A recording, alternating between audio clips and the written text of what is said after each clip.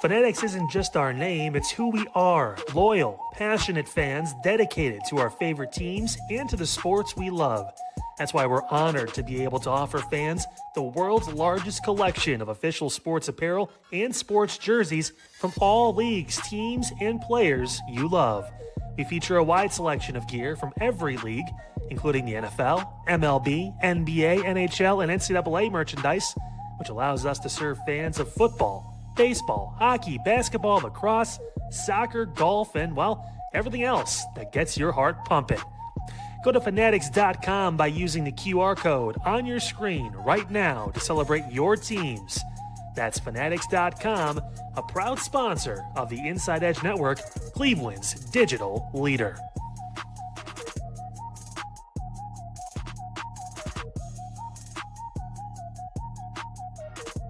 Discover our collection of handcrafted candles. That's right, every product is thoughtfully created in small batches free from harmful toxins for mindful everyday indulgence. Our candles are hand-poured in coconut soy wax with natural wood wicks, offering a long-lasting burn and rich fragrances. Create a cozy, safe ambiance for your home with candles from Alley Rose Fragrances. First-time customers use the promo code InsideEdge20 to receive 20% off your order. AlleyRoseFragrances.com, proud sponsor of the Inside Edge Podcast Network. Find us on InsideEdgeNetwork.com for the latest information on your favorite shows, personalities, and network partners. Plus, guess what? We have a merch shop. That's right, we have network polos, t-shirts, champion jackets, hats, and bottles. Rep the network. Every purchase supports independent sports and entertainment media. Use the QR code on your screen right now to check out InsideEdgeNetwork.com. That's InsideEdgeNetwork.com.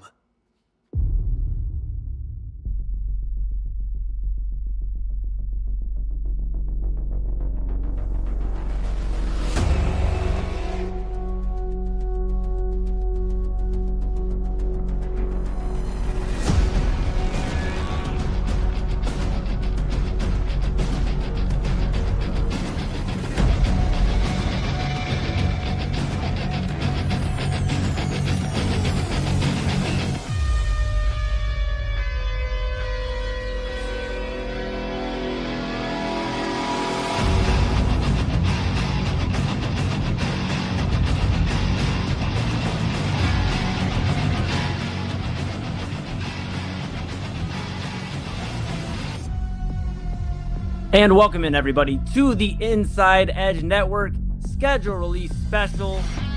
Oh, we're excited. We are excited. You can tell us we're playing football tomorrow, and we're right there with you. We got an absolute jam-packed 2 hours of football action, talking to you about who's playing who. And, of course, who's playing who, when. We're going to talk about all that and the big storylines coming out here on the Inside Edge Network. We're with you for the next 2 hours, and when I say we, it's not just me, of course, it is to my right, up, down, everywhere in between, TK Dandridge, Omar Claussell, and Chad Bryan. We are rocking and rolling here on the Inside Edge Network. Gonna be with you again for the next 2 hours. Gonna ask the fellas how they're doing in just a second. Want to remind everybody out there tuning in, of course, if you've enjoyed the content all week long, all month long, all 8-9 months long, then make sure you like, subscribe, follow at Inside Edge Net on all the socials. Again, that's Inside Edge Net, so you can stay locked in with everything we're doing here, weekly, daily shows, so much great stuff, and we appreciate you for being a part of what we're doing here, supporting us as Cleveland's digital leader, your source of sports, entertainment, mental health conversations, news, and everything in between. We couldn't do it without you, so thank you so much. And, of course, check out the website, InsideEdgeNetwork.com. Of course, over to Chad's right this time, his right, and your right at home is the partners page. It'll take you there, that QR code, where you can check out our great partners, Fanatics.com, Alley Rose Fragrances. You can check out W Energy, Sports Memorabilia, Mosser Moments, all of our great sponsors, our partners. We appreciate you because, again, we couldn't do it without them. We couldn't do it without you at home for watching. So buckle up. We're going to be with you for, again, the next 7-ish hours or so, because we'll have 2 hours of this schedule release show. Then Chad and I will have prime time. Then at 11 p.m., a special edition of Midnight Run with Anthony Alford. And then, oh my goodness, there's more. The brand new episode of the Side Hustle Wrestling Podcast with Kyle Cornell and Anthony Alford at 1 a.m. So you're going to be with us till 2 a.m. Buckle up, grab a drink, grab 2 of them, and let's rock. All right. Again, I introduced the fellas below me, to my right, to my diagonal. I was never a math major, or geometry wasn't my thing. But of Chad, Bryan, Omar Claussell, TK Dandridge. Want to ask how the fellas are doing. We'll talk about the Browns here in a second, but I'll start with you, Chad, and you can pass the baton. How are you doing this evening, my friend? I'm doing well. I'm excited. I mean, we get to talk about football stuff that's going to actually happen on the field, right? I mean, there's all kinds of stuff to talk about. I mean, I guess it's happening on the field, just practice stuff, but these are things we're going to see on the actual football field during a game, which is going to be all Sundays at 1:00. But that's okay. We'll get to that in a moment, probably. But I'm just going to drop the baton right below me. Baton drop right there. Oh, sorry, Omar. Oh, yes. We got there. Yeah, man. Excited to see who we're going to play, when we're going to play. It'll be exciting. Our preseason schedule just dropped too. So. Oh, okay. A lot of good stuff there. TK Dandridge, how are you feeling this evening? I'm amped tonight, brother. I've been waiting for this day for a very long time. It's been a very good day today. Been juiced up since about 4:00 today, so ready to get this thing on the roll. Heck yeah. Good stuff. We're going to talk to the fellas, get all their thoughts, and all your thoughts, obviously, at home. If you're watching here, comment. We'll put it up on the screen, and we'll get you involved in the conversation. So make sure you tell us what you're thinking. But let's get the fellas' thoughts here. The Cleveland Browns, they have a schedule that came out, and I believe it's time we drop that, right? I think that's time. All right. Let's go ahead and show that Cleveland Browns schedule. Boom, there it is. All right. So we're going to break it down here. I'll give you the rundown, and then I'm going to get some thoughts from the fellas. Of course, week 1, we have an away game at the Jacksonville Jaguars. We'll stay on the road in Florida. So enjoy that Florida weather, Cleveland. The Browns, that is. The Tampa Bay Buccaneers on the road. The Browns go to Tampa Bay. They come back home against Carolina. At home against Pittsburgh on Thursday Night Football. They're going to go on the road against the New York Jets. That's an away game. They're going to be at home against the Baltimore Ravens. Then week 7, they're on the road against Titans. Stay on the road. Week 8 against the Pittsburgh Steelers. Week 9, also on the road against New Orleans. Back home against Houston. Bye week, which is a challenging one sometimes. Week 12 at home against the Las Vegas Raiders. You have week 13 that's over at home against the Cincinnati Bengals. At home against the Atlanta Falcons. They're in middle December. We're making our way to January. Week 15 on the road against the New York Giants. Week 16 on the road against the Baltimore Ravens. Week 17 at home against the Indianapolis Colts. And back home, in Ohio, but on the road in Cincinnati against the Cincinnati Bengals. A very, very interesting schedule. We knew the opponents. Now we know how it formulates, and a lot to look at here. I'll leave this graphic up for just a second, fellas, but I mean, I got to ask you this. I'll start with you, Chad. That game against Tampa Bay, a lot of people aren't going to talk about it nationally as much as we think here in Cleveland, right? We're Cleveland's digital leader. But this game, this week 2, almost feels like it's going to be as personal as a division game. This is Baker Mayfield. This is the Tampa Bay Buccaneers against the Cleveland Browns. And I'll pull the graphic down here. We'll get Chad's live reaction. What do you make of the Browns and Baker week 2? We're not going to have to wait very long. They get week 2 against Baker and the Buccaneers. What do you think of that? Well, we can watch the quarterback special, right, over the summer, and then we can kind of watch and see maybe what Baker's thinking going into this game. I don't know. We might get some tidbits. He's not always closely guarded with his words. Sometimes he just says what he's feeling. So, that happens.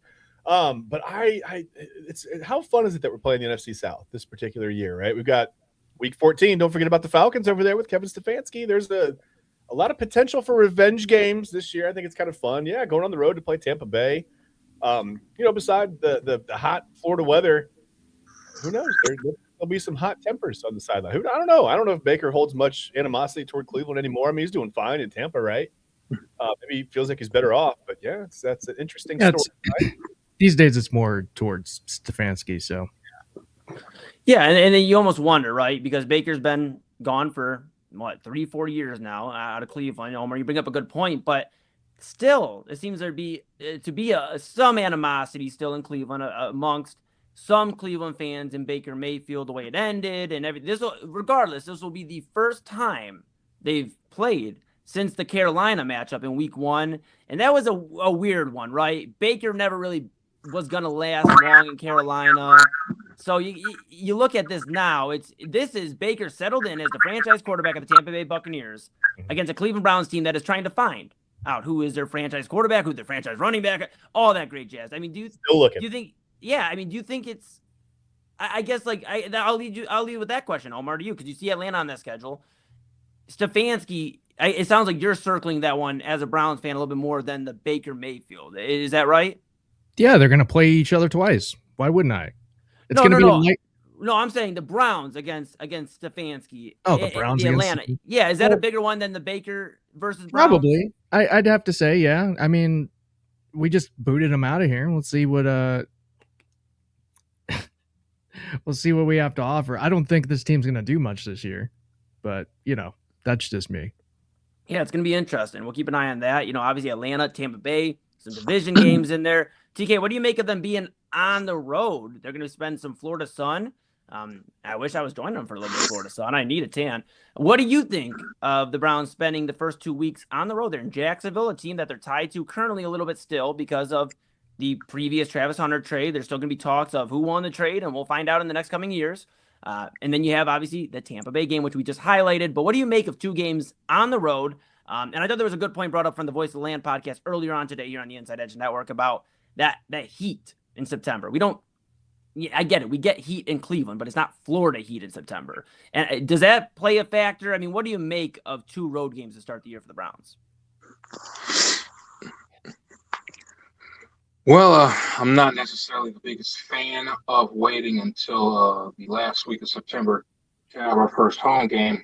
And the thing you mentioned about the Florida weather, you would think, man, these 2 Florida games would have been really helpful in December when it gets really cold out, take a break from that Lake Erie cold that we got to deal with every winter.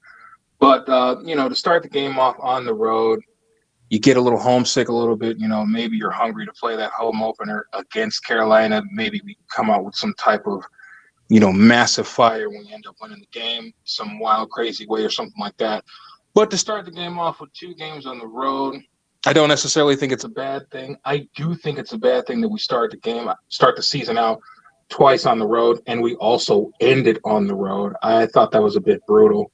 But at the same time, you get 2 Florida games. You can get some of the September heat in Florida that is legendary, as we know in years past. So those are going to be conditioning tests more than anything. So you get those in very early just to see where everybody's at shape-wise, and we can get a good look at what the season's going to look like from those 2 games, I think. Pretty good teams at that. Yeah, absolutely. Absolutely. And we'll keep an eye on that. You mentioned about the away games. You mentioned, you look at this Browns schedule, right? You don't really have a grouping of home games for the Browns unless you're ready to get bundled up next to your neighbor and their neighbor and their neighbor and get ready for some Cleveland Browns winter football, because that's when the Browns have their biggest stretch of the year in terms of home games. Raiders, Bengals, and Falcons. That's November 29th, December 6th, and December 13th. Other than that, they have another 2 back-to-back. It would be September 27th against the Panthers and October 1st, Thursday Night Football against the Steelers. I think that's interesting, and you mentioned it. What a perfect time, right? We get winter football and the Browns are at home.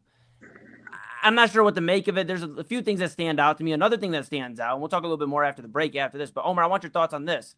Fernando Mendoza, he's the new number 1 overall pick. I mean, he is the church boy going to Sin City. That's basically what it is. And you look at Fernando Mendoza, he's playing the Browns week 12. Week 12, it'll be in Cleveland. So if you're a Browns fan, you can get your tickets. If you're a Mendoza fan, you can get your tickets.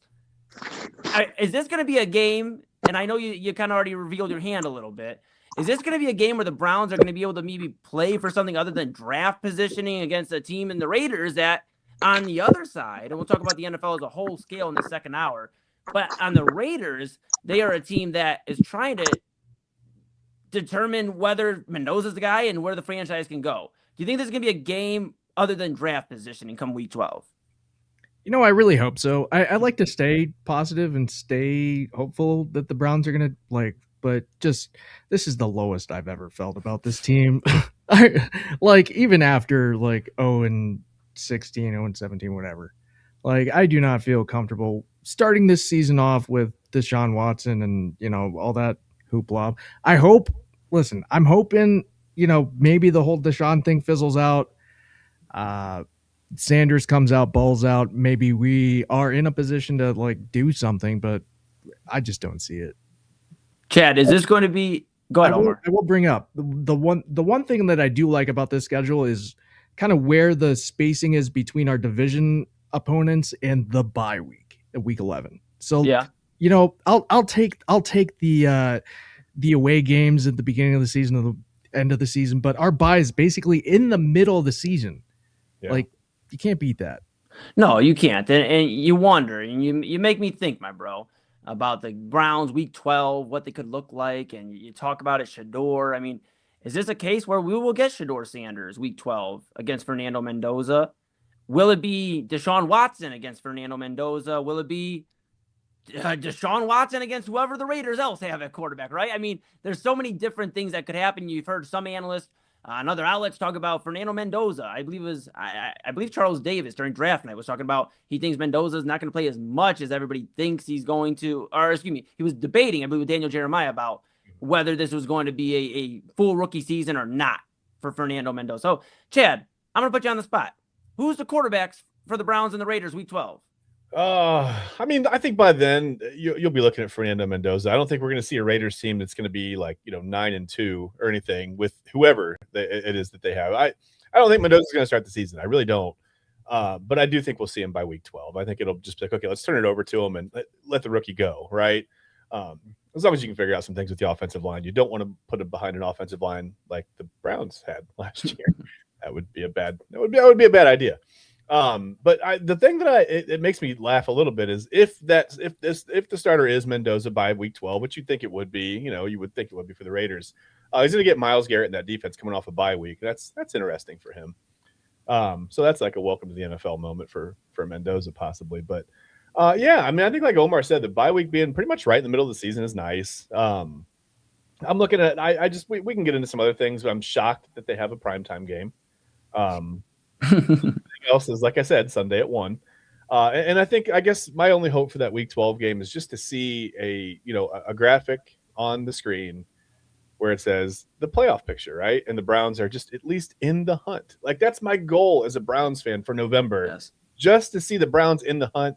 And I don't care, you're coming in, whatever, you might be 4-6, but in the hunt, right? You're there. You're on the bottom. You're on the precipice. You lose one more game, and you're not in the hunt. You got to turn your rifle in. They make you give your camo up and your tree, the stand's gone. Forget about it. You're not in the hunt anymore. But I like to see just that weekend after Thanksgiving, the Browns still be in the hunt. There's just a few games left, and I don't know. A guy can dream. Yeah, sure can. And we'll keep dreaming as the Browns have released their schedule. We'll hope and breathe some positivity here into the city of Cleveland. We'll talk about more of the schedule for the Browns. We'll talk about the NFL. They released all the schedules. All the schedules are out. We're going to find W's across all of them and see where they're all going. Of course, if you're enjoying the great content so far, we appreciate you joining in. Make sure you like, subscribe, follow all the great stuff at InsideEdge Net on all the socials, and check out the great website, InsideEdgeNetwork.com. You can check out the partners page, all of our great partners, our sponsors. We appreciate you. Our personalities, you can read about all the great personalities, TK, Chad, Omar. You can read about me if you like, and everybody else, of course, on the network, and of course, the merch shop. If you missed Unfiltered this week so far, Kyle Cornell is leading the charge. If we get, all of us, 10 purchases, 10. Now, I want to be specifying here, 10 unique rules. Come on, you keep changing the rules every night, man. 10 unique identified purchases that are not from the Inside Edge Network talent. Then, I'm good then. I'm not talented. I can buy anything I want. I'm good. Right? We'll talk during break. All right. Inside Edge Network gear. You buy 10 items. We got 10 purchases. Then Kyle will, on June 1st, get to give me a new hairdo live on Unfiltered here on the Inside Edge Network. So if that's not enough reason to go buy it, I don't know what is. But buy it, rock the stuff, rock the swag, as Kyle called it earlier, rock the great Inside Edge Network gear. Support us because we appreciate you and couldn't do it without you. Again, thank you so much. We're rocking and rolling, though. We have an hour and 40 left of some scheduled release talk. Cannot wait to talk more Cleveland Browns. Cannot wait to talk about the rest of the NFL. Thanksgiving, Christmas, New Year's. Oh, my goodness, so much more. Happy holidays. It's not even summer yet. But Merry Christmas. All right. With that being said, that's Omar down to my perpendicular right. That's TK Dandridge below me. That's Chad Bryan to my right. I'm going to go study my shapes and geometry book that I have from high school. We're back on the Inside Edge Network schedule release show right after this.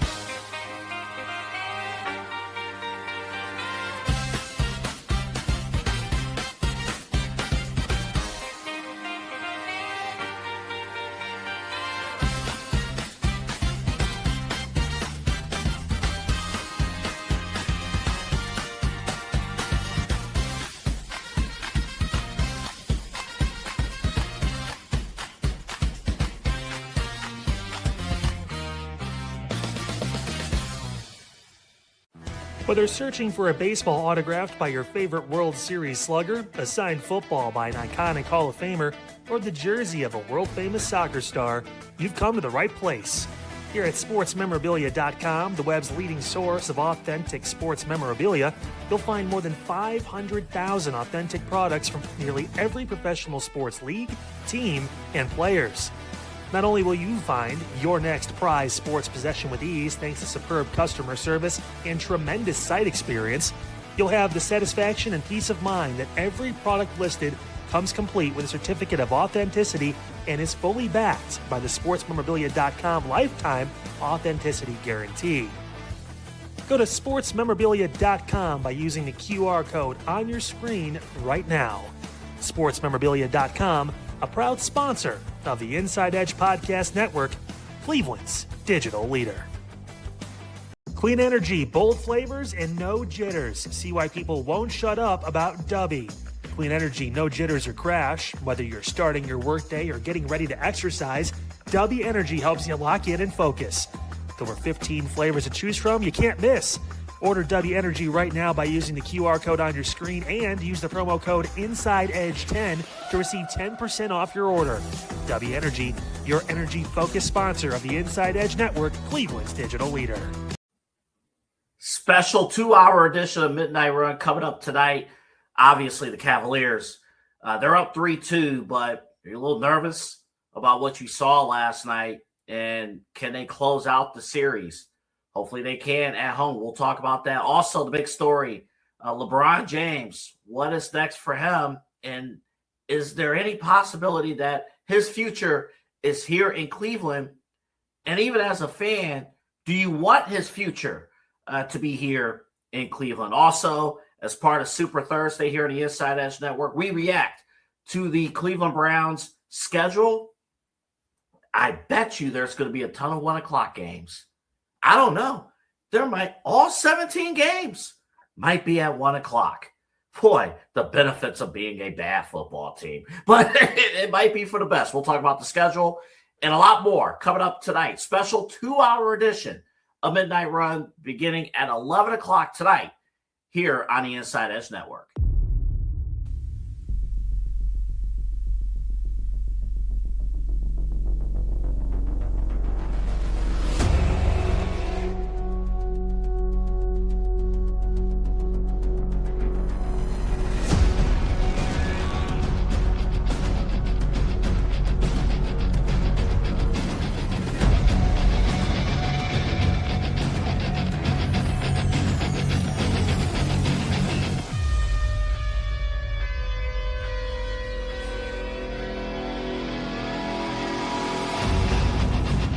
And welcome back to the Inside Edge Network schedule release special. You see the names there, but my goodness, wait till you see their faces. We are back here on the Inside Edge Network. Oh, look at these guys. Omar Claussell, TK Dandridge, Chad Bryan. We are rocking and rolling. I'm Eli Moon, and we are thankful and grateful that you're here with us, choosing us, the Inside Edge Network, as your breakdown of the NFL schedule release. We're going to talk to more Cleveland Browns. Later on, we'll talk about the holidays, and we'll talk about just what to expect with this NFL season, guys. It's going to be very interesting. I'm very excited about that. Of course, if you're just now tuning in, thank you again. Like, subscribe, follow Inside Edge Net and all the socials. Stay locked in with all of our great weekly coverage, our great daily shows, everything going on. A lot more to come, so we're excited to bring that to you as Cleveland's digital leader and your source of sports, entertainment, mental health conversations, news, and everything in between. And, of course, the website, InsideEdgeNetwork.com. To my right, Chad's right, is the QR code. It'll take you right there to the website, and check it out. Our partners, we appreciate you. The great merch store. And, of course, you can read all the personalities and find more out about your Inside Edge talent and who's your favorite. You don't have to tell me. I know Chad's everybody's favorite on Primetime. I get it. All right, back in the saddle here. Cleveland Browns schedule released. One more time for people tuning in. I think we'll do them justice. If you haven't seen the schedule yet, we're gonna pull the graphic up one more time. They went Street Fighter edition. Street Fighter. Let me just be real for a moment here, guys. I've never played Street Fighter. What? Yeah. I've never played Street Fighter. But what I can tell you is I played Mortal Kombat before, and then I got the sticks passed because I had to pass the sticks because Mama Moon was just whooping my ass in that game. So hopefully that's what the Browns are going to do, right? Like Mortal Kombat, Street Fighter, like whoop some ass, take some names, and maybe win more than 3-4 games. All right. That's the schedule. You see, they're going to bring it back to the guys here and myself. Boom, back. We're rocking. I want to talk to you guys about this. The Browns, obviously, we talked a little bit about the Baker situation, talked a little bit about Stefanski. We're not going to harp on it too much. If you've followed us since January, we've talked all year long about the ramifications, the unfoldings of the tenure of Kevin Stefanski, the departure of Kevin Stefanski, the Browns moving on. We've talked for great length for years about Baker Mayfield. So now it's about time to see how they, get after it on the field. And if there's going to be that bad blood, if there's going to be that feeling, or if, they're just, rocking and rolling, just guys playing football. We'll see. We'll see about that. I think another thing that stood out to me, though, guys, you're looking at this Browns schedule. I wanted to ask you about this one. Steelers, and we talked about it Thursday Night Football. Omar, Chad, TK, and I'll defer to TK here on this one first. TK, week 4 at home in Cleveland, October 1st, the month of Halloween. It could get spooky. Browns could be, hear me out, could be 3-0, could be 2-1, because this isn't a schedule of you're playing the Patriots and then you got the Seahawks and you got somebody else. I'm not saying these are pushover teams. Jacksonville, a playoff team, I get it. Tampa Bay, a team that very well should have been in the playoffs. I get it. And then you look at, this team here, week 3, you got the Panthers, and the Panthers, a playoff team. We'll see if they're able to bounce back. TK, I'm not going to get into it with you. I know you love those Panthers. We're not gonna duke it out here on air. I like to stay friends. But I want to ask you about that game after Carolina, TK. At home, Thursday night football against the Steelers. This could be a big game. I mean, it's a lot of what ifs, and if they win a few, but even going in 1-2, you get a home game Thursday night against a rival. They don't think of us as much as a rival anymore in the Steel City, I suppose, but you can reignite this rivalry again for what it's worth. How important is this week 4 game? Because this could really build the momentum. It's your only primetime game. You go out there and you take care of Pittsburgh. You win by, I don't care if you win by 1. You win the game at home. That could be absolutely phenomenal for the Browns and whoever is at quarterback. What do you think, TK? Oh, absolutely. It's going to be a huge game. It's going to be the first reiteration of the Browns-Steelers rivalry for that season. I do think the rivalry is starting to pick up a little bit of steam, especially since we demolished them in 2021 with that playoff victory that we had. Even more so to the point, Thursday night has not been kind to the Pittsburgh Steelers at all. They have lost their last 8 Thursday night games. I hope to the good Lord above that we can make that 9 and embarrass the living hell out of them while doing so. But yeah, this is definitely an important game. Obviously, when you get a rival early in the season, you want to take control of your standing in the division and be able to get on a team that went to the playoffs, 1 and 2 won the division. So to be able to get a leg up on them will definitely be important, and I hope that is the case, especially with our one and only primetime game. Yeah, the good news is if you missed the Browns primetime, you could always get primetime weeknights here with Chad and I, but we hope this primetime's a celebration as well. Omar, my goodness, we've talked about the Pittsburgh Steelers ad nauseum, I feel like, at times. Can we, hold up? And this is the Pittsburgh Steelers team. Let's focus on this game for a minute because I think it is very important. The whole schedule is important. We talked about the other games, and we'll get to more on the schedule. But this game, the Steelers, is Aaron Rodgers going to be the quarterback? Is he going to show up for camp? Is he going to be ready? There's that question. Mike McCarthy, a new head coach. I mean, not a new head coach to the league, but a new head coach in Pittsburgh. His dream job, really, it seems like, back home for him. Is this a chance for the Browns to truly, finally say, go rebuild Pittsburgh? It's not working out anymore with veteran quarterbacks. We slap them down in Cleveland and send them on their merry way to maybe a struggling season, because it does feel like, and hear me out, bud. I know you're smiling at me. I know you know me for over a decade, and I've said this for 10, 11 years. But hear me out. If the Browns can take care of business, find the right guy at quarterback, and whoever that is for you. I mean, a lot of us here on the network believe it's Shedeur Sanders, but whoever it is. If the Browns can really mold this young offense under Todd Monken, the defense stays sharp, this could be where Pittsburgh finds themselves in a spot where they aren't better than any of the teams in the division, because I don't think they're better than Baltimore. I don't think they're better than Cincinnati. So now it's a matter of, can the Browns finally jump over them, go grow as a team while Pittsburgh has to regroup? Am I thinking too much about a week 4 game, or what do you think? Yeah, I think the biggest thing is going to be coaching, right? You have 2 new head coaches coming into the season, and both of them will be fighting for their footing. The Steelers haven't done as well as they have previously at home. So Browns sweep the Steelers. I mean, that'd be amazing. That'd be great for your season. Definitely a morale booster and something to grow on for next year. But we'll see. We'll see how this first part of the season all shakes out, because if they need to win this Pittsburgh game, then that's gonna be rough.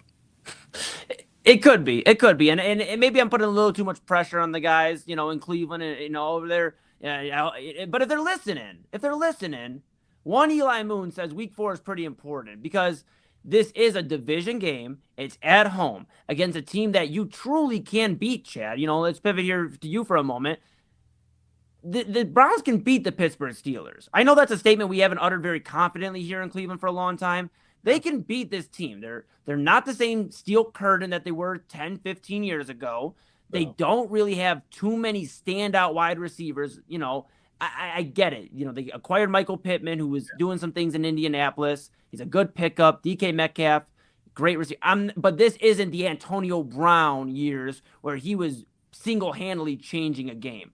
I just think for the Browns, this is so important because this is a game you can get a leg up on the division and really build some momentum because, Chad, and I'll pivot to here in a second, you look at these two other games, Jets, Ravens, Titans, and then back at Pittsburgh 4 weeks later. I mean, that seems like a pretty important stretch right there. Yeah, that steals my entire thunder. That's exactly what I was going to say. Honestly, that's really what. Yeah, you've got the Steelers there in week 4, and if you can come in, after that game, if you're 2-2, you've got what? Listen, no offense to the Jets, but that feels like a very winnable game. I mean, it's almost like not a winnable game. Like you should win that game, right? We don't really know what the Ravens are going to look like, minus John Harbaugh. It's going to be a little weird there. They're going to have there's going to be a transitional period. The Titans haven't gotten that much better. And then the Steelers, you're still kind of in the back of their head. You just, like you said, you smacked them on a Thursday night, although we're not very good in Pittsburgh all the time. It happens. But yeah, all of a sudden now you're looking at a team, if you're 2-2 after those 4 weeks, now, I mean, honestly, you could be, even if you lose to the Steelers, you're 5-3 after that second Steelers game, and you're feeling pretty good. But you're going to have to figure a lot of things out. You're going to have to know who's playing quarterback. Personally, I think we're at a place where if Deshaun Watson starts the season, he doesn't make it to that second Steelers game physically. I don't see that happening. And that's why it feels like a waste to me. I get it. From a financial standpoint, you've got all the money in the world invested in the guy. You feel like you want to get something back, but I don't know. I feel like it's a good opportunity. I mean, looking at the beginning of the season and a couple of tests on the road against the Florida teams in the heat, right? Then you come home, you got Carolina, Pittsburgh on a Thursday night. I think it's just, I don't know. It's a good, for me, maybe I'm just a Shedeur guy. I don't know. Maybe I saw the flashes of the way the offense moved at times under him last year, or with him, I should say, with him under center. But and that offensive line, remember, was terrible last year. They've addressed that. They've addressed those issues. They've hopefully addressed some issues at wide receiver. They've got a different look. They're kind of, and I still don't expect more than 5 to 7 wins. I'm looking at the schedule, and I'm trying to find the wins, and I'm looking at best 7-10. Okay. But I could be wrong, right? And I would welcome being wrong. I mean, I don't know. If you find out that Shedeur's the guy, you don't need to, everybody's like, well, the March for Arch or whatever. We always have to rhyme the quarterback. It's so dumb. Why did we do that with Mendoza? It was, I know why nothing rhymes with that. Yeah. We'll grab a. That's what I was going. I don't know, whatever. The bulldozer for Mendoza. Come on. It. You bulldozer your way to a 2-15 season. You go get Fernando Mendoza, but Mendoza. That's it, man. See, there were options. Oh no, not. And now the show's just going to turn into, we're going to rhyme every quarterback's name in the draft next year. When we come back, no. I think it is an important stretch. And I think, like you said, there's a lot of winnable games right there. And you can find out really who you are as a football team, because if you can come out of that 5-3, you got to feel pretty good going into those last 9 games of the season. Yeah, no, exactly. And you look at this Brown season, and I know it happens to me every year. Every year, I get so excited. I know. On paper, the way it lays out, it looks a lot better than what I would have thought. I mean, I did the math on it. Here's the thing. The Browns have some familiar faces on the schedule, too. They're going to play, obviously, the division rivals, Baltimore, Pittsburgh, Cincinnati, twice, each of them. But they're not getting away from John Harbaugh. And, TK, I'll bring it back to you here for a minute. They're not going to get away from John Harbaugh. Yeah. They thought they could, TK, but week 15, they'll be in New York or New Jersey, however you count it. But they'll be playing the New York Giants. And they'll be playing John Harbaugh. They'll be playing Cam Scadaboo, Jackson Dart, Malik Neighbors. He just had a second surgery. I saw that it was reported that he had a second surgery. They remove scar from his knee, scar tissue, and see if he can get back by week 1. I'd imagine he'd be back by week 15, TK. And this Giants team, they're feeling the love. They're feeling the Harbaugh effect already. I mean, what do you make? Let's talk about the Giants here for a minute. Let's just pivot to the Giants. What do you make of the Giants, their offseason, and what this could mean for a week 15 battle? I mean, this could be a Browns team, in my eyes, hopefully in the hunt, like Chad said. But a Browns team against a Giants team who could be winning their division this year. Well, I'm actually kind of upset you said it before I did, but I've actually brought this up a couple of times. But I do expect the New York Giants to win the NFC East this year. I definitely thought they had a beautiful offseason, bringing over a third of the Baltimore Ravens over in their free agency haul, especially bringing over tight end Isaiah Likely, who I think is going to have a humongous year I think those two tight end sets with him and Theo Johnson are going to be absolutely monstrous. Not to mention Daniel Bellinger will be coming back this year. I definitely think this New York Giants team is complete. Obviously, the biggest acquisition being head coach John Harbaugh. I thought they had a wonderful draft as well. Somehow, some way, the Jets decided to hand wrap and gift Arvell Reese to them. And Francis Malinois was able to fall to the 10th spot in the draft. I definitely thought they had a very good draft overall. They were able to fill in some needs. I think this is a complete team. You get a lot of healthy guys back. For starters, Malik Neighbors and Andrew Thomas, you get those guys back in the fold. That's going to be an instant boost for that football team already. And not to mention the creatine Caucasians, Jackson Dart and Scat Daddy, who we love to death. And we think they're going to be great going into year 2. Those guys coming back and going into that rebuilt team, it's going to be a lot of fun in the Big Apple. I definitely think the New York Giants are going to win 12 to 13 games, and they're going to take over that division from the Philadelphia Eagles. Going to be interesting, TK. You look at Philadelphia, you look at the Washington Commanders, Jaden Daniels making a return. You look at, these other teams, the Dallas Cowboys, and we're always going to talk about the Cowboys. We were joking before we got on air about the Cowboys, and we'll talk about them a little later because, like I said, it is your duty as an NFL fan, media member, reporter, analyst, talking head, whatever, to talk about the Cowboys for at least a few minutes. So we'll do that a little bit later. Well, that was it. Actually, thank you. No, but I want to pivot back to you here for a moment, Omar. Baltimore, we talked about John Harbaugh being in New York. Well, the Browns are going to get a taste of some John Harbaugh action in New York, but they're also going to get Baltimore 2 times a year and new head coach Jesse Minter. Obviously, we've spent a lot of time looking at what Todd Monken's going to do here in Cleveland, but really, Minter, probably one of the better signings, I would say, out of the head coaching carousel. And I'm curious to see what he does with that defense that struggled mightily, very uncommon for a Baltimore defense. And then you look at, this is for Lamar Jackson and Derrick Henry, almost in a way like the New York Knicks in basketball. Put up or shut up. Are you going to be better than the Bengals? Are you going to get to the AFC Championship and win? Are you going to get over that hump? Because we know Lamar Jackson. He's a great MVP. Obviously, he's won it.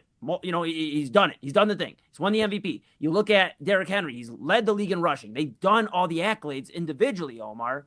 But you look at this team, are they ready under a first-year head coach in Jesse Minter to live up to that standard of really championship or bust? I don't really see, I really don't see him doing well. I really don't. Their departures on defense alone this season, or this offseason, has been staggering. Yeah. Like you said, like you alluded to, like Harbaugh got his guys back in New York. So it'll be really interesting to see what happens in Baltimore and whether or not, if they don't do well, does Lamar even stay in Baltimore? Right. I mean, that's a big question to ask. You wonder, right? He's got to be at some point wondering where he has to go, whether it's Baltimore or elsewhere, to go win a Super Bowl, right? Or at least get to the point where he's the top dog in his conference. Because you look at this AFC, you bring up a great point. Burrow, Mahomes, Herbert. I know we give a lot of, crap to Justin Herbert. He's still one of those guys, and we'll see what the Chargers do with Mike McDaniel there. But, Omar, you bring up a great point. This could be, in a lot of ways, a get it done or tear it down type of season for the Baltimore Ravens. Great point there. Now, I want to ask you this too, Chad, and we'll pivot to you for a second. You look at Baltimore. We've talked about Pittsburgh. Yeah. Let's talk about the Cincinnati Bengals, shall we? Zach Taylor retained as the head coach of the Cincinnati Bengals, to a lot of shock, but a lot of surprise and a lot of cheers here in the AFC North, I would say, because Zach Taylor, since getting to that Super Bowl, has dropped the ball significantly. You have Joe Burrow, one of the best, if not the best quarterback in the league to some. Not going to say necessarily me. You have to stay tuned for another episode. But one of the best quarterbacks in the league. You got Jamar Chase, T. Higgins. I mean, back in the backfield, Chase Brown. The big question's always been that defense. And can they actually do something there? What do you make of this Bengals team? Because they're going to play them twice. There's no surprises there except for when they're playing them. But what do you make of this Bengals team? Does it feel like the same status quo? Joe Burrow go throw for 500 yards and hope for the best? Or does it feel different for Cincinnati? Oh, you meant Joe Burrow. I thought you meant Pro Bowl quarterback Joe Flacco. Oh, that's odd. Oh, Okay, I guess we're on to Burrow. I guess if we're moving on to the guy, we're going to the young guy. No, the Bengals are weird to me, man, and not just because they're the other orange and like whatever team in Ohio. The Dexter Lawrence deal was odd, right? That was weird. Okay, the Bengals are going to commit to stopping the run, and nothing else. That's it. They're just listen. Dexter Lawrence is going to be really good on 3rd and short and like 1st and 10. And like 4th and goal, right? Like he's going to be a monster in there. He's going to be a problem. He'll be a factor on those downs. But anytime you have to throw the ball against the Bengals, it's pretty much free reign. They have no pass rush. They have really no defensive secondary to talk about. I mean, they added some depth or whatever. Fine. They've got guys that are going to wear jerseys and play back there. But and they're better than me. Let me put that out there. I'm not throwing stones.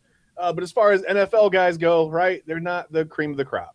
So that pass defense is going to be, and the Bengals are another team too. Like if they're healthy, they could go 10-7. If they just get 1 or 2 injuries, they could go 3-14 and completely bottom out. They're like the biggest wild card to me in this division. Even with the Browns being here, I mean, the Browns just here's the thing: the Browns don't have the ceiling that the other teams have in the division, right? The Browns could go 1-16 or 6-11. It's like that's the ceiling. Like it feels like that's it.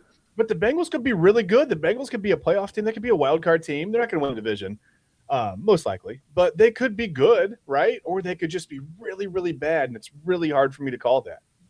Yeah, and you wonder, Chad, right? You talk about this 7 and 10, and you know what? We're going to have some discussion on prime time throughout the weeks, because we're at Friday tomorrow. But we'll talk about that.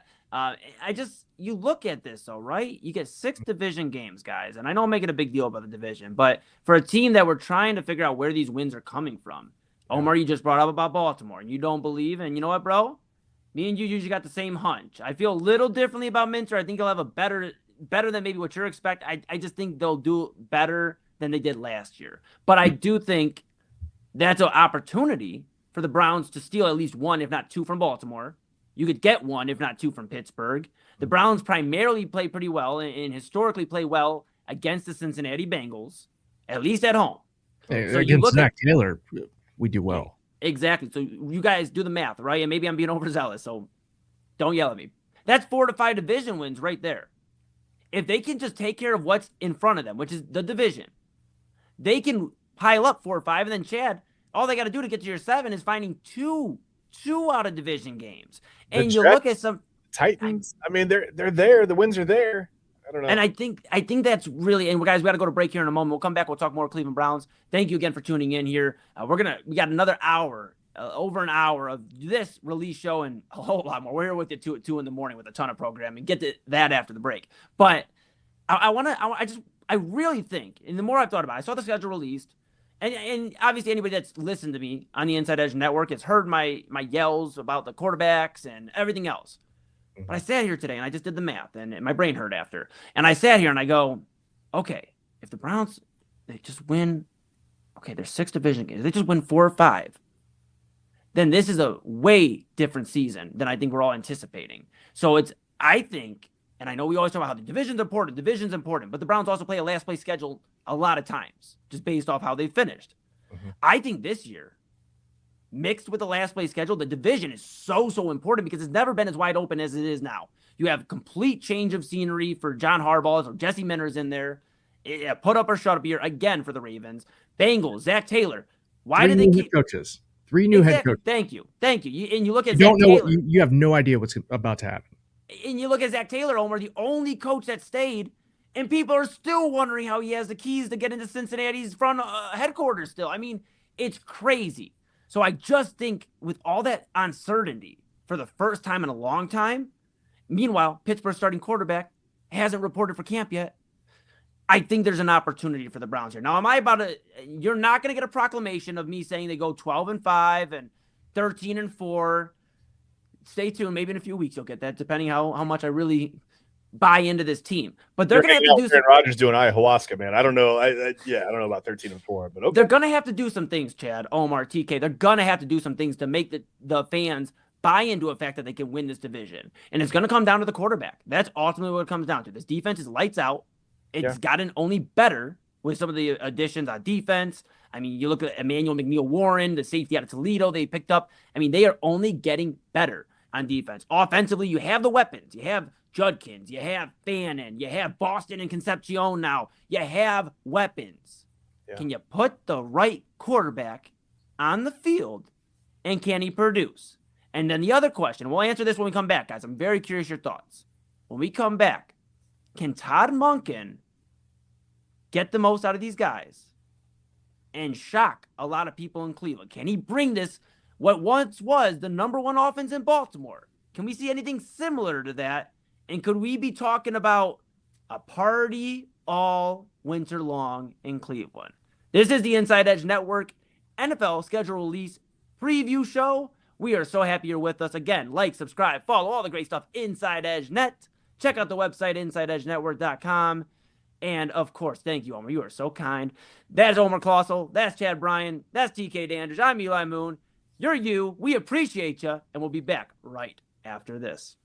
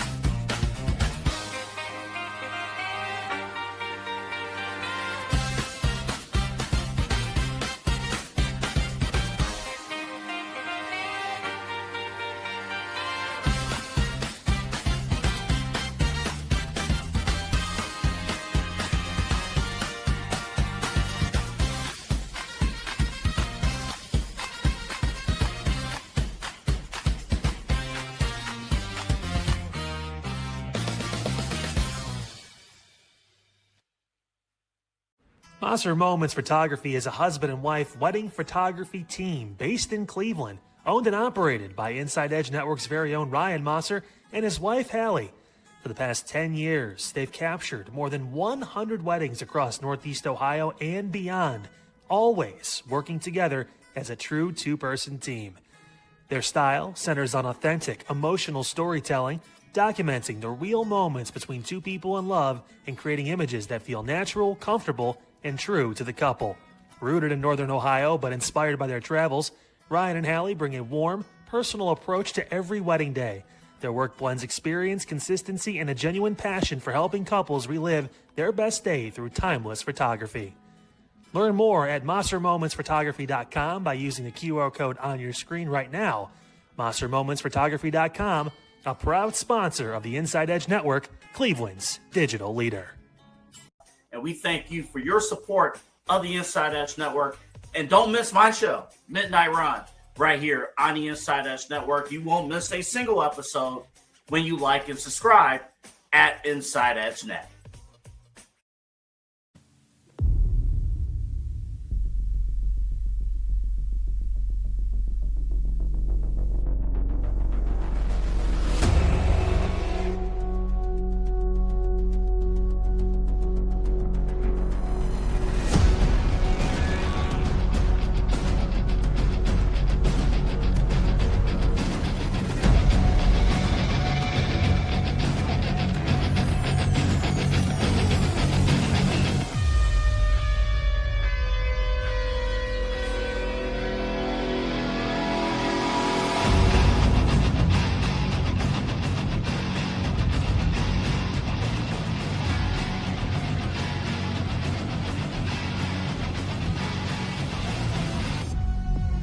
And welcome back to the Inside Edge Network schedule release special here on the Inside Edge Network. We are so happy you're here with us. We have been talking a ton about those Cleveland Browns. Oh my goodness, I see so many W's. Jameis Winston would come eat W's with me. I can't wait. Yes, oh my goodness. And here's the fellas. TK Dandridge, Omar Claussell, and Chad Bryan. Oh my golly, fellas, we have a lot to talk about here. A very jam-packed next hour. Yes, Omar, we are eating W's. You're eating W's somewhere, some way, somehow. Why isn't it fun with Jameis Winston? All right, look, let's just focus on what's important right now. All right, the Cleveland Browns, they have a schedule. It's out. They released it. And now they're going to play games in September. And I wanted to ask you guys, before the break, I asked a question about Todd Monken. I asked about Monken and this Browns offense. I'm going to start with you, Chad. Yeah, caught you off guard. I'm going to start with you. Do you think the Browns, and I'm not saying they have to be the number one offense, do you think they replicate in any way, or at least look similar to what Todd Monken was able to do in Baltimore? It's a different kind of roster. It's not a veteran team. It's a little different. But do you think that Monken can create the same vibe in Cleveland? I don't know. I think he's going to try. I think he's going to try with, and that's why there's all the talk about Deshaun Watson, right? The mobile quarterback. He who hasn't played meaningful football in, I don't know, almost a decade now. It's been like 7 years. Yeah, I mean, this is a great time to rebuild the offense with a guy who hasn't played in yeah, how many days is it? Like 2,300 days, 2,400 days. It seems like a great, yeah, they'll be the number one offense in the league. Why not? No, they're not going to be. He snapped Achilles. Who cares? Yeah, listen, physically, I don't think he's going to make it through if that's the starter. If Shedeur Sanders is the starter, I think all they really need to be is like middle of the pack. They don't need to be top 10. They don't need to be top 5 in offense. If they've got the defense running at the capacity that we know that it ran at last year for most of the season until the offense, I mean, how many weeks did it take them to score 20 points in a game last year, right? Yeah. It was like from the previous season it was like 13 straight weeks without scoring 20 points. That's insane. I mean, you can't do that again, right? So you've got to be better than that. Can they be better than that? The answer is yes. Can they be top 5? No, probably not, but they don't have to be. If they've got a legitimate top 5 defense across the board, which they can do, all they need to be is like 15th or 16th in offense, and they're a playoff team. Yeah, I mean, look, Omar, I wore my orange for a reason. I don't wear orange very often. I don't think it brings out my eyes as much as I'd like it to be, but I wore it tonight because I'm feeling good. I mean, Todd Monken, can they replicate at least somewhat close to this offense? I mean, what are you thinking, pal? I think we'll do better than last year. I mean, there's nowhere else to go but up, right? Yeah. You have to figure out who your receivers are and trust those guys and hope that they can just catch the ball, because that's one of the major things that we struggled with last year, is just drops and too many guys just not catching the ball. So we need to be able to score points and move those chains. You're dang right. You're dang right, bud. And you know what? Chad, I don't know if you heard him up there. He was yelling. I think he was in between. Chad, what did you have for dinner tonight, pal? I don't remember. I ate it so quickly between the breaks. I don't really. It looked like a sandwich and some fries. I don't know. Did you put mayo on that sandwich? There was some mayo. So it was actually a lot of mayo. I didn't put it on. I would not have been as, I guess, liberal with the mayonnaise as whoever made my sandwich was. I'm not gonna lie. There was a pretty significant layer. I thought it was like a really thick piece of Swiss cheese. Was that like a chicken sandwich from the chicken sandwich list? Or no, it wasn't one of the list sandwiches. Yeah, no, we don't need to. It doesn't need to get any airtime. It was just something to put in my mouth and try to swallow it before we came back from break. To be honest with you. Fair. No, I will ask you this. You know, yeah, it's a fascinating chew. So. Now, I won't even ask you. I've been asked a lot of questions. I'm just gonna say a statement. Omar, I don't know if you heard Chad. He makes up a good point, and then we'll pivot to TK here, and hopefully he can. About chicken sandwiches again or no? No, I'm gonna keep you on hook. All right. But Chad did bring up a good point. You said it can't. Only way to go is up. Omar, let me remind you, we went 0-16 one time, and Chad said, "Don't say that." I just want to be very clear. Words. Don't say that. Yeah, you can always say Todd that. Monken doesn't like bad football. Well, then he's got something coming. I hope not, fellas. TK. No. TK. I mean, these guys, I got to do another hour with Chad on prime time after this. I mean, I talk to Omar every day. These guys are making me rip my hair out. TK, I'm not going to make it to June 1st. I'm going to just shave it myself. I was just hear that, Kyle. He's already defaulting on the deal. Where's Kyle when we need him?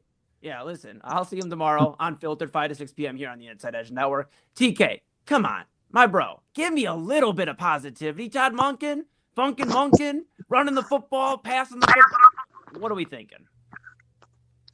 Yeah, I definitely think this bunch will definitely be improved. While I do think it is a bit taboo to probably assume that they will be, a 10, 11, or even a 9-win team this year, I definitely think a lot of improvements have been made across the board to where this team can be extremely competitive, and not just in that lovable loser sense either. I definitely think that this team can rack up some wins. There are some very good teams that we play to start off the year.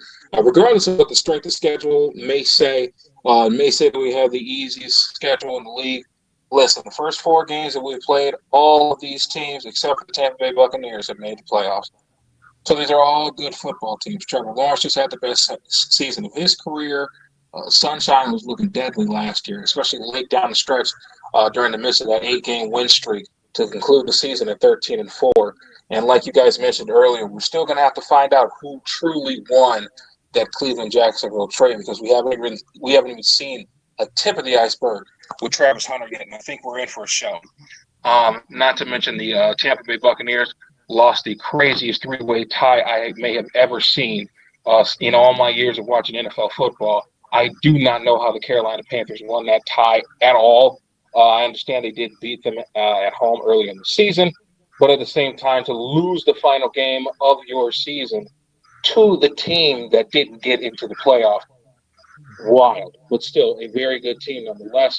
I do believe that they got better this offseason. I like the addition of Jalen Phillips and especially Devin Lloyd. I definitely think Rasheed Walker was definitely slept on.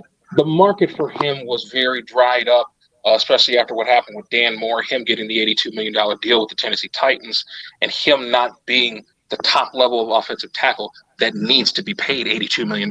So that kind of pinned him into that, 1-year prove-it scale, in which Dan Morgan was happily to oblige that and bring him in as a Carolina Panther. Again, this is another solid team. The Pittsburgh Steelers won the division last year. Listen, don't get caught up into the strength of schedule garbage. This is still a tough slate to go through. These are still teams that were good last year, and they're only looking to get better. They may have some internal issues to figure out within the season. Who's going to be the quarterback in Pittsburgh? How does the defense look in Carolina after the additions that they've made? How's the offense going to look in Tampa Bay after losing Mike Evans after 12 seasons? Is Chris Godwin going to be the number one? Is Emeka Egbuka going to be the number one? What do we expect from Cade Otton, this, that, and the other? And will the Jaguars improve from their 13-4 season last year? It's kind of hard to do that, especially when you only lose 4 times. You're thinking of those Jacksonville Jaguars of the late 90s, early 2000s that seemed to win about 14, 15 games every year. Yeah, this is a tough slate. I definitely think this is a brilliant start. Not necessarily the gauntlet that was last year, but these first 4 games are definitely going to be a tall task for us, and I definitely think it's a test that we need early in the season to go against some former playoff teams, to go against some good teams that are looking to do damage this year, and to see how we hold up against them. I'm actually very excited for this year. So what you guys are telling me is trust in Todd. Absolutely. All right. Absolutely. We get an old school coach that does not like stupid football, doesn't like bad mistakes, had a lot of success with the Baltimore Ravens. This is a guy that led the NFL in pass attempts with the Tampa Bay Buccaneers with Ryan Fitzpatrick and Jameis Winston as his starting quarterbacks. He is not afraid to let the ball loose, especially when he knows the running game isn't up to stuff. But when you have a guy like Quinshawn Judkins in the backfield, he's going to be our bell cow yet again. He's went back to his college number. I expect a huge season from him, 1,200-plus yards, hopefully 1,600-plus yards from scrimmage, hopefully as well. So I definitely think Todd Monken is going to have his way with this football team. His personality is going to rub off on the squad a ton, I hope. And I definitely think we're going to see much improved football this year. Much more competitive team than last year. I love it. I'm rushing to the box office right now to buy all my tickets. I cannot wait. Cannot wait. And I hope everybody else out there is excited. We are talking. If you're just now tuning in and wondering, talking football, it's May. You're damn right it is. And we're talking the NFL schedule release. We are excited. It is a great time to be a Browns fan because excitement's in the air. And the schedule release was presented with Street Fighter. And who doesn't like Street Fighter? Who hasn't played Street Fighter? I mean, I couldn't imagine there'd be a person out there that has not played Street Fighter. They did Street Fighter because this year's going to be like a street fight. Like we're gonna have to be scrappy for every round. Yeah, no, that's fair, Omar. That's a great point. Street Fighter-esque, Mortal Kombat-esque. Gonna be very good, very good, very excited. And we're gonna talk a lot more. We haven't even talked about overseas. You guys want to take a trip across the world? Let's take a trip across the world. When we come back, Omar, I know your no usually means yes. So with that being said, we'll take a trip across the seas, overseas, international. Omar's going whether he likes it or not. Somebody get the bungee cord. We're bringing them with us. And we're going to talk about the international games of the NFL season coming up when we come back. Who's going to Paris? Who's going to Australia? Well, spoiler alerts, not the Browns. But there are other teams that are going overseas. We'll talk about that here on the Inside Edge Network NFL schedule release preview show when we come back.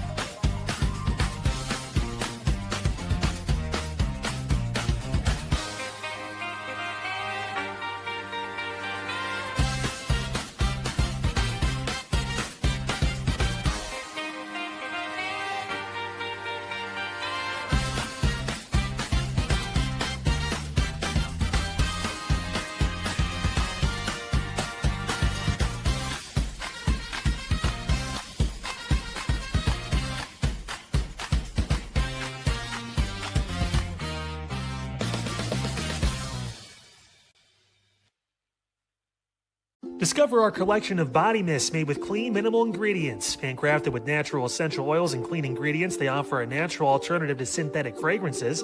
Perfect for sensitive skin and those seeking clean, mindful self-care, and the perfect gift for you or your special someone. Courtesy of Alley Rose Fragrances. First-time customers, use that promo code InsideEdge20 to receive 20% off your order. AlleyRoseFragrances.com, a proud sponsor of the Inside Edge Network, Cleveland's digital leader. Hey guys, had a great show today on Unfiltered. Jake Underwood stopped by. We talked about the data center failing to get approval from the city of Cleveland. What's next and what we need to do in Northeast Ohio to get things done. Jake and I had a great conversation on that. Plus, we talked about this gas discrepancy thing with, stations having one number on their signs on the outside, different number on the pump. Crazy to think about. Believe me, it's going to be a developing story. Tomorrow, we'll talk Cavs. It's Game 6. Can they get the job done? We'll see you on Unfiltered tomorrow, 5 o'clock here on the Inside Edge Network. And we thank you for your support of the Inside Edge Network. And don't miss my show, Midnight Run, right here on the Inside Edge Network. You won't miss a single episode when you like and subscribe at Inside Edge Net.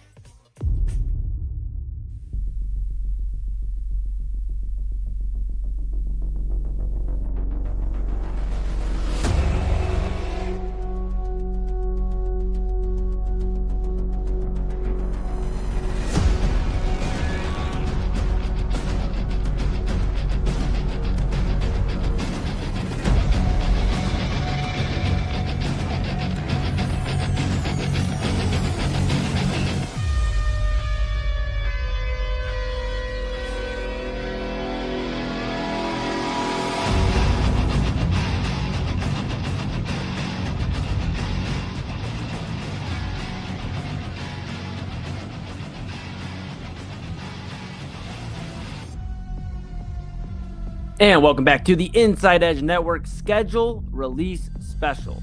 Not just any schedule release, the NFL schedule release special here on the Inside Edge Network. My goodness, I'm so hungry to eat a W. I could probably eat all of them right now. Oh my goodness, I'm ready to eat some W's this year, and I hope the guys are too. Who, you may ask? TK Dandridge, Omar Claussell, Chad Bryan, and of course, I'm Eli Moon. We'll be here with you for the next however many hours. Omar and TK for another hour or so, about 45, 47 minutes. Who's counting, fellas? And then, of course, we'll go ahead and unmute you guys. How about that? And then after that, we have, of course, Inside Edge Primetime with Chad and myself, and then Midnight Run, 11 p.m. to 1 a.m. The 11 p.m. run for one AA Anthony Alford. He'll be running, and somebody catch him before 11 because he needs to get in his seat, ready to go, and be unhinged with all of us. Can't wait. Make sure you stay locked in here. Of course, like, subscribe, follow all of the platforms at Inside Edge Net. So you stay locked in with our weekly, our daily coverage, all the great stuff. If you missed Unfiltered earlier today and you heard the promo from Kyle, you heard him talk about the show. He had Jake Underwood from the Jake Underwood Show from 14:20 a.m. on the show. He's going to have him on every Thursday. He had a great conversation, very eye-opening for stuff going on in Cleveland and just current events, news, a little sports talk. We try to keep Kyle's blood pressure down because after Cavs games, he gets a little upset. So we're going to keep an eye on that. But obviously, Kyle Cornell on Filter, 5 to 6 p.m. Great show. And then prime time, typically 10 to 11 p.m. And it'll be 10 tonight again with Chad and I. And then that's weeknights, Midnight Run with Anthony Alford, typically midnight to 1 weeknights. Of course, all of our great weekly programming as well. We have Real Talk with Papa Moon, Saturdays at 5 p.m. We have Jersey Chasers with Autumn and Christie, Wednesdays at 7:30, Voice of the Land, and Commissioner's Couch. That's Ryan Mosser and Kevin Arnold for Voice of the Land, and Commissioner's Couch is David Calhoun and Ryan Mosser. Those are both found on Thursdays, and you saw them earlier today on our jam-packed Super Thursday that we appreciate you for being part of. So again, we're here with you until a little bit after 2 a.m., and we appreciate that. By the way, Eli, really quickly, I just want to say this. First of all, I got my travel specs on because we're gonna fly, right? I gotta have my glasses. Are you Bryan Chad right now? Is this your alter ego? Whatever it takes, man. Okay. Honestly, whatever it takes to get the job done, that's me. Here's what I want to say. So speaking of Jersey Chasers, I thought Christie did a very cruel thing the other night. Did you notice this? It's 50 degrees and raining in Northeast Ohio. Okay. Yeah. And Christie decides to not only do Jersey Chase, that's great. Jersey Chasers is fantastic. She's in her pool. And I'm like, listen, I get it. You're in Florida. It's warm. It stays warm 984 days out of the year. I get it. It's fine. You don't have to rub it in. The rest of us, Christy, are in Northeast Ohio. We don't want to see that. Quite honestly, that hurt my feelings a little. I can't even mow my yard, right? It's cold, it's rainy, it's muddy here. I've got my lawnmower stuck twice in my yard, and she's just recklessly in her pool, splashing around, with the floaties and probably some drink. I don't know what's going on. I love it. Yeah, it was probably good. Made me feel bad. Whatever. Well, here's the thing. There's only one thing to do then, Chad. I guess we'll have Christy on. We'll see what her schedule looking like for next week, and we'll have her on in her pool next week. Yeah, we're going to make her Yeah, make you mad again. So, anything I can do to help out, pal. She probably hates with that being list too. Chad, don't open Pandora's box. I've been so good tonight, not roasting you for your lack of knowing a chicken sandwich, and I don't even have that much of a palate. I don't eat onions. I don't eat peppers. I don't eat those things. I like vegetables. I eat some vegetables. I eat some like broccoli and spinach and. What's a collard green anyways? All right. So we're going to get back into the NFL schedule release show. That's us. We're here. And we're going to go international for a minute. Omar didn't want to go, but I said, grab your passport. We're heading out. We're going. We're leaving. Come on, fellas. And we are going international. So let's take a look at the international games. Boom, right there. International games. You see Melbourne, Australia, Rio de Janeiro, Brazil, London, England, Paris, France, Madrid, Spain, Munich, Germany, and Mexico City, Mexico. Some big games. I mean, week 1, week 3, weeks 4 through 6, 7, 9, 10, 11. I mean, just a lot of games there. And, this is what I want to talk about here for a moment. Imagine 10 to 15 years ago telling an NFL fan that nearly half of the year will have a game international. I mean, we've talked about it. They have had a game here in London, a game here, a game there. But they've never really had this many games. They're hitting Australia, Brazil, England, France, Spain, Germany, Mexico, and of course, obviously in the States. That's a no-brainer. But looking at this, guys, I'll leave this graphic up here for just a half second. Looking at these games, which one I guess stands out to you? It could be for this the country they're in, or it can just be for the matchup. It could be both. What game stands out to you? I'll start with you, Omar. What game stands out to you the most here? Well, obviously, it's the Jacksonville Jaguars. I mean, they have to play in England twice. They might as well put a monocle on the Jaguar itself. But it is what it is. They always go overseas and play, and I'll be excited to see the Melbourne game though at the cricket grounds. It'd be fun to see all the crazy Australians going wild for American football. I love it. Chad, obviously the Jaguars got their work cut out for them. They're going to be spending a lot of time in London. Yeah. What do you think? I mean, is that the biggest standout to you, or is there something else that catches your eye here on this graphic? Well, I mean, you look at Patriots-Lions in Week 10 in Germany. I mean, I don't know what the Lions are going to do. I mean, it seems like the excitement for the Lions is kind of like it's waning now, right? It's not there. This isn't we don't look at the Lions the same way we looked at them a couple of years ago coming into the season, or even just last year coming into the season. They sort of, I don't know, they just sort of fell apart. And it's like I haven't really heard anyone mention the Lions as a contender. But man, it seems like this would have been like a marquee matchup coming into last season. But then you would have had the Patriots coming off of a tough set. So I don't know. I mean, I guess, listen, the NFL is built for parity. We talked about the Browns. They have probably not probably, winning percentage wise, the Browns have the weakest schedule. But the NFL, it's weird how the NFL doesn't really follow those rules, right? There's so much parity. Teams can get good right away. Look at Jacksonville. The Browns thought they had 2 top 10 picks likely.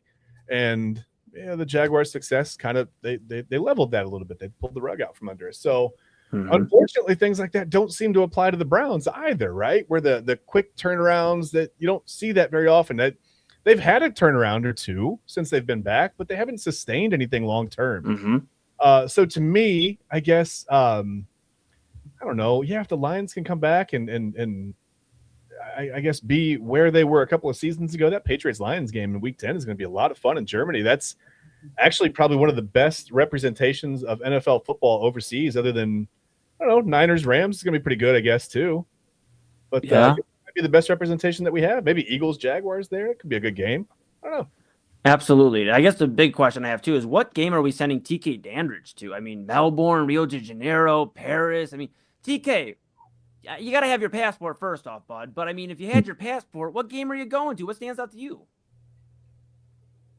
Well, obviously, the week one game in Melbourne is definitely an eye opener, new location as far as these international games go. But I'm definitely looking at the one in Madrid, watching the Bengals and Falcons go to Spain to duke it out. These are two franchises that are in limbo right now. Both quarterbacks are coming back from season-ending injuries, looking to figure out, how to get back to their respective standard of play. Two head coaches that have been grilled constantly these past two seasons, in Zach Taylor and Kevin Stefanski. You definitely want to. It's very interesting to me to see how this one pans out. I definitely think the Falcons have a chance to be very good. They have everything there. They have the top three running backs. They have a brilliant wide receiver one in Drake London, and of course Kyle Pitts is one of the best tight ends in all of football. Had the best year of his career last year. You think Michael Penix Jr. is that guy? I most certainly do. I definitely think they need to stick it out with him a little bit longer. As for the Cincinnati Bengals, you talked about the Dexter Lawrence trade. Hopefully that helps the run defense out a lot. Maybe it triggers down to the back end as well. Maybe Dexter Lawrence gets back to that pass rushing aspect of his game. Remember, he isn't too far from having 9.5 sacks in 2024.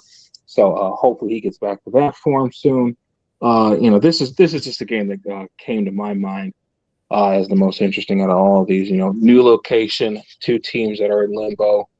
Should be a good one. I like some of these matchups, to be quite honest. I do too, guys. And you guys brought up a lot of good points. I think the game that stands out to me the most is that London game. That's week 4.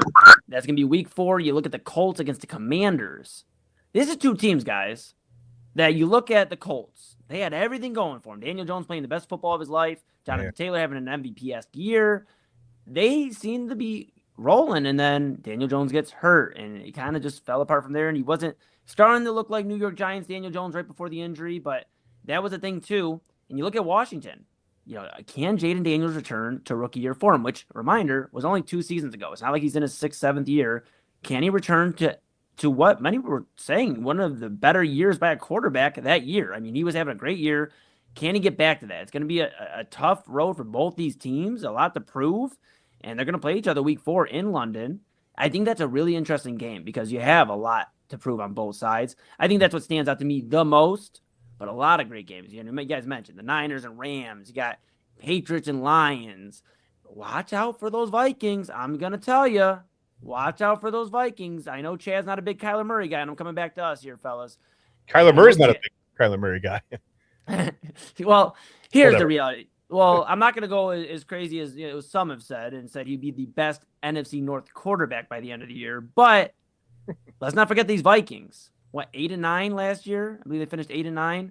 They were in the division hunt near the end. They were making it tough, a playoff hunt rather, near the end. They were making it tough on teams. And they really were lacking, for lack of better words, at quarterback. J.J. McCarthy. You're telling me they came up short, so they went and got Kyler Murray? So, I love it, Chad. So, Kyler Murray and obviously J.J. McCarthy, one of the most lackluster quarterback battles you'll probably see this training camp. But I think Kyler Murray is going to be just enough, to get Minnesota back into the playoffs. And I think they're going to be a sleeper team this year. I mean, they have a rough and tough defense that, makes plays. I'm not going to say they're one of the best defenses, but they make plays when they need to. And they obviously have one of the best, if not the best receiver in the game, Justin Jefferson. TJ Hawkinson, we'll see if he can kind of return back to his elite form. We'll keep an eye on Jordan Addison. If he can stay healthy, if he can stay out of trouble, if he can just stay on the field, that's a big, big if. But if he can, he's a great asset to have for Minnesota. And you look at some of these guys they have obviously added along the way. I think Minnesota could be a problem. And we'll see that's week 11, week 12. They're going to be playing that game. You look at that. At that point, we'll know. Is Minnesota for real? Or are they not for real? So I think that stands out too, fellas. I really, really am excited for the international games. And obviously we see, boom, right there. Just in case you needed to know. Oh, my goodness, look at that. Look how crazy that is. I mean, that's the world right there. Wow. It is. All right. Coming back to us, fellas. That is the world. This is us. We are the Inside Edge Network, and we are going to talk a little bit more about this NFL schedule when we come back. Guys, I'm going to be real with you. In the Moon household, it's typically always Christmas. Ah. It's always Christmas. All right. It could be January 5th. It's Christmas. It could be October 8th. It's Christmas. It is always Christmas in this household. And shout out Papa Moon because he keeps the Christmas spirit alive to the point where I'm saying have a holly jolly Christmas in February. We are every day having a problem. But we're going to talk about those holiday games. We'll talk about Thanksgiving Eve, Thanksgiving, Christmas Eve, Christmas, all the holidays. We'll talk about those. We're going to spend some holiday cheer on the next segment here on the Inside Edge Network NFL schedule release preview show. We're so excited that you're here with us. Thank you. Make sure you follow, like, subscribe, all the great stuff at Inside Edge Net so you stay locked in with us. And, of course, the website, InsideEdgeNetwork.com.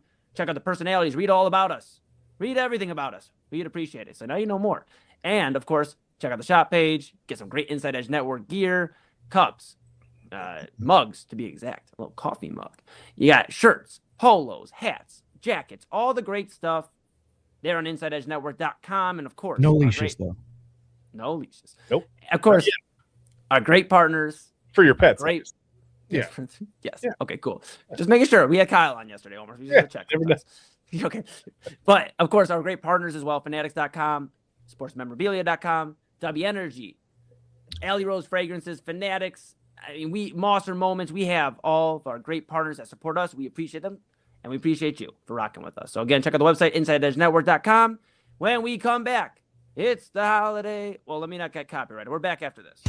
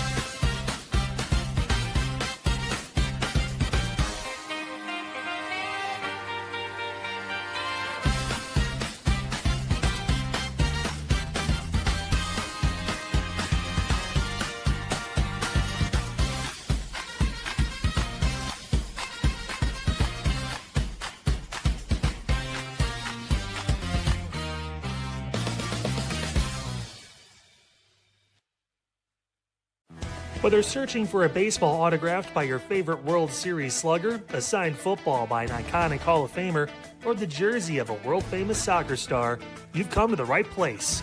Here at sportsmemorabilia.com, the web's leading source of authentic sports memorabilia, you'll find more than 500,000 authentic products from nearly every professional sports league, team, and players. Not only will you find your next prized sports possession with ease thanks to superb customer service and tremendous site experience, you'll have the satisfaction and peace of mind that every product listed comes complete with a certificate of authenticity and is fully backed by the sportsmemorabilia.com lifetime authenticity guarantee. Go to sportsmemorabilia.com by using the QR code on your screen right now. Sportsmemorabilia.com, a proud sponsor of the Inside Edge Podcast Network, Cleveland's digital leader. Special 2-hour edition of Midnight Run coming up tonight. Obviously, the Cavaliers, they're up 3-2, but you're a little nervous about what you saw last night, and can they close out the series? Hopefully they can at home. We'll talk about that. Also, the big story, LeBron James, what is next for him? And is there any possibility that his future is here in Cleveland? And even as a fan, do you want his future to be here in Cleveland? Also, as part of Super Thursday here on the Inside Edge Network, we react to the Cleveland Browns schedule.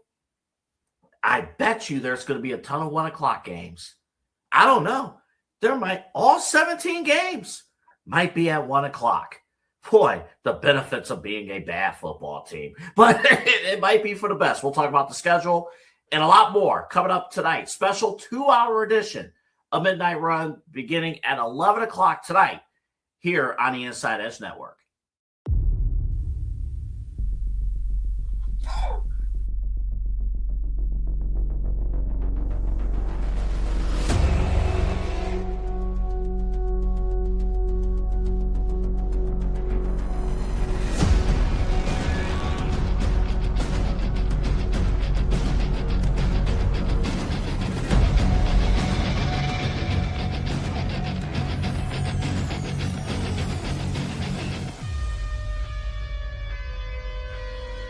Autobots, roll out. That's what it sounds like. Come on. All right, welcome back to the Inside Edge Network NFL schedule release special here again on the Inside Edge Network. There is no Autobots and there's no Decepticons. There's a whole lot of familiar faces here that you'll see on your screen in 3, 2, and 1.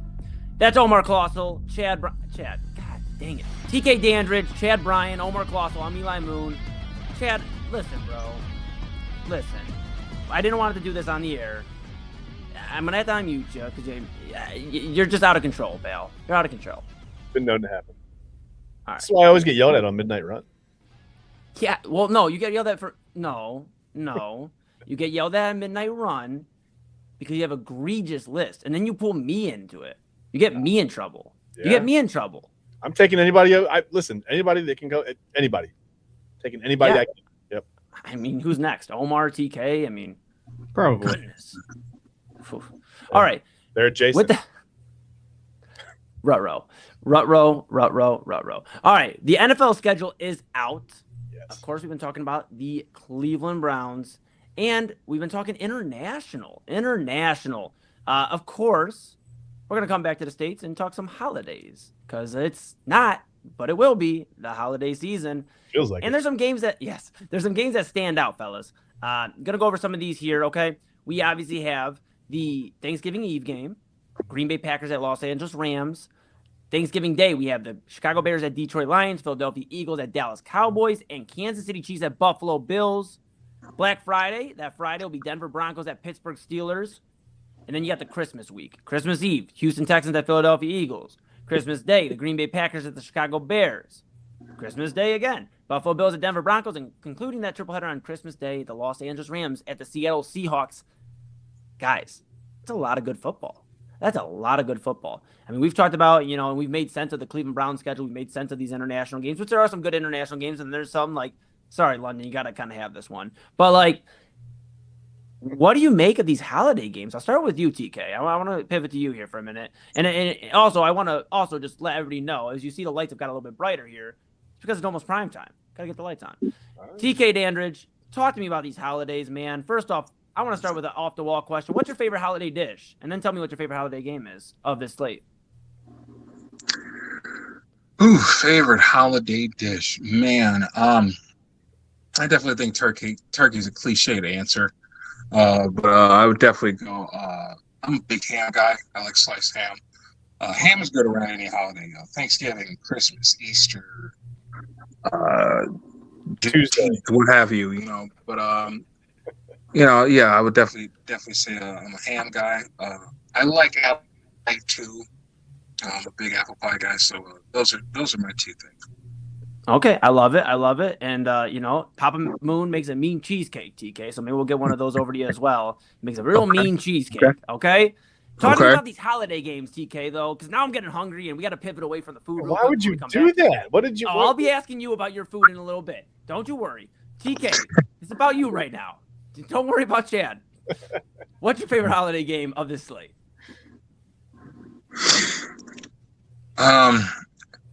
Well, the Thanksgiving games are usually. I know it's a sensitive topic for a lot of football fans in America because you usually see the same two teams playing on Thanksgiving, and that's the Detroit Lions and the Dallas Cowboys. Mm-hmm. But I definitely think the Christmas games are starting to make a lot of noise as well. We got to start showing love to these Black Friday games too. These November, December holiday games are really starting to pack their punch as of late. I get Thanksgiving may seem still to a lot of fans, and I get it. The NFL is definitely trying to include different teams for these Thanksgiving games. Especially with some of the later games, the primetime games. You'll probably see Detroit at 12:30. And Dallas at 4:30. So that's usually the regular there. But I definitely think Thanksgiving and Christmas are definitely the top ones. The Black Friday games are pretty interesting as well. Yeah, no, it's going to be an interesting Thanksgiving and Christmas, and I know how to make my guy TK Dandridge happy. I just got to bring some ham to the Thanksgiving dinner table. All right, well, I think we can work that out. Chad, I think I was going to go to you next, but I think I would just rather make you more hungry before prime time. Omar, I'm going to go to you next. What is your favorite holiday dish, and what is your favorite game or day out of this holiday slate? Well, I'm Puerto Rican, so I have to have the rice. No matter what holiday, doesn't matter what I make it myself. My grandmother passed. She gave me a recipe, so I have to make it now. So I'll make it for myself. I love it. But you mentioned that Chiefs game. When did you say that was again? Yeah, so I'm going to go back to it here. Chiefs at Bills is actually Thanksgiving Day, but it's the evening game. It's at 8:20 p.m. on NBC. Yeah, so that'll be a pivotal game for the Bills to see where they are and how well they do against the Chiefs because, they struggled in the playoffs against the Chiefs, and that'll probably be a good benchmark for them at that point of the season to kind of figure out where they're at and if they're even ready for the playoffs. And the Chiefs are the Chiefs, man. As long as Mahomes and Kelsey are there, they will be the Chiefs. Take last year with a grain of salt. Mahomes had his struggles and all that, but they're the Kansas City Chiefs. It's Andy Reid. You have to take him seriously. But like I said, with the Bills, it's kind of like, who knows, right? They got a new coach. Gotta beat the Chiefs, though, I think, on Thanksgiving to kind of see where you're at and to see if you can even get close and sniff the playoffs at that point. No, I agree with you, Omar. You brought up a few great points there. Joe Brady, the new head coach of the Buffalo Bills, has a lot of experience, obviously, with Joe Burrow at LSU, has experience with Josh Allen, being the OC as most recently as last year. So we'll see what he does at the helm. That's a great point. And then you bring up Mahomes. First real injury for him that has sidelined him. He missed a good chunk of the year, obviously season-ending injury. He's trying to get ready by week 1. I agree with you, Omar. I think as long as Mahomes is ready by week 4 and the Chiefs can just tread water just enough to get to week 4, week 5 when he's ready, I think they win this division again. And I know we could talk about the Broncos another day. We could talk about the Chargers. We could talk about the Raiders. I mean, We can talk about these other teams, but let's be real. This is Mahomes' division. As long as he's healthy, as long as he's got his sidekick Travis Kelce running with him, and Taylor Swift up in the crowd singing, then they're going to continue to win that division. I mean, that is just what a reality is. I agree with you, Omar. That's a big game, a big game, and you made me hungry. Look, bro, I've never had any of Omar's rice, the made rice. I'm going to have some rice. You made homemade pizza. Now that was good. That was good. So I trust you. All right, perfect. All right, Chad, I hear your stomach growling. Yeah. I just ate you. I mean, yeah. Listen, the hell with the schedule. I just want to talk about food. Omar, what kind of rice? Like what's the specifically? Well, we call it arroz con gandules. It's basically rice and pigeon peas, but it's like if you go to any Spanish restaurant, you get the yellow rice. That's basically what it is. Okay, so like a arroz con pollo, they have the little peas in there, kind of that. Yeah. Okay, gotcha. Cool, got it. I love it. I love it. Chad, now that you've heard everybody's favorite meal, I'll save mine. I won't make you. Hold on, we're getting some comments on it. I think first of all, yeah, Omar's rice is fabulous. And then I think maybe the most important comment from a moment. Hi, Omar's mom's in here. I love that. Oh, that's amazing. Look at that. That's way better than talking football. That's awesome. So it sure is. Mom, how you doing? Yeah, absolutely. Hello, Mama Omar, and hello everyone out there. Yes. I can't wait. Look, Omar, here's the deal. I know we kick it. Obviously, pull the curtain back here from. We kick it quite a bit. I'm about to just have to come over here this weekend and get some rice. I got all the stuff for it, and I got an appetite. All right, Chad. Your favorite holiday dish and your favorite game or day of these holiday slates. It's a holiday dish. I've always been partial to Omar's rice. You've never had it. I've never had it. It's fine. Okay, I lied. Okay. No, I'm a sweet potatoes guy, man. Like if we're not gonna do the main dish, right? We guys covered turkey and ham, all that stuff's good. Side dishes, man. It's like green bean casserole, mashed potatoes, sweet potatoes for me. That's my wheelhouse. Do you have to do the marshmallows on top? Yeah. I'm not able to mouth the water, man. The game. I don't care about the game. I just want to talk about food. We have how much time? We have 15 minutes left. We can talk about food the whole time. Okay, fine. I like the Bears-Lions matchup on Thanksgiving. I like that afternoon. I always like when I was a kid, man. I always watched, Barry Sanders, like growing up watching the Lions on Thanksgiving. And I think also with the Bears, the Bears they're the opposite of the Browns. They have the toughest schedule, right? As far as winning percentage goes. So I think the Bears looked like they were ready to take a huge step forward. I think we'll know a little bit more by Thanksgiving. I think that'll be a fun game. Who knows? I mean, if the Bears come in, I don't know, 7, 8, 9 wins, whatever, we'll know they took that next step. But if they're struggling, I think that could just be a barometer at that point. Are the Lions back? Do the Bears take the next step? Is that going to be a huge divisional game? That could be a lot of fun. Sure could. And I think you guys have all made great picks between food options and games. Cabbage rolls. Gosh. Man. Cabbage rolls. Okay. All right. Phew. All right. Okay. Come on, man. Okay. Papa Moon makes a mean cheesecake. Did you not hear me 2 minutes ago? He makes a mean cheesecake. I heard you. Okay, just making sure. I need to mute you. Yeah. My favorite holiday meal, man, or like dish. Oh, there's so many. You guys have hit on all the great ones. I mean, sweet potato casserole. I mean, it's pal. And then you got to get the pecans in there, like the pecans. You got to put some of that in there, and the brown sugar. Can't do that. We have a nut allergy in the family, so we can't do that in my family. All right, well, don't do that. Yeah, don't do that then, Chad. But just take my word for it. It's good. Yeah, we'll avoid that. But I will say, all costs. My favorite though, and it doesn't matter if my sisters or if it's Mama Moon's, but if they make the mac and cheese. Okay. You might as well give me a whole bowl to that myself. I mean, you might as well say not like the store mac. You're talking about homemade. Yeah, we don't play Kraft mac and cheese on Thanksgiving. I mean, that's a sin that usually you can't come back from. Yeah. The reality is mac and cheese, 4 to 5 different cheeses in there. Man. When you lift it up, you just see the cheese. It's like, I mean, my goodness gracious. I mean, I don't know what to do with myself. I start getting excited. They tell me to get out of the kitchen. Dinner's not done all the way. I said, well, the mac and cheese is done. Then we're done. And, you put a little hot sauce, just a sprinkle in there. Oh, yeah. Maybe barbecue sauce if you want to get a little real quick. But you don't even need it. I'm going to be honest. My mom and sister can throw down. Yeah. And my golly. You just throw my fork in there. That's it. Maybe my hand. Maybe I don't even use the fork. I don't know. We'll see. Well, you know what? Maybe we do an Inside Edge Network Thanksgiving dinner. Maybe that's what we need to do. Wait, what is happening in the comments? It's getting worse. Peanut butter cheesecake. Yeah. Oh my Goodness.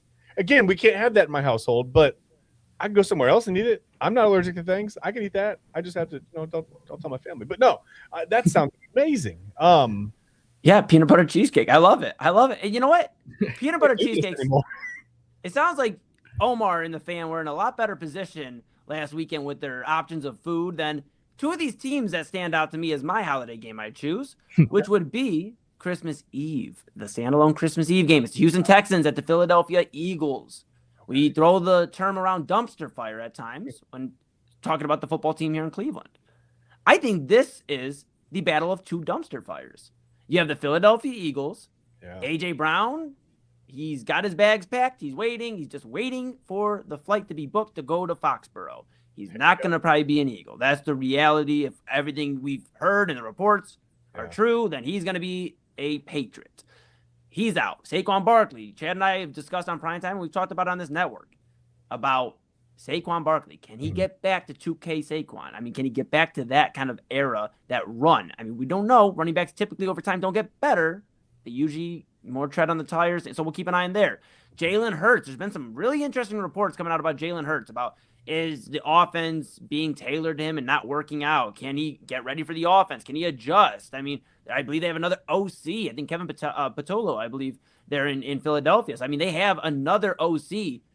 Philadelphia is a mess, man. And that's just the tip of the iceberg. Nick Sirianni yelling at fans and then 1 week loving the fans. I mean, you look at Philadelphia, it is a mess. And not to mention, they threw snowballs at Santa Claus. They literally threw snowballs at Santa Claus. So to get a Christmas Eve game, I hope Santa visits Philadelphia, because if they're throwing snowballs that evening, he might just say, you know what? We're skipping Pennsylvania tonight. And honestly, you look, Eli, it's the tush push of holiday games. I mean, yeah, I mean, some love it, some hate it. And that's exactly why I chose this game, Chad, because then you look at the other side, the Houston Texans. Yeah. Everybody's talking CJ Stroud. Yeah. The rookie allure has wore off. They are not feeling CJ Stroud like they did a few years ago. And after that playoff game, where that playoff stretch really, where it just didn't look good for CJ Stroud, you have to wonder where his psyche's at, where his confidence is at. Obviously, he still has his running mate, Nico Collins, but they got a lot of questions to answer. They have a lot of questions to answer. And I think by December, these questions may have more questions, sub-questions, and questions after that. It is two dumpster fires. And I feel confident saying that as a Cleveland Browns fan. That is two dumpster fires I don't want any part of, but I will gladly watch on primetime on Christmas Eve with the fam. There you go. So, yes. I love it. From a marketing standpoint, I thought the Thanksgiving Eve game was brilliant. That's a big night out. People go out, the night before Thanksgiving. People, college students coming back from whatever. People go out. So the Packers Rams. I thought that's a good time to have a game, right? Is this the first time we have a Thanksgiving Eve game? I think they've done it I think this is the first Thanksgiving. I don't remember another Thanksgiving Eve game. They've done Black Friday, but yeah, this is either the first or second year. It's very relevant, or really recent, excuse me, for the NFL. So hey, there's some people out there that will complain about more football and spread across the week. You ain't gonna find it here. Nope. Yeah, I'll watch football on a Tuesday. I don't care. I will watch it whenever. You can put football on at 3 a.m, right after Love Island, which I guess I got to study because Autumn's grilling AA and I. We got to watch Love Island. You better hurry up, man. You where are you at? What season? What episode? Autumn, if you're listening. And we're going to go to a quick break after this. No, I have not started. I haven't started. All right, look. The weekend's typically my time to get at least a little bit of chill session out for a minute where I can actually watch some of it. So my goal is to watch at least 2 to 3 episodes, and I hope that suffices. But I know I'll pass AA. AA hasn't started either. I know I'll pass AA. So that's all that matters sometimes, is just inching ahead forward in our battle. It's not about how fast I get it done, Chad. It's just, can I get it faster done than AA? You know what? Measure yourself against yourself, Eli. I think that's the true measure of success. Don't measure yourself against other people. Just try to beat your own personal best every day. Wow, that was heartwarming. It was. That was very considerate. First time I've been serious in a while. It's almost like you have to do a show with me for another hour, and you're trying to stop yelling at me for the last hour and a half. I love it. Chad, Bryan, I love him. For the next hour.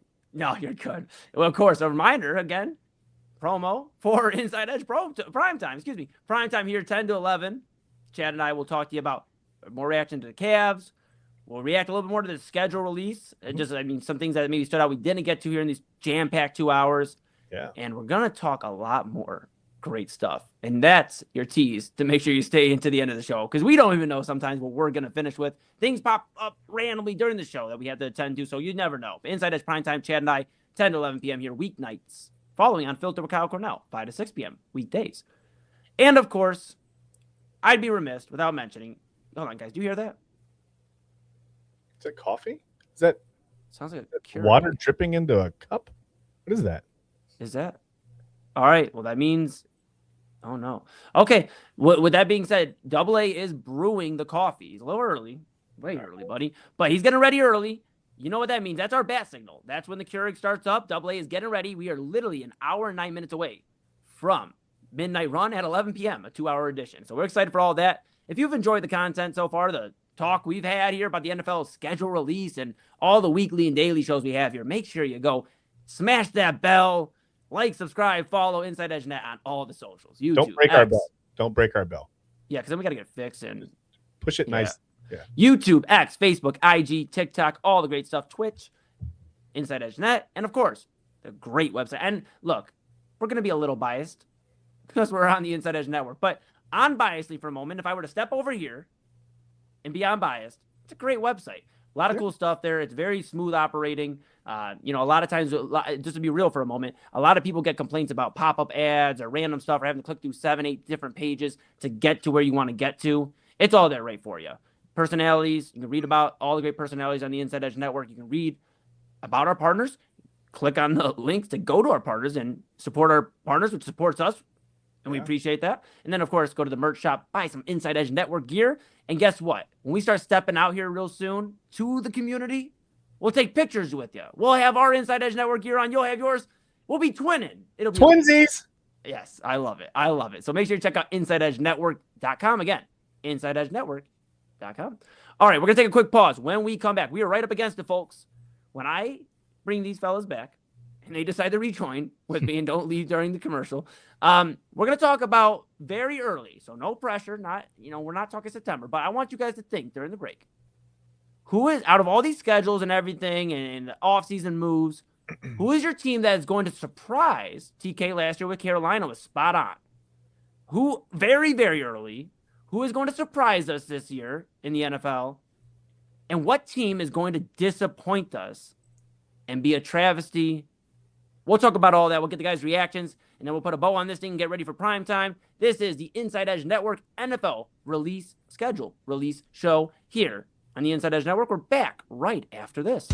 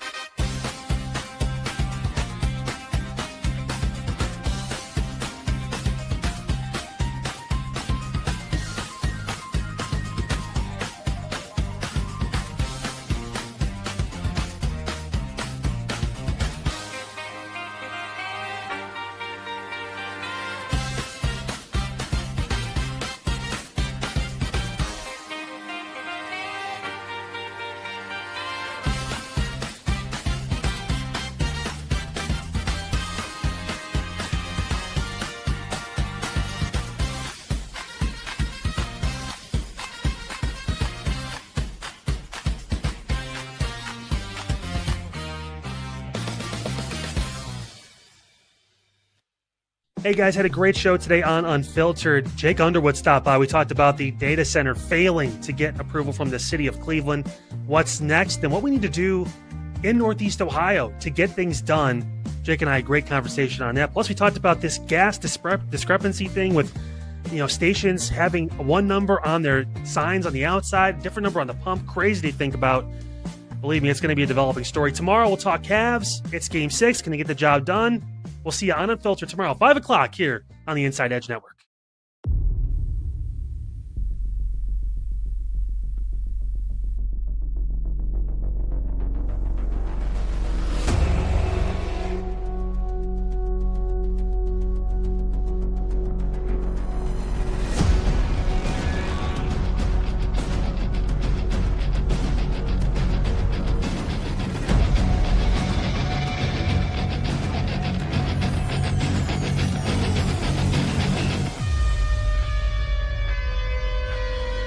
Sound the alarms because we're back here on the Inside Edge Network schedule release special. Oh my goodness.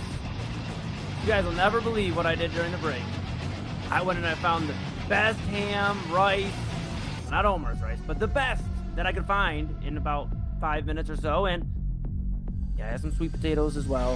If you're wondering why we're talking about the holidays, it's because we just talked about the holidays and we're going to talk a little bit more about these NFL teams. Let me bring back the guys, Omar Claussell, TK Dandridge, and Chad Bryan. There they are. Look at them. Oh, my goodness. They didn't leave and go get food. I'm gracious for that. We are back here again. Make sure you smash that bell, hit the notifications. Make sure you know when we're going live. Like, subscribe, follow, all the great stuff. Inside Edge Net across all of the platforms. Make sure you check out the website, InsideEdgeNetwork.com. Again, InsideEdgeNetwork.com. All your great personalities you can read about. The merch store, and of course, our partners page. We appreciate our partners, Fanatics.com, SportsMemorabilia.com, W Energy, Alley Rose Fragrances.com, and of course, Monster Moments. All of our great partners, we appreciate you. We couldn't do it without you, and we couldn't do it without you watching at home or wherever you may be. You might be at your local bar turned on, with us. Yeah, you might have us on, and we appreciate that. We appreciate that. Of course, we have just a few moments left. We actually running a little bit, a little primetime hour, so that means we're running a little behind. With that being said, we're going to get into it before we let the guys, Omar and TK, get back to their busy evenings. Of course, we appreciate them. Yes. Reminder, TK Dandridge, our new senior analyst, so he will be making appearances through Primetime and, of course, Midnight Run. He'll be making appearances on some of the shows throughout the next few weeks and foreseeable future to give his thoughts as you heard him throughout tonight. He has a lot of knowledge, and again, we give him credit where it's due. He told us the Carolina Panthers were going to win that division. He said, watch out for those Carolina Panthers, all right? So we give TK a lot of credit where it's due. Of course, Omar, we're going to keep an eye on Omar because we got a lot of cool stuff planned in the future involving Omar, so we'll keep an eye on that. You keep an eye on that at home, too, okay? Got a lot of great stuff. You've seen Omar. We've talked midnight conversations, and the fact that Omar keeps coming back after we've asked him if water is wet and why limes aren't called greens never ceases to amaze me. But I love you. I appreciate it. Love you both. Appreciate it. Chad Bryan, you're stuck with me, pal. You're stuck with me for another hour. So I'm sorry. That's what it is. But he's back here too. We're rocking and rolling. Yes, sir. Let's get into it before we get out of here and let the guys get back to their busy days. All right. Before the break, I asked a 2-part question. And I'm going to go to all of you for both parts of the question. We'll start with you, Mr. TK Dandridge.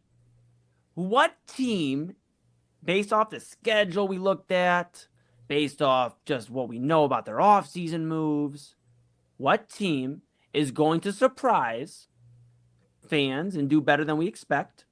And what team is going to disappoint? And when I'm talking disappoint, I'm saying like disappoint, TK. I'm saying like a sequel of a movie you shouldn't have went and seen. Like a bad sequel. What do we got? What do we got? Well, I've already mentioned how highly I believe the New York Giants are going to be this year. I definitely picked them to win the NFC East. Another team that I would expect to surprise a lot of people, believe it or not, the Las Vegas Raiders are a lot closer to being a competitor than what a lot of people give them credit for.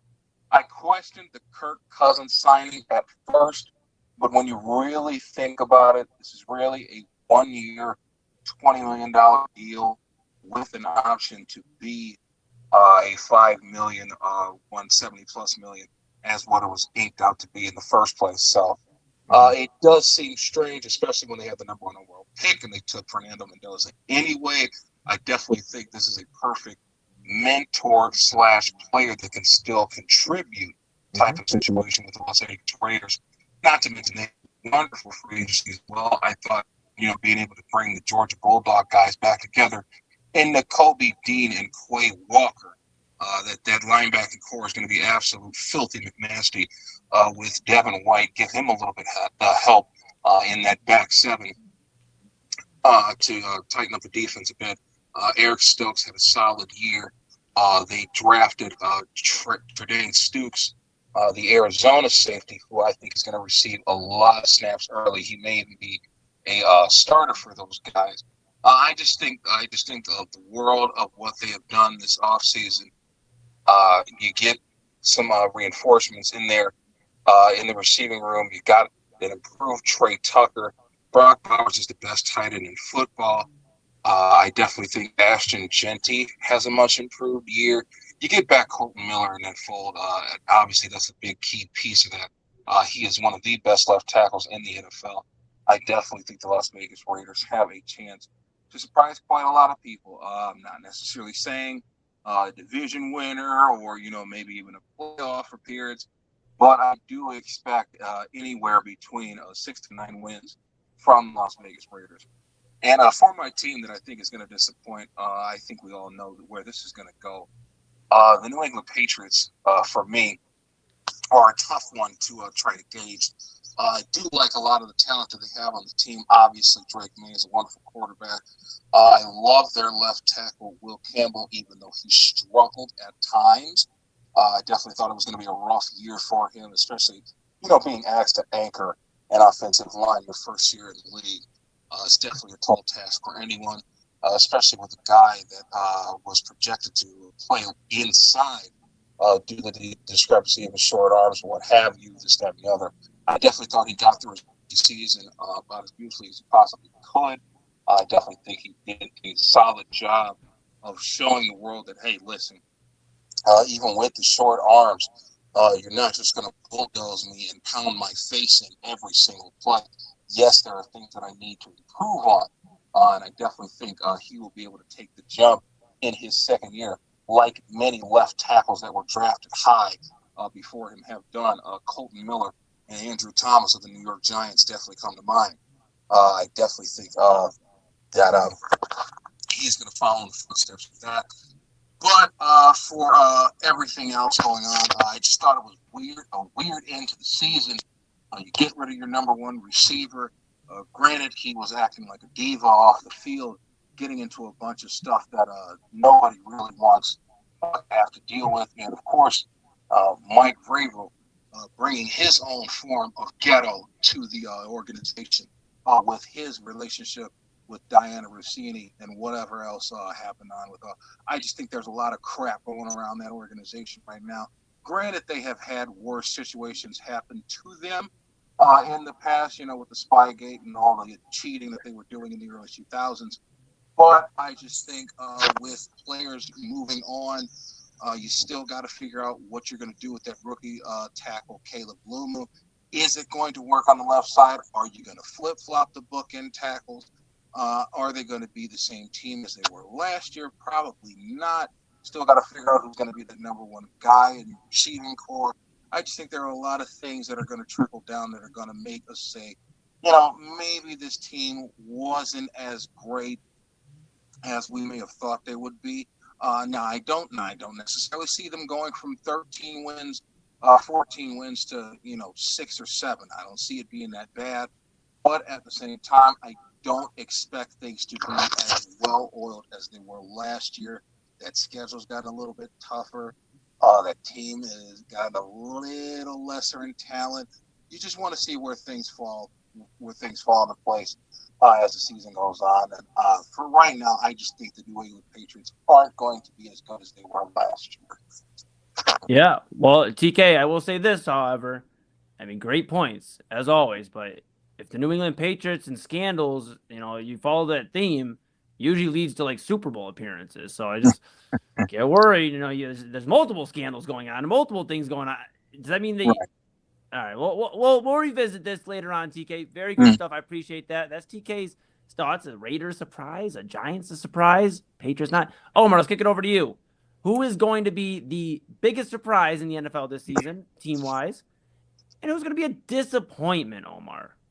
You know, I'm going to piggyback off of TK with the Patriots. I think they're going to be the biggest disappointment. I think the off-the-field issues are just too glaring right now, and I think that'll just be too much of a distraction. When you take away from the game, the team usually doesn't do well. So I'm going to say the Patriots. And then for the most, my team that I'm looking forward to watching is the Tennessee Titans with Cam Ward. You got a guy in there who basically didn't have a head coach for half a year, right? They were ass. They were hot ass. Yeah. And I think they they went out, got a receiver, who I think could be really great for them for a long time. Cardell Tate, he's insane, man. The list goes on and on. You have Alec Airmanor from last year. So I think the weapons that they put around him, and that defense is great. If they can replicate anything or take anything from San Francisco and kind of implement it into their style, I think they can be dangerous. Okay. I think they can be dangerous, especially because they play. Who do they play with? The Colts, right? Yeah. They seem a lot weaker this year, and I think it's kind of wide open for the Tennessee Titans to come and take this thing. All right, we'll keep an eye on those Titans. A lot of people are down on them, but I'm pretty high on them. Well, you make Papa Moon smile wherever he's at because he has some Tennessee roots. So if he's not the Browns, it's Titans are in that mix of teams he'll root for and rock with. So you just probably made him smile wherever he's at. All right, Chad Bryan, my guy. Who is going to disappoint you this year as an NFL team, and who is going to surprise you as an NFL team? You want the good news or the bad news? You want the disappointing team first or the surprise team? I say you do the bad news. You do the bad news last, and then I'll do the bad news first to get good news to end this preview show. Okay, I'm confused. I don't know what I just said. All right, I'm not sure what you said either, but I'm going to start with my team that's going to surprise you. Okay, so my team, I think it's going to be a surprise this year. Is that I mentioned them earlier, and I said they could go either way.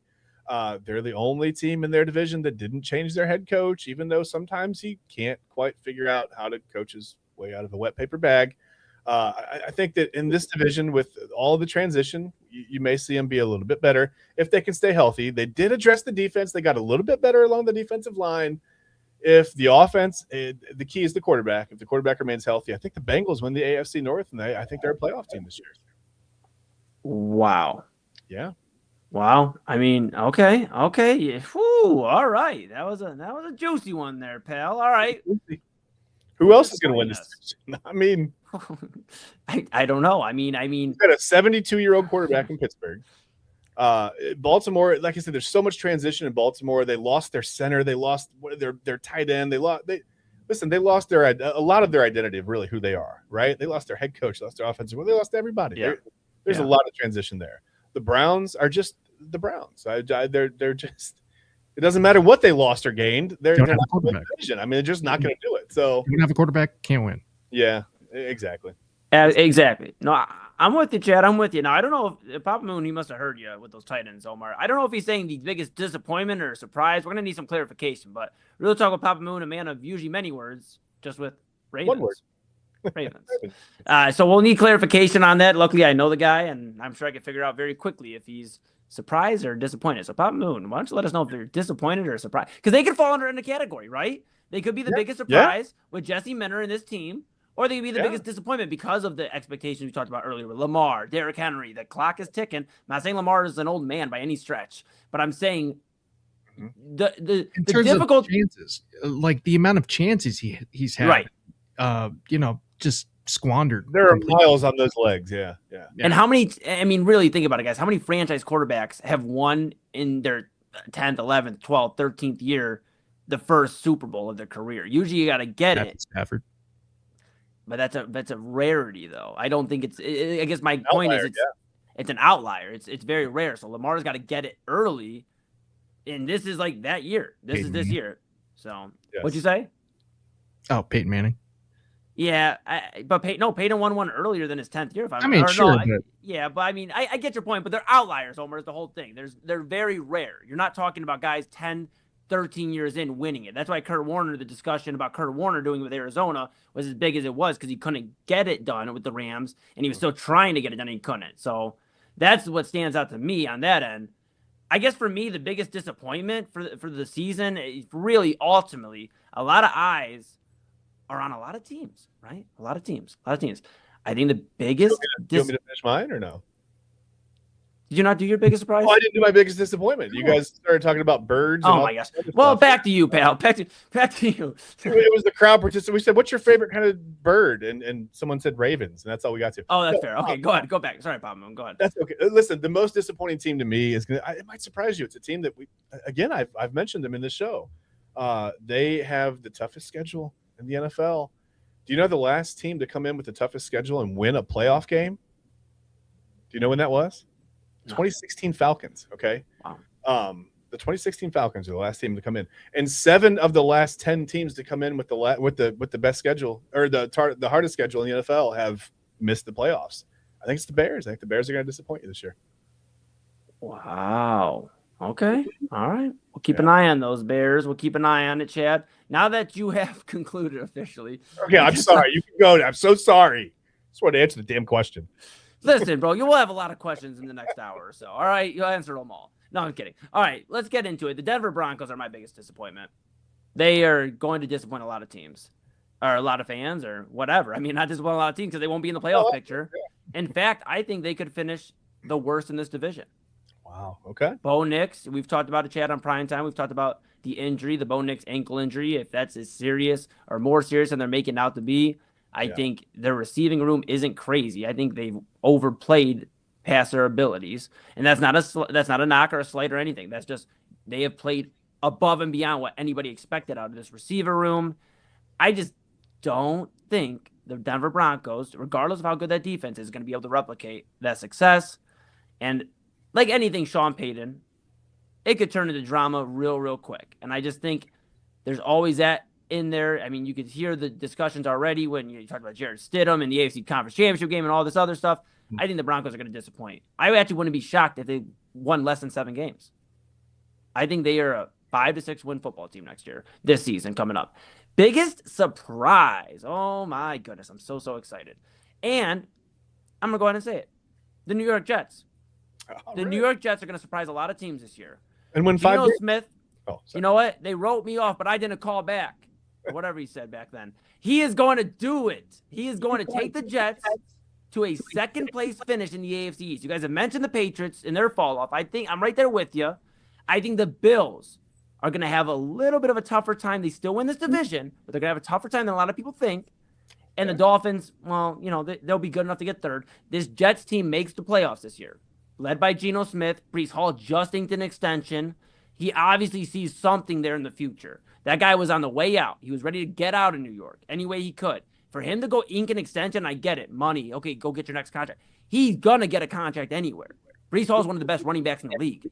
So the fact that they got Breece Hall back there, Garrett Wilson's there, they are considerably improving that defense after moving on from Sauce Gardner and Quinnen Williams. The Jets are going to surprise a lot of teams, and they're going to make the NFL playoffs this year. Okay. That's it. Yo, real quick, Moody. Real quick. Yeah. I wanted to get you with you on that Jets take. The big thing with the New York Jets that I wanted to talk about, that offensive line. I love this unit in its entirety. Going from left to right. Olamuyiwa Fashanu. You get Dylan Parham away from the Raiders to play that left guard position. You continue to work with Josh Myers as your pivot. Joey Tippmann was excellent as their right guard last year, and I am totally high on Armand Membu, their bookend right tackle. Granted, he gave up 8 sacks last year.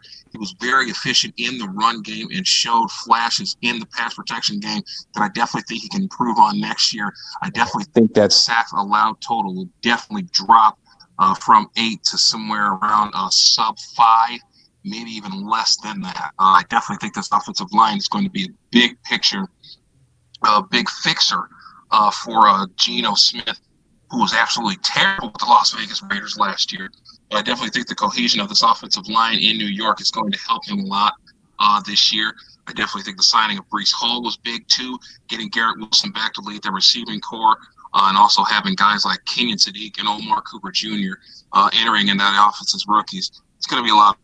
So, yeah, I definitely like your take with that. I just wanted to add that little bit in there. No, I appreciate it. And anytime anybody wants to strengthen my points, and you can go ahead, TK, any day of the week, buddy. I appreciate you. And I'll tell you this, guys. The Jets are going to be a problem. Your TK just strengthened my point. If you didn't hear from me, you heard from TK too.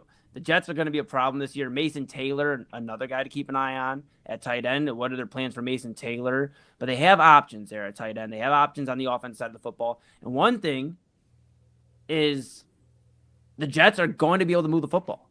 Geno Smith is going to throw the football. Whether to his team or the other team, we don't know. But he's going to throw the football, and he's going to get it moved down the field. And that's the biggest thing. So, Chad, what are you laughing about? I just wanted – what's your take on Papa Moon. Unhinged is next hour. Unhinged is next hour. We've had a lot of talk about I like him tender. The tenderloins.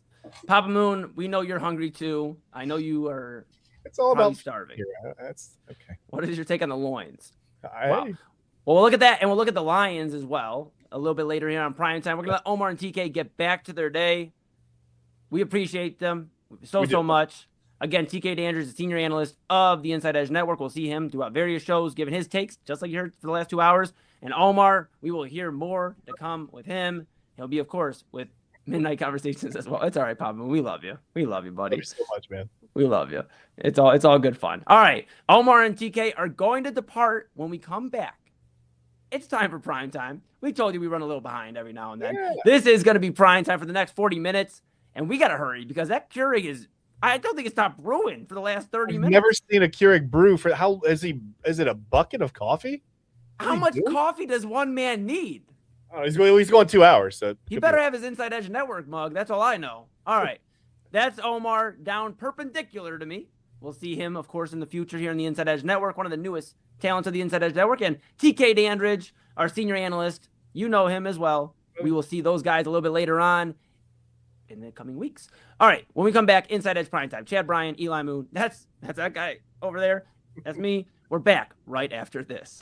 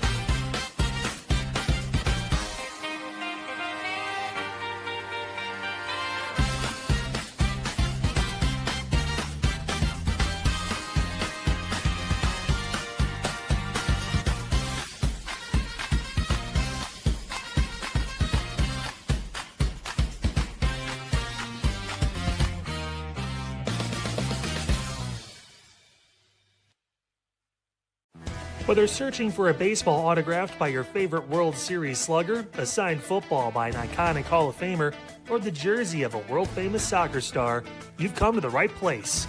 Here at sportsmemorabilia.com, the web's leading source of authentic sports memorabilia, you'll find more than 500,000 authentic products from nearly every professional sports league, team, and players.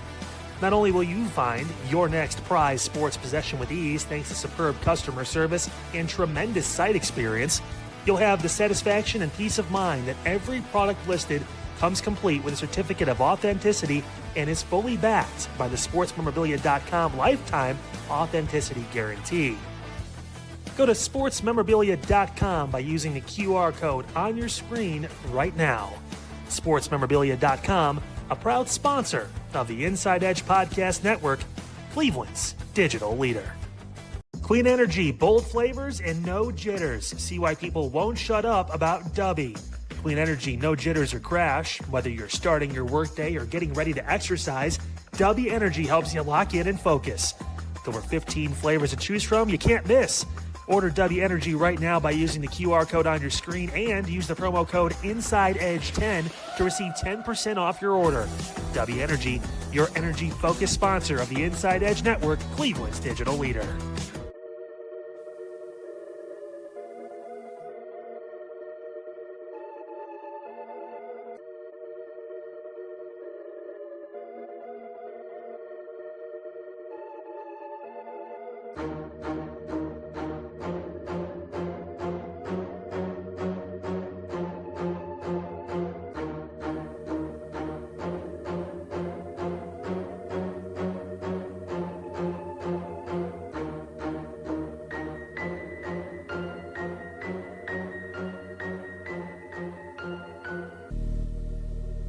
And welcome back, officially, to Inside Edge Primetime here on the Inside Edge Network. I want to say a big thank you once again to Omar Claussell and TK Dandridge for their great observations, analysis, and for the conversation for the last 2 hours during our NFL, Inside Edge Network, NFL schedule release show. So that leaves me with one person left in this room. I spend every weeknight with them, and I wouldn't change it for the world. That's Chad Bryan. And we are back. We are officially here, Inside Edge Primetime. Of course, we said we're going to have a little overrun, but look, the guys were giving some real strong points, Chad, about, these teams. We'd be foolish to be like, all right, we're going to transition to primetime. We got to talk about chicken sandwiches and Chad's grass. All right. Show the picture of my grass. Quiet about the Panthers. Let's get my grass up here. Yeah, we're not doing that. We're not going. Yeah, how does the Panthers stack up against Chad's grass? I think that's an easy W, honestly. For who? Well, for the Panthers, my grass. Okay. Yeah, I don't know. It depends. It could take some shoes, to be honest. It's really soft. It'll stop the run. It'll stop the run. For sure. It can stop the run. It might slow down some speed too, to be honest with you. I love it. Well, I love it, Chad. If you enjoyed all that coverage and all of our weekly and daily coverage, you can go ahead and like, subscribe, follow Inside Edge Net on all the socials. Stay locked in with everything we're doing. Chad and I here weeknights with you, 10 to 11 p.m. prime time before us, 5 to 6 p.m. on Filter with Kyle Cornell. Weekdays, again, 5 to 6 p.m., getting you ready for 10 to 11 with prime time, Chad and I. And Midnight Run, midnight to 1, weeknights with Anthony Alford. Again, programming announcement here on our Super Thursday. I had to check the date for my Super Thursday. It is Super Thursday. If you're just tuning in, like, what the heck is Super Thursday? It's over 9 hours of consecutive coverage. We have started at 5 p.m. with On Filter with Kyle Cornell, 5 to 6. 6 p.m. we had Voice of the Land with Ryan Mosser and Kevin Arnold. 7 p.m. we had Commissioner's Couch with Ryan Mosser pulling double duty and David Calhoun. Then 8 to 10, you just saw it. Omar Claussell, TK Dandridge, Chad and I, giving you a breakdown on the NFL schedule release show. And now we're going to do prime time here all the way up to 11 p.m. And then we're going to get out of here before AA kicks us out. I'll slide behind the scenes. Chad will actually just have to.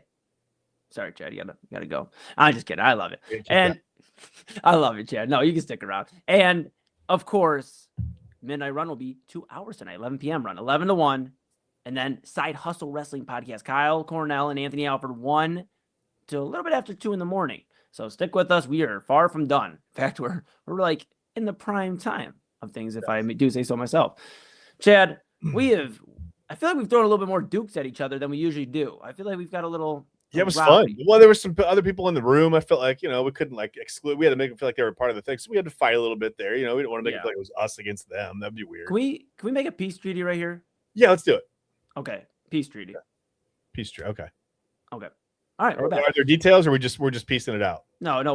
What's understood doesn't need to be said. All right, that's fine. We can talk over apple pie, and Stop. Okay, you're right. That's my fault. Please, both of our stomachs are going to start grumbling. We're already in a fight. All right. Inside Edge pie time. Okay, let's get back to it. Let's talk about that's the abbreviated version. Yes, let's talk about the Browns here for a minute. All right, the Browns. Obviously, we talked about their schedule. I'm a little more optimistic now that I've seen the schedule, and I know I'm silly. I don't know. Reality check here for a moment. I don't know if they're going to win 13, 12, 11 games, but I think they're going to be in a position where they can win more than 6 or 7 games, Chad. That's what I'll stand on. If they can handle the division, they can win those games. Can they division? The division though? I think the Ravens and the Steelers are big wild cards. And as much as I said earlier that the Bengals are a wild card, I really think they're going to be improved as long as they're healthy. So I feel like beating the Bengals twice is going to be a tall task. I feel like you never know with the Ravens. I just don't know what they're going to look with Jesse Minter. I mean, he's going to have a focus on defense for sure. It's going to be Lamar. It's going to be everything with the offense, except, like I said, they lost Tyler Linderbaum. They lost their center. They lost their tight end. They're going to be working with some pieces missing on the offense. So they're a question. Could the Browns beat the Ravens twice? Sure. Could the Browns beat the Steelers twice? They showed you last year they completely dominated the Steelers in that game. They could. It's reasonable they could go 4-2 in the division. I know that sounds crazy.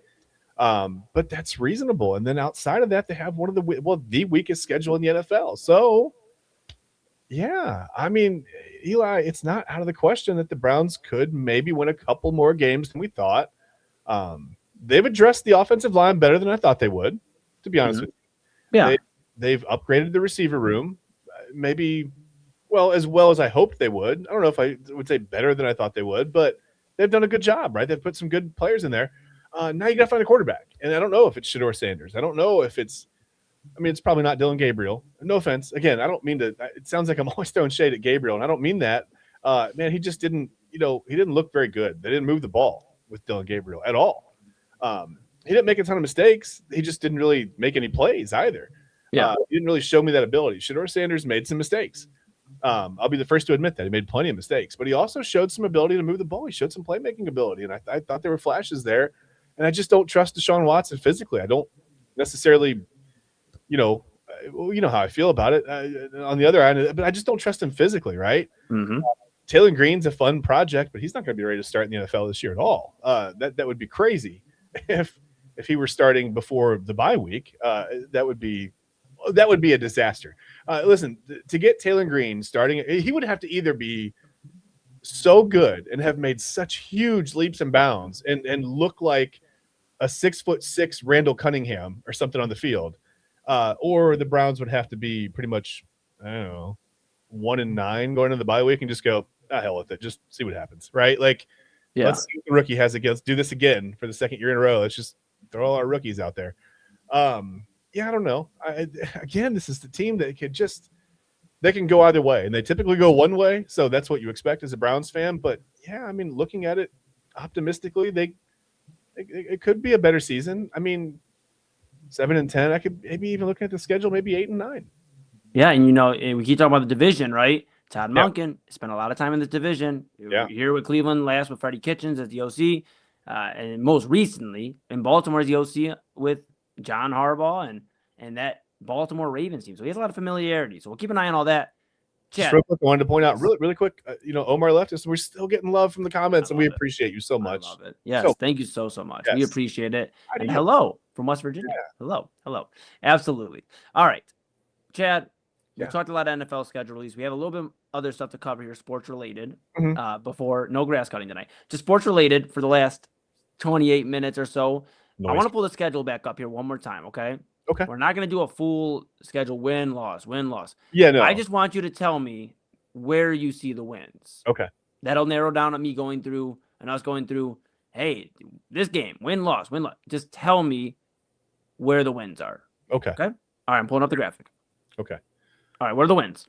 The wins. This is the Browns. The wins are going to be what? I think they're going to come into that Steelers game 1-2. I think they'll lose to the Jaguars, lose to the Buccaneers, beat the Panthers. I think they have a good chance of winning that Thursday night. We talked about how bad the Steelers are on Thursday night. The Browns are in the Steelers' heads a little bit right now. They've got a new coach coming in. I get it. But I think that's even worse news for the Steelers. I think, I'm a Mike Tomlin fan. I really like Mike Tomlin. And I think he was the glue that kind of held some of that chaos together of that franchise coming apart at the seams. I think you can see them have a down year a little bit this year. And Mike McCarthy's not a bad coach, but I think just Tomlin commanded a certain respect that, and McCarthy commands respect in a different way, but Tomlin was just that guy, right? I think they beat the Jets. I think they beat the Ravens at home. I think they beat the Titans. I think they lose the second game to the Steelers. I think they'll drop that game to the Saints because they should beat them. The Texans have a really good defense. The Browns struggle with teams with really good defenses. They'll lose to the Texans. They can beat the Raiders. It's probably going to be Kirk Cousins at that point. Maybe Fernando Mendoza. He may be playing by then. I don't know. They should beat the Raiders. The Bengals. Here's where I think the Bengals, if they're healthy and they're that team, we're going to know it by now, right? There's no chance. I mean, that's December. It's not going to be a question. The Bengals we'll know, right? Mm-hmm. They could be leading the division at that point. I think they lose that first game to the Bengals. I think the Falcons is going to be a tough one, man. Lose it. I think they lose to the Falcons. They lose to the Giants. They lose to the Ravens. They lose to the Colts. They lose to the Bengals. I think they end the season with at least 6 straight losses, Eli. Gosh. I know. This team just keeps getting to the point, right? And then that's where and they don't have a tough schedule, but that's the toughest run of their schedule right there. Okay. Well, I'll run mine here real quick then. I think. Sorry, I went game by game. I didn't mean to, but I tried to go really fast. No, you did a great job. This is exactly what we envisioned when we said, let's not do what almost everybody does and take full analysis for 30 minutes on each game. We'll have plenty of time to do that. Coming into the third quarter, they'll lead 21-20 with it. Yeah, we're not doing that. I love it. All right. I'm going to say this. They'll win against the Panthers to get their first win of the year. They'll be 1-2 going into Pittsburgh, and they'll go to 2-2. Mm-hmm. Then they will struggle. They'll have a loss against the Jets. Yeah, you really like the Jets, yeah. Yeah, they'll lose against the Jets. They will beat the Ravens, so they'll go to 3-3. They'll beat the Titans, so I guess not much of a struggle. So 4-3. This is where it gets a little rough. Steelers, they're going to lose on the road. They're going to lose to the Saints. They're going to lose probably to the Texans, if I were to say right now. The bye week's up in the air. No, I'm kidding. All right. But you never know with the Browns. It depends on C.J. Stroud, too, with the Texans. But I think their defense that's where I'm at. They'll stifle the Browns' offense at that point. Yeah, Chad, that's exactly where I'm at. It's just really depending on C.J. Stroud. Yeah. Because the Browns' defense is lights out. And if they aren't really cooking offensively, I could see the Browns winning. But I see them losing that one. Stroud was awful against the Steelers last year in the playoffs, and they won 30-6. So, I mean, they still, they can win games without him being great. They just need him to not, trip over his own feet and whatever, right? Okay. Yeah, it could be interesting. I will say this. I think Fernando Mendoza, and this is a discussion for another day, I don't think he goes to week 3 without starting. I think he's a starter by week 3. So I agree with you. I think for sure by week 12, he's got at least 7-8 starts under his belt. And I think the Browns get it done there. So I think, again, Panthers, Steelers, I'm going to say they win against the Ravens. Mm-hmm. They go on a tear where they don't really have much success after beating the Titans. They're going to lose the Steelers, lose Saints, lose Texans, beat the Raiders. Oh, no. Yeah, they're probably going to lose the rest of those. This last stretch is it's brutal. Yeah. So what is that? So what did I have them at? So what? Quick math on the fly. 1, 2, 3, 4. No way. So I have them winning. All right. Damn, dude. 5 games? See, the schedule looked a lot better when we were doing this on the They have the weakest schedule, and this is what I mean, though. It makes you realize when you go through this and you really think about every game, you realize the Browns aren't ready to win because they don't know who their starting quarterback is. And you can listen, all the Mary Kay Cabots can know that it's going to be Deshaun Watson, and everybody else can know that it's going to be Shador, and it should be Dylan Gabriel, and let's throw Taylor Green out there, whatever. But that's the problem. We're still talking about 3 guys or 4 guys in that room. We're really 2 that could be the starter, right? We're talking about Shador Sanders and Deshaun Watson, right? But it's the old adage, right? If you have 2 quarterbacks, do you have one? Right? We don't know who it's going to be. We don't know who that guy's going to be, and I think that makes it tough to not only to guess when you look at the schedule, but it makes it tough coming into the season mentally. You don't know, like, as an offense, who's the guy? Like, who's the guy that we look to? I mean, Shedeur Sanders is in town. He's doing all the things that you want a franchise quarterback to do. He's saying all the things. He's showing up to the facility early. He's leaving late. He's there every day. He's throwing. He's doing all the things. Deshaun Watson, like I said, hasn't played meaningful football in 7 years now. Played a couple of good stretches, like 2.5 good quarters with the Browns in a row. That was fun for a minute, I guess, if you like that. Other than that, it's been pretty bad here. It's been awful here, really. Yeah. And neither here nor there. Whatever you think about him personally, just let's look at it football-wise. It's been really, really bad. We spent a lot of money for really, really bad football from him. So I'm not optimistic there. Dylan Gabriel had trouble throwing the ball 20 yards unless he was trying to throw a 9-yard swing pass, and then he would throw it 40, whatever. You saw that.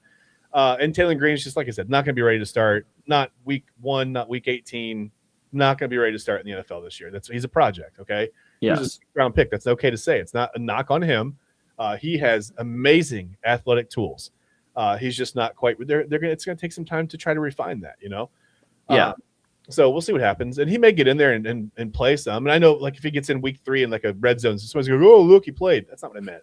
You know what I mean? He's not going to be the starting quarterback and the leader of this franchise. That's not. Yes. The case. I'm waiting for the person to come on this show, like in the comment section, and be like, "Hey, Chad, you're wrong. Yeah, what about that Wildcat? What about that Wildcat?" Right? Yeah, he played. What do you do, you dumbass? Whatever. Yeah. And it's true. That part of your comment would be true. I would be a dumbass, but not for that reason.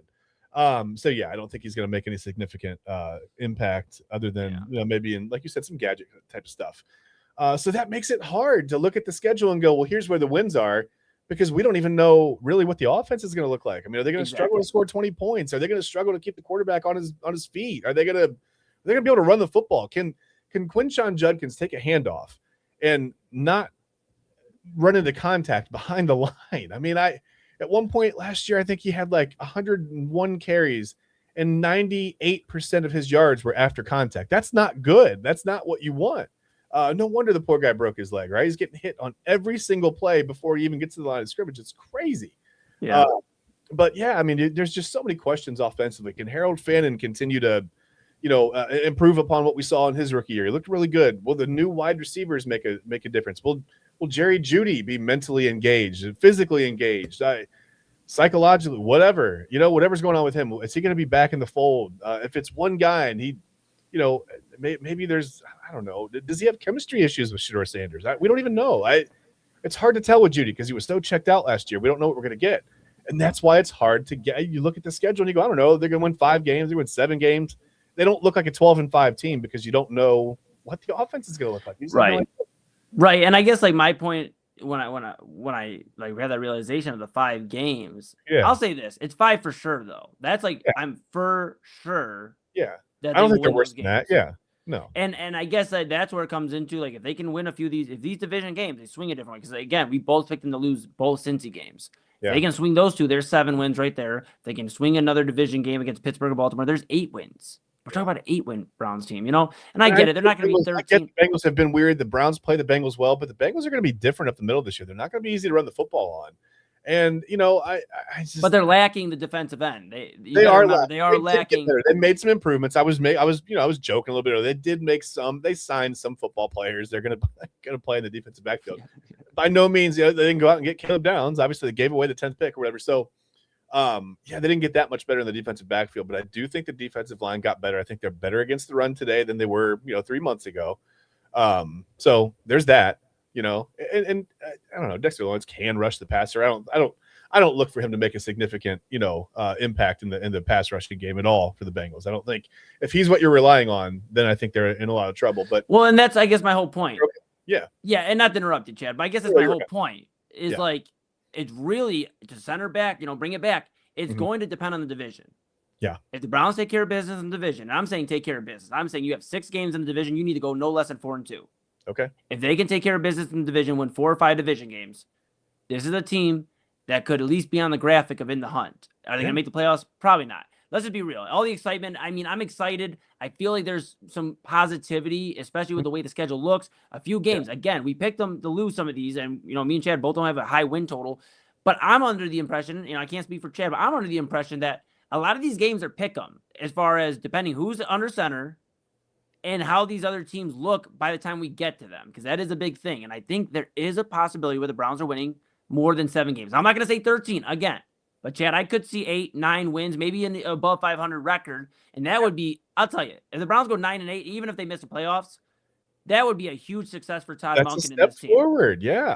I tried to do the math on I was trying to do it, add it up while you were talking, but yeah, I've got him at 6-11. And you actually have more wins than me. Yeah, and that's about what I said coming in. I said, what did I say? I said between 5 and 7 wins is realistic. Yeah. If things improve unexpectedly, they could win more. I don't think they win less. I think the defense is too good, and I think that there's at least a baseline of those building blocks on the offense, right? You've addressed the offensive line; it's gotten better, at least on paper. They're going to have to go out and execute on the field, and that's been a problem for the Browns. But I think that. Yeah, I think 5 to 7, maybe I wouldn't say 4. I think 5 to 7, maybe 8 or 9 wins is about the realistic range of what you're looking at. Yes, and if they go above that, that's a big if. Yeah. But don't expect too much more. But I will say this again, and I know you agree with me. It seems like at least 9-8, even if they missed the playoffs, I'll be frustrated, I guess, because I'd love to see some playoff action, but it would give me a lot of encouragement. And that'd be a team that'd be in the teens, they'd have in terms of their draft pick, right? They'd be in the, 13 to 17 range. They'd be able to draft another star player, right?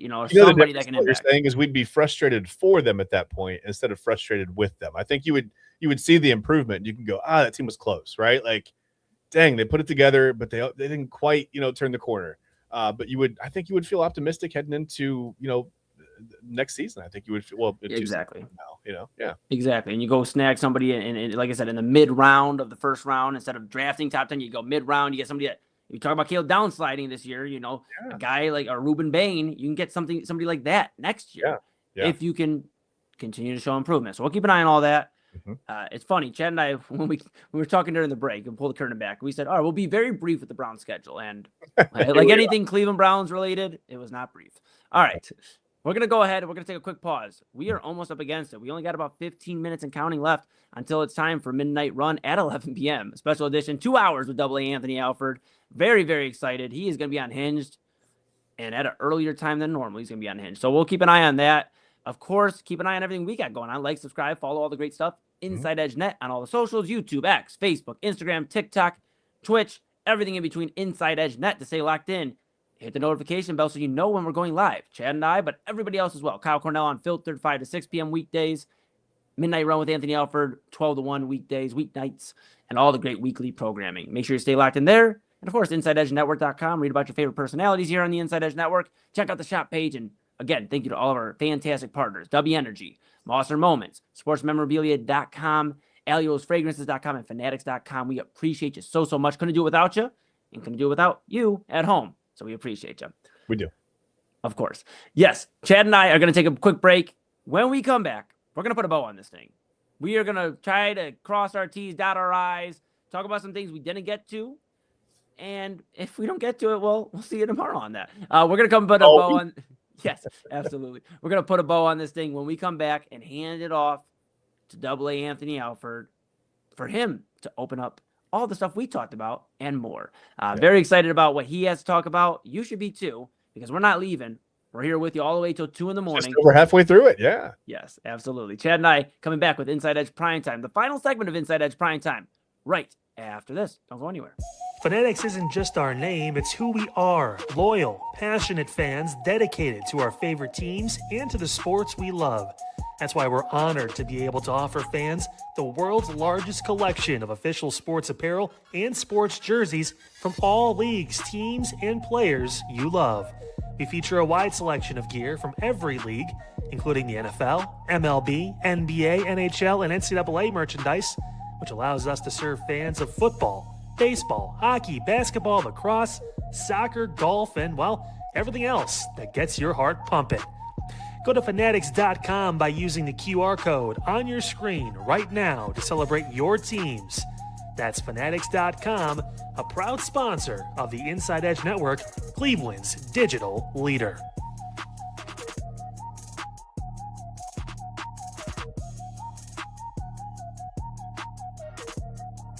Moser Moments Photography is a husband and wife wedding photography team based in Cleveland, owned and operated by InsideEdge Network's very own Ryan Moser and his wife Hallie. For the past 10 years, they've captured more than 100 weddings across Northeast Ohio and beyond, always working together as a true two-person team. Their style centers on authentic, emotional storytelling, documenting the real moments between two people in love and creating images that feel natural, comfortable, and true to the couple. Rooted in Northern Ohio but inspired by their travels, Ryan and Hallie bring a warm, personal approach to every wedding day. Their work blends experience, consistency, and a genuine passion for helping couples relive their best day through timeless photography. Learn more at MoserMomentsPhotography.com by using the QR code on your screen right now. MoserMomentsPhotography.com, a proud sponsor of the InsideEdge Network, Cleveland's digital leader. Special 2-hour edition of Midnight Run coming up tonight. Obviously, the Cavaliers, they're up 3-2, but you're a little nervous about what you saw last night, and can they close out the series? Hopefully they can at home. We'll talk about that. Also, the big story, LeBron James, what is next for him? And is there any possibility that his future is here in Cleveland? And even as a fan, do you want his future to be here in Cleveland? Also, as part of Super Thursday here on the Inside Edge Network, we react to the Cleveland Browns schedule. I bet you there's going to be a ton of 1 o'clock games. I don't know. All 17 games might be at 1 o'clock. Boy, the benefits of being a bad football team. But it might be for the best. We'll talk about the schedule and a lot more coming up tonight. Special 2-hour edition of Midnight Run beginning at 11 o'clock tonight here on the Inside Edge Network.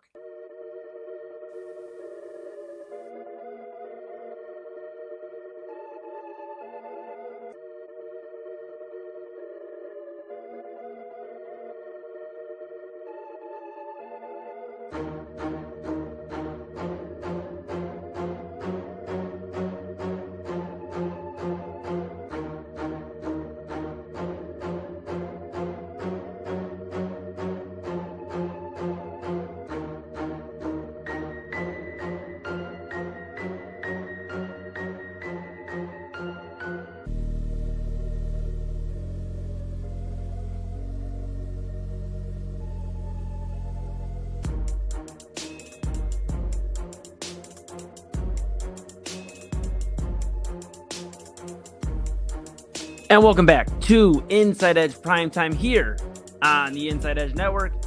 Chad Bryan, to my right, your right, I'm Eli Moon. I'll tell you what, bud. I got to be honest. Can we go open and honest here on Primetime for Absolutely. That's what Primetime is for. Thank you. I appreciate that very much. I'm going to be open and honest with you and everybody out there watching. Can we please just get 10 purchases? I'm not going to lie to you. Part of me is like going to have a Britney moment, and I'm going to just shave this hair off myself. I get it caught in the headphones sometimes. Leave Eli alone. I'm just trying over here.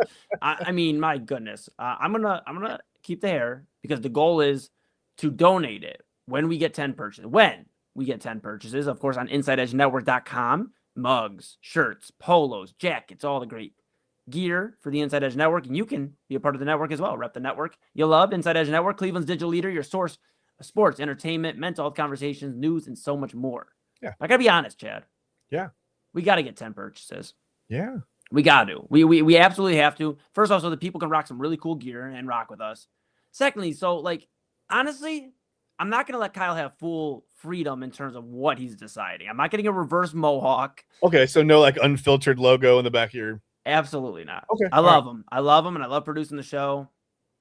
I'm not. That's fair. I would like, ideally, when I have the short hair, and maybe I'll find a picture. Actually, tomorrow, stay tuned, Inside Edge Primetime. I'll find a picture of me with the hard part.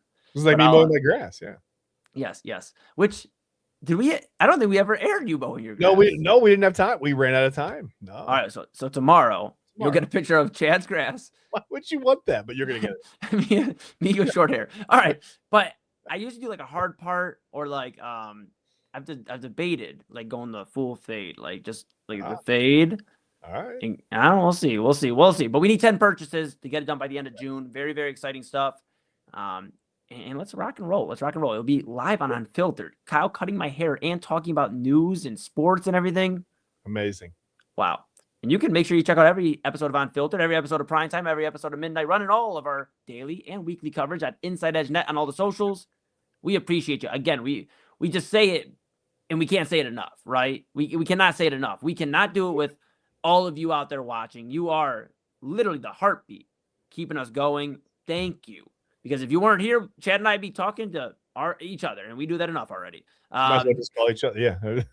Yes. And we appreciate you. We appreciate all of our great partners again. W Energy, Mosser Moments, sportsmemorabilia.com, fanatics.com, and allyrosefragrances.com. We appreciate you guys, everybody out there, for rocking with us. Gratitude, obviously, is something you're always going to get with Chad and I. So we continue to show it because you continue to show us love. So thank you.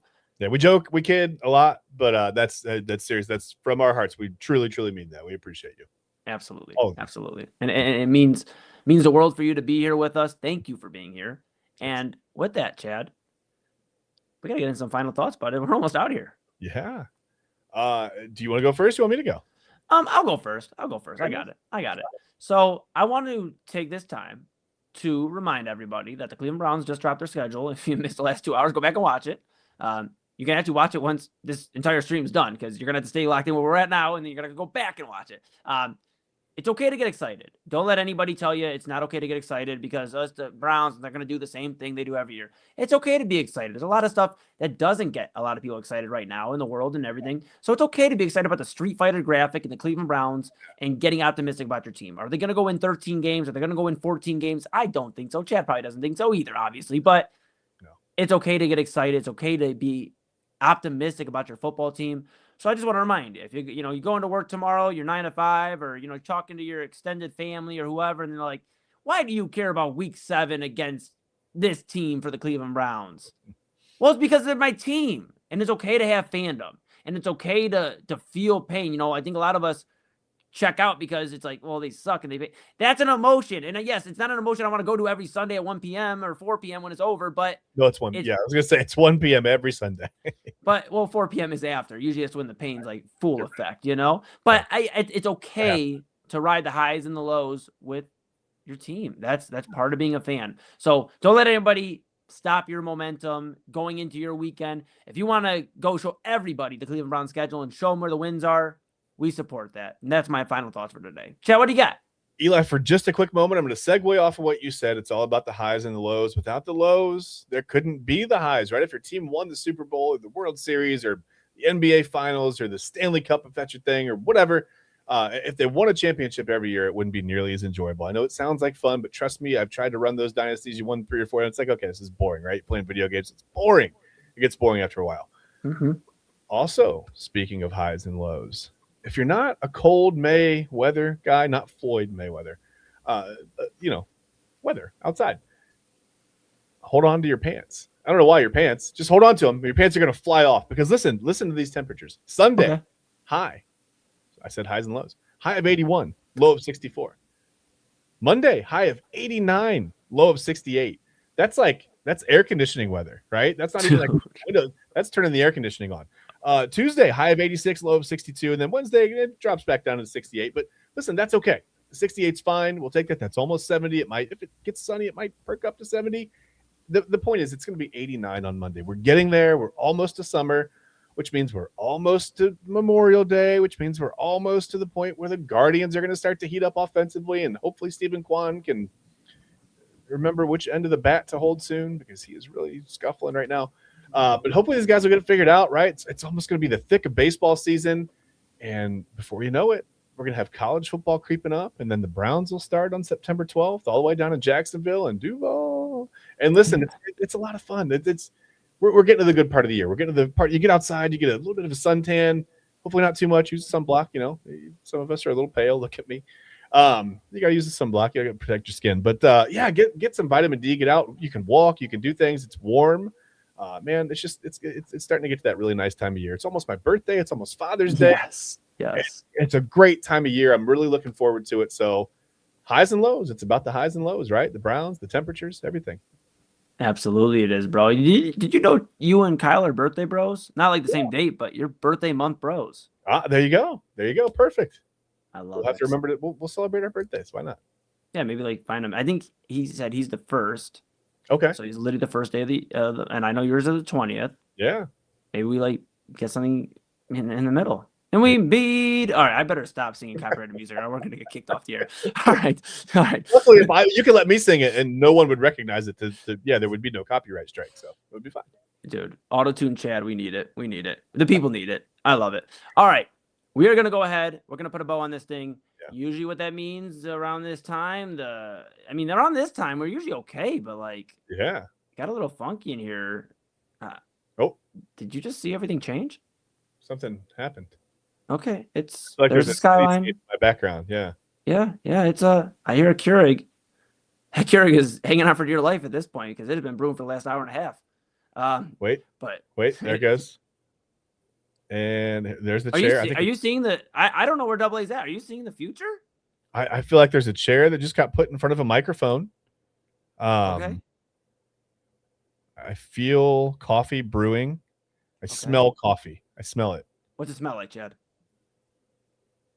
Coffee. I love it. I love the smell of coffee smell. All right. With that being said, we're gonna take our show on the road. Yeah, you get the heck out of here. Chad is going to depart for the evening. You'll see him again tomorrow with me, or him with whatever. You'll see us rocking and rolling. We'll be doing Inside Edge Primetime, our Friday edition. Get a little wacky. We got to talk about Chad's grass cutting that we didn't get to see today. We're talking about my haircut from 10 years ago and see if we should go back to that and so much more. Friday will be a lot of fun. We'll be here with you 10 to 11 p.m. Inside Edge Primetime. Of course, started with Unfiltered with Kyle Cornell, 5 to 6 p.m. And then after Unfiltered, after Inside Edge Primetime, there's a show at midnight typically. It's on at 11 tonight, but midnight. Yeah. It's Midnight Run with Anthony Alford. He'll be with you again tomorrow, and he'll be with you tonight. We're going to say farewell for now. We're going to let Chad get some sleep. We'll see him tomorrow. After station identification, it's time for 11 p.m. edition, a 2-hour edition of Midnight Run with our program director, the man, the myth, the legend, Double A Anthony Alford. Back after this.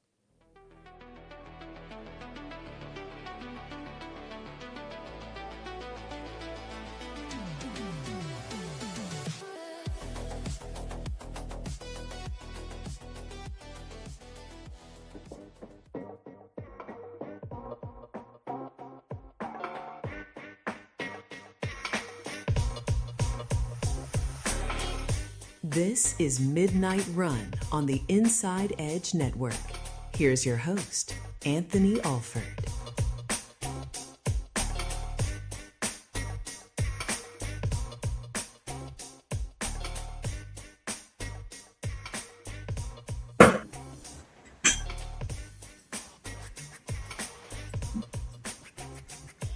And welcome, everybody. It is Midnight Run here on a Thursday night. We are on an hour early, special 2-hour edition of Midnight Run. I'm Anthony Alford. Glad to have you with us. I'm ready. You're ready. Eli Moon behind the scenes is ready. Our entire team is ready as we get things going here. Continue on Super Thursday here on the Inside Edge Network. Continuing coverage, 9 consecutive hours of live programming, a big night. We do have a quick programming note. First, my coffee. Feels good. All right, quick programming note. I have been told that if you go to InsideEdgeNetwork.com and we get 10 people to buy, I guess I got to get Eli on the screen. Come on, Eli. Come on. This is about you. This is about you. This is about you. So what the hell is going on? Yeah, so I made a deal with Kyle. I want to say it was Monday or late last week. All the days blend together nowadays. But we made a deal, Double A, and we extended it to the end of June, which, is Kyle's birthday month. We made a deal that if we get 10 unique, I've kind of stretched the rules a little bit, but if we do 10 unique purchases, it can't be Inside Edge Network talent, though, of course, we should grab some too. Obviously, if we don't already have ours. But if we get 10 unique purchases, we track them, and they have before the end of June. It could be anything. It could be one purchase, one item. It could be 10 items, whatever. if we get 10 purchases by June 1st, May 31st at 11:59, that there's 31 days in May. God, I had to make sure. But 31st, 11:59. Should check April. I thought. Yeah. Then I'll let Kyle cut my hair on a live episode of Unfiltered. Don't know how we're going to produce that while I'm getting my hair cut, but we'll figure it out. He will cut my hair, and yeah, it'll be live on Unfiltered. It'll be given his the current news, the updates and the current events of the world, his takes on that, the sports talk, all of that while cutting my hair. Now, there are a few stipulations that me and Kyle have kind of talked a little bit about, or maybe we haven't too much, but I'm kind of laying them out here so Kyle can watch this and know for tomorrow. But we're not doing reverse mohawk. We're not leaving just one patch in the back, like a little rectangle. We're not doing anything crazy. Look, the ladies love me still. Let's keep it that way. So either a hard part, I'll do a buzz. I will do a buzz. If we go like the Bieber look, like, just take it all the way down, it will grow back. I'm not worried. My hair grows back fast. So I will do a buzz cut.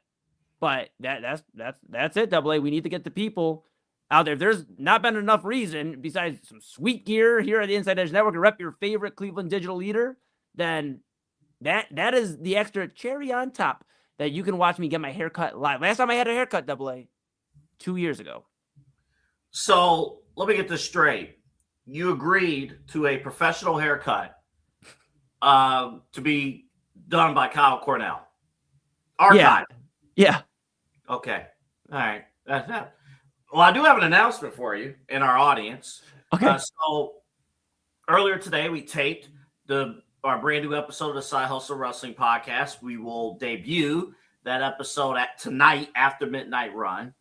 And our operations manager, the CEO of all this, Peter Tellep, produces Side Hustle Podcast.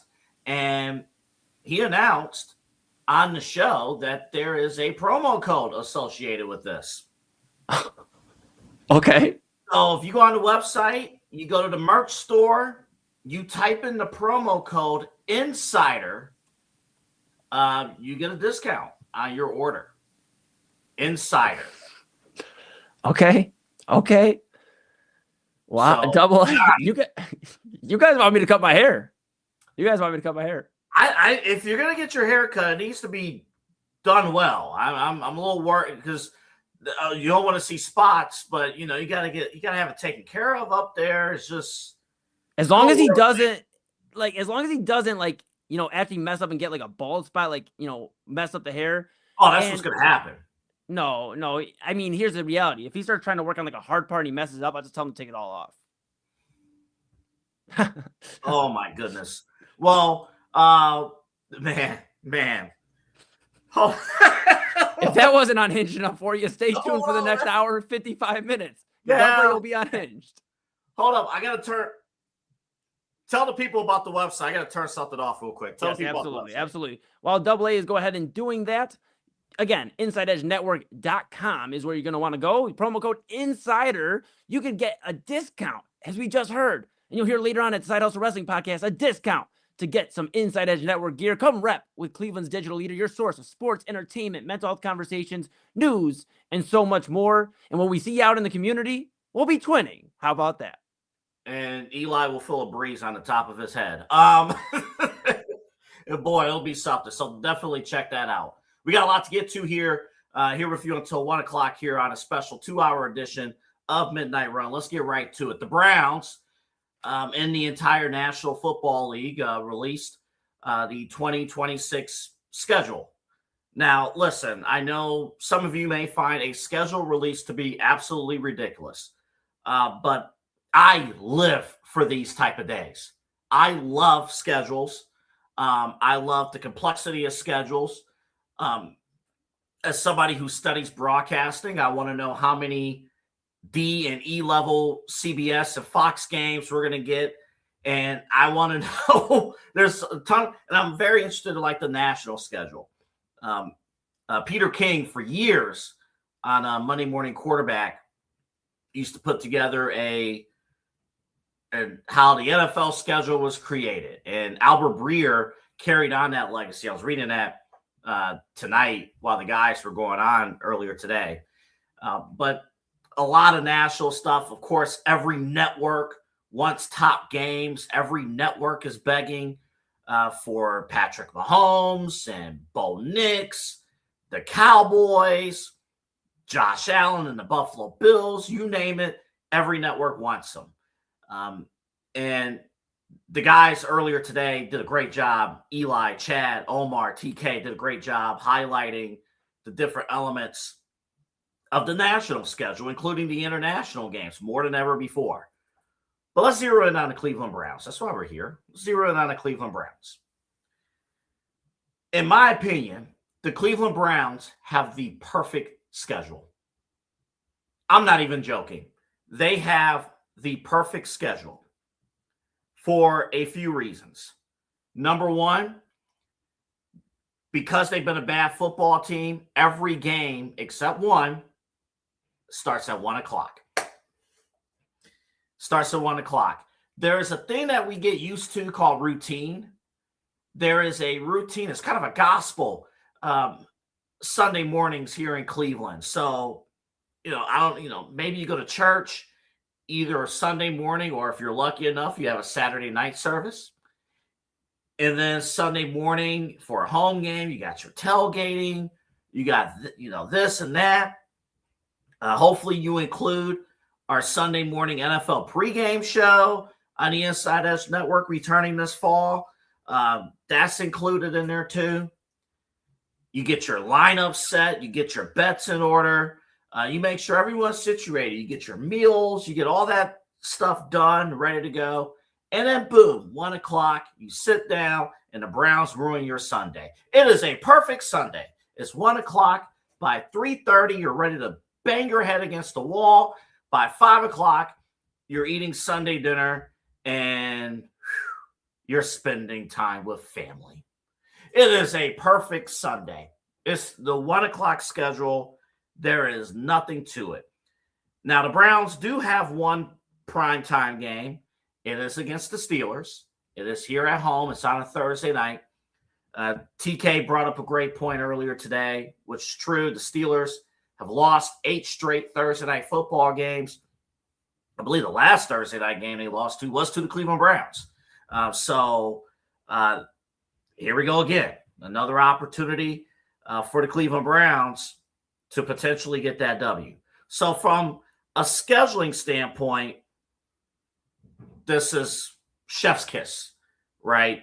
All 1 o'clock games starting in Jacksonville in week 1 and then in Tampa Bay week 2. Of course, you're going to see Baker Mayfield, depending on health and all that. You'll see Baker Mayfield week 2. You will see potentially Travis Hunter week 1. And week 3 is the home opener. It might be our latest home opener in years. I don't think we've, in the modern era of the Cleveland Browns since 99, I don't think we've ever had our home opener in week 3. But it's going to happen Sunday, September 27th against the Carolina Panthers. Now, from a scheduling standpoint, that's cool. Here's what makes this very interesting. If you've been watching my show over time, we have talked about extensively Deshaun Watson and Shedeur Sanders. Speaking of Shedeur, you're going to hear in this hour, we just got to put the sound in, but you're going to hear this hour. Thank you, Eli. Probably next segment we'll play it for you. My guy, Garrett Bush, G. Bush, he had an exclusive interview with Coach Bryan, with Deion Sanders. We're going to play clips for that for you coming up next segment about Shedeur Sanders. A lot of great stuff there. Proud of my guy, G. Bush, host of the Barbershop. He's on Ultimate Cleveland Sports Show. Phil's at a 92.3 The Fan. Great job with that interview. We'll play that for you coming up. There's the Deshaun Watson factor. And I want to start there. No matter how you feel emotionally about Deshaun Watson, and I can't just say that lightly, there are heavy feelings about Deshaun for a lot of reasons. For a lot of football reasons, there's heavy feelings about Deshaun Watson. For reasons off the field, there's a lot of heavy feelings about Deshaun Watson.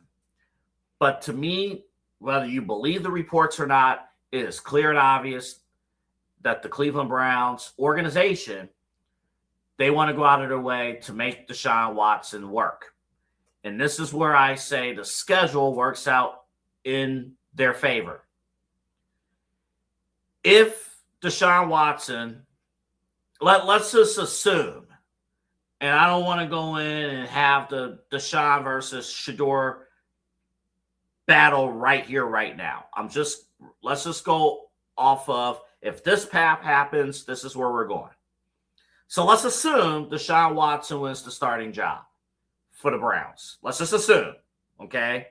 I'm not saying it's the right call, but let's just assume. There is so much pressure for him to perform here at home because there are a ton of people here at home, here in Northeast Ohio, here in Cleveland, who do not like Deshaun Watson. They don't like him. They don't F with him. They haven't seen consistent good football from him in years. You can pinpoint individual performances, but in terms of consistency, you haven't seen it. And in the eyes of Clevelanders who love football and who want to see a winning football product, the idea of putting Deshaun Watson on the field makes certain fans here sick. That's just the real of it. And there are certain things that have happened on the field and off the field that people just don't write off and just say, oh, everything's going to be cool if he's named the starter right now. We're off to the races. You know, Eli and I have had spirited debates and discussion about Deshaun Watson on this very show for that very reason. And many of you have as well. This is why this schedule is ideal. I know you got the preseason, whatever, with the preseason. Week 1 on the road. Week 2 on the road. You're not going to have in-house internal home field pressure until week 3. And by the time you get to week 3, you're going to know already. Everybody's going to know what you have in Deshaun Watson at that point. By that point, you're looking at 2 full weeks of full speed, game action, live on tape. 60 minutes, 2 games. I think this is ideal. I think had they opened the season at home, it would have been a death trap for Deshaun Watson to be successful. I think the easiest thing to do, if you are an athlete who, is loaded with questions, loaded with, doubt and things like that. And we're talking about Deshaun Watson, by the way, who is very closed off when it comes to who he invites in terms of social media. He's very closed off. I told you, I'm blocked. Deshaun Watson blocked me. I'm like, who the hell am I? And I was blocked while I was working at the Fan. I never tweeted at this dude. That's a true story. That is a true story. True story. I don't hate him for it. You got to protect your peace. Part of what we do here is mental health. We got to be fair about that. So, in terms of mental health, Deshaun Watson opening up on the road, and that's the safest thing for him to do and for the Browns to do. Because by all accounts, in the locker room, he is beloved in the locker room. By all accounts, in the locker room, his teammates love him. And when you're on the road, you're only around your teammates. And the road crowd, all of it is just noise anyway. It's going to be, you have a road mentality. There's a difference as an athlete, as a performer, as whatever. You're in the road environment, road territory, you're expecting negative reaction. So that's not an issue. It hurts to the core when you get negative reaction at home. It hurts to the core when you get that at home. I want to dive a little bit deeper into this. I want to get Eli's thoughts on this too when we come back from break, because that was the first thing that jumped out to me from a football standpoint with this schedule. Yes, we could joke about the 1:00 starts and it's great, but knowing the quarterback situation, I'm going to lump in Shedeur Sanders in this a little bit as well coming up. Both quarterback, and you know what? Fine, Dylan Gabriel. The entire QB room, there's a ton of pressure to succeed here in Cleveland. It might be better to open the season, the first 2 regular season games, on the road. We'll talk more about that. What if it is Deshaun Watson starting? Would this schedule help him? We'll talk about that coming up in just a little bit. Plus, Coach Prime has some thoughts about the narrative surrounding Shedeur Sanders, his son. So we're going to get his reaction to that coming up right after the break. A special 2-hour edition of Midnight Run. Later on, we'll talk Cavs Pistons Game 6. We got some news about where you can find Game 6 and maybe even Game 7 that even caught me off guard. We'll take a break, come back. Glad you're with us here on the Inside Edge Network. Fanatics isn't just our name, it's who we are. Loyal, passionate fans dedicated to our favorite teams and to the sports we love. That's why we're honored to be able to offer fans the world's largest collection of official sports apparel and sports jerseys from all leagues, teams, and players you love. We feature a wide selection of gear from every league, including the NFL, MLB, NBA, NHL, and NCAA merchandise, which allows us to serve fans of football, baseball, hockey, basketball, lacrosse, soccer, golf, and, well, everything else that gets your heart pumping. Go to fanatics.com by using the QR code on your screen right now to celebrate your teams. That's fanatics.com, a proud sponsor of the Inside Edge Network, Cleveland's digital leader.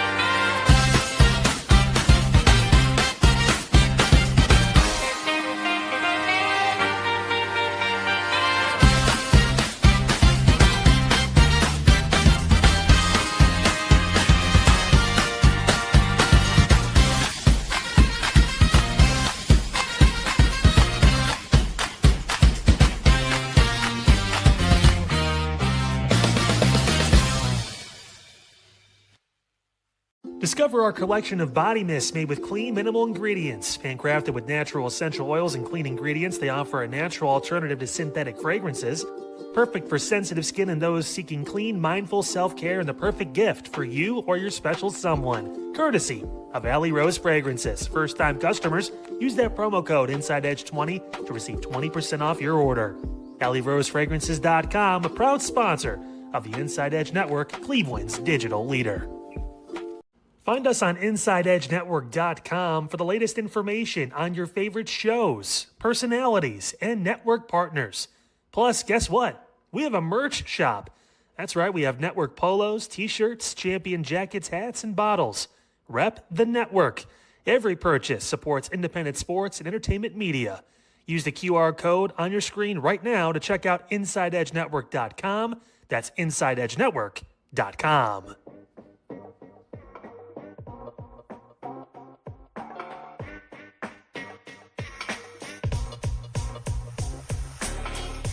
This is Midnight Run on the Inside Edge Network. Here's your host, Anthony Alford.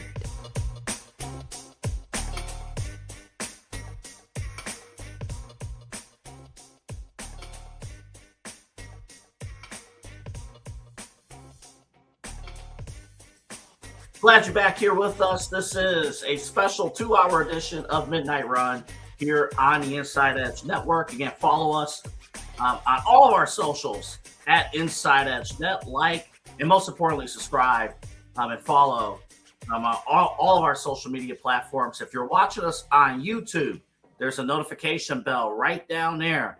Make sure you click on that notification bell. We are right there. Again, thank you guys for your support of our programming here on the Inside Edge Network. We have live original programming all 7 days of the week right here. This is a special day. We have 9 consecutive hours of Inside Edge Network original programming. You've been getting those alerts at InsideEdge.net. Also, remember our website, InsideEdgeNetwork.com, InsideEdgeNetwork.com. You get details on our programming lineup, our shows, personalities, our partners, which we got a QR code up there in the corner of the screen, but our partners, and then the merch shop. Again, if you missed the beginning of the show, if we have 10 people, we got 10 orders for the merch store. My producer and Inside Edge Primetime host Eli Moon will get his haircut by our own Kyle Cornell. That will be something. And you can use the promo code INSIDER to get a discount on your orders. Listen, what's today, the 14th? Tomorrow's the 15th. I know some of y'all get paid. In about 35 minutes. So once that check clears, head on over to InsideEdgeNetwork.com and get a nice polo, get a nice shirt, get a nice windbreaker jacket, all that stuff. InsideEdgeNetwork.com. Coach Prime on Shador Sanders coming up in just a little bit. Also, in the second hour of our show, probably in the second hour, we're going to hit on it. We're going to transition over to the Cavaliers, Cavs, and Pistons, heading on over to Game 6 here in Cleveland. Less than 24 hours from right now, we got some news. We got some scheduling news on the NBA front that we got to hit on. But I do want to ask, on the Cavs front, do you consider right now the Cleveland Cavaliers to be a tough team? Do you consider them to be a tough team? And also, we kind of jump-started the LeBron conversation at the end of last night's show. I want to get back to that. That's all coming up at 12 o'clock. But we're talking Brown's schedule, and not just the schedule itself, but the impact that the schedule is going to have on the quarterback room. And I wanted to start with Deshaun Watson and the things I laid out in the opening segment. There's so much division, obviously, with Deshaun Watson. And, obviously mental health is important for everyone. There's people who don't feel sorry for Deshaun. I'm not sitting here saying you should feel bad for him. I'm not saying that at all. He has to earn back your trust. If you feel hurt in any way by Deshaun Watson's actions, He has to earn back your trust. And even from simply a football standpoint, he has to win back your trust. I think the relationship with Deshaun here at home, and I'm going to tag in Shedeur for a different reason coming up, but the relationship with Deshaun here at home is extremely deep-rooted and complicated. And I think because of that, him opening up this, if he's the starter, if he is the starter, him opening the season in Jacksonville and in Tampa, I think it's ideal. I mean, if you really look at the schedule, on the road at Jacksonville, on the road against Tampa, at home against Carolina, Thursday night against Pittsburgh, and then the Jets. I mean, you remember the first 6 games last year? The first 6 games last year was like a hell ride. I mean, it was one of the toughest stretches of games ever. It was just like, man, if we only go, if we can somehow go 2-4, we'll survive. I'm looking at these first, the way the schedule's laying out, Jacksonville, Tampa, Carolina at home, Pittsburgh at home on Thursday night, and the Jets. I could talk myself into the Browns having a good start to the season. I could talk myself into that before they host the Baltimore Ravens on October 18th. And then don't do this. This is how they break your heart every single year. I could look at the schedule and I could talk myself into W's across the board. I could talk myself into it. Even the Steelers, let me see something real quick. I'm just looking at their schedule.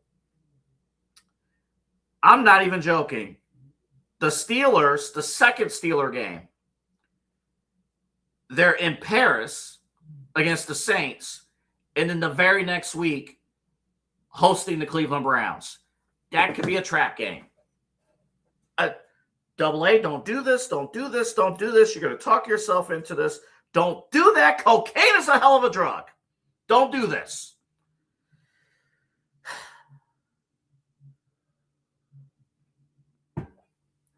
The unhinged part is not supposed to start till midnight. What the hell has happened to me? What has happened to me? I'm going to talk myself into a good Brown season. Boy, we should think positive. Boy, cocaine is a hell of a drug. Let me bring in Eli, because again, we were talking about Deshaun and the start to the schedule. Eli and our entire team, they have breaking down the schedule, every single angle, route that you could imagine. I'm sure, Eli, by now you have the entire 272 game schedule memorized. Yeah, AA, if you need to know where we need to go and watch the games, I know what games we need to watch. And a ton of exciting stuff. And yeah, buddy, you're starting to fall into what I fell into for the first 2 hours of that preview show. It was funny because Kyle and I, we were listening when we stopped taping Side Hustle. We listened to you guys at the end of the taping. And we both heard it. It was like, what if the Browns start? It was from you. It was like, if the Browns started 3-0, okay, maybe 2-1. Okay, let's be real. 1-2. I mean, can you blame me? I know. And I'm like, how can he do that? And here I am sitting here. I'm looking at it. I'm like, oh my God, this could be. Let's do this. We're going to talk Shedeur Sanders later in the show, but I want to get your input on what we were talking about with Deshaun Watson and if he's the starter. Him opening the season on the road. What do you think about that? Yeah, I mean, it's the most ideal situation for him. Yeah, I think you were spot on with your analysis. I mean, playing 2 Florida games, you got to think too. He played a long time ago, it feels like, for some people. To me, you just say, well, that was like, Ohio Media School years for me. But he was at Clemson University, and he was not too far away from Florida. So, that's as close to, his college stomping grounds you're probably going to get, right, besides the Carolina Panthers. I think that's intriguing enough, I guess, if we're looking at strictly X's and O's. And everything we've heard is, and the reports are true that, Deshaun Watson is the front runner to get the job.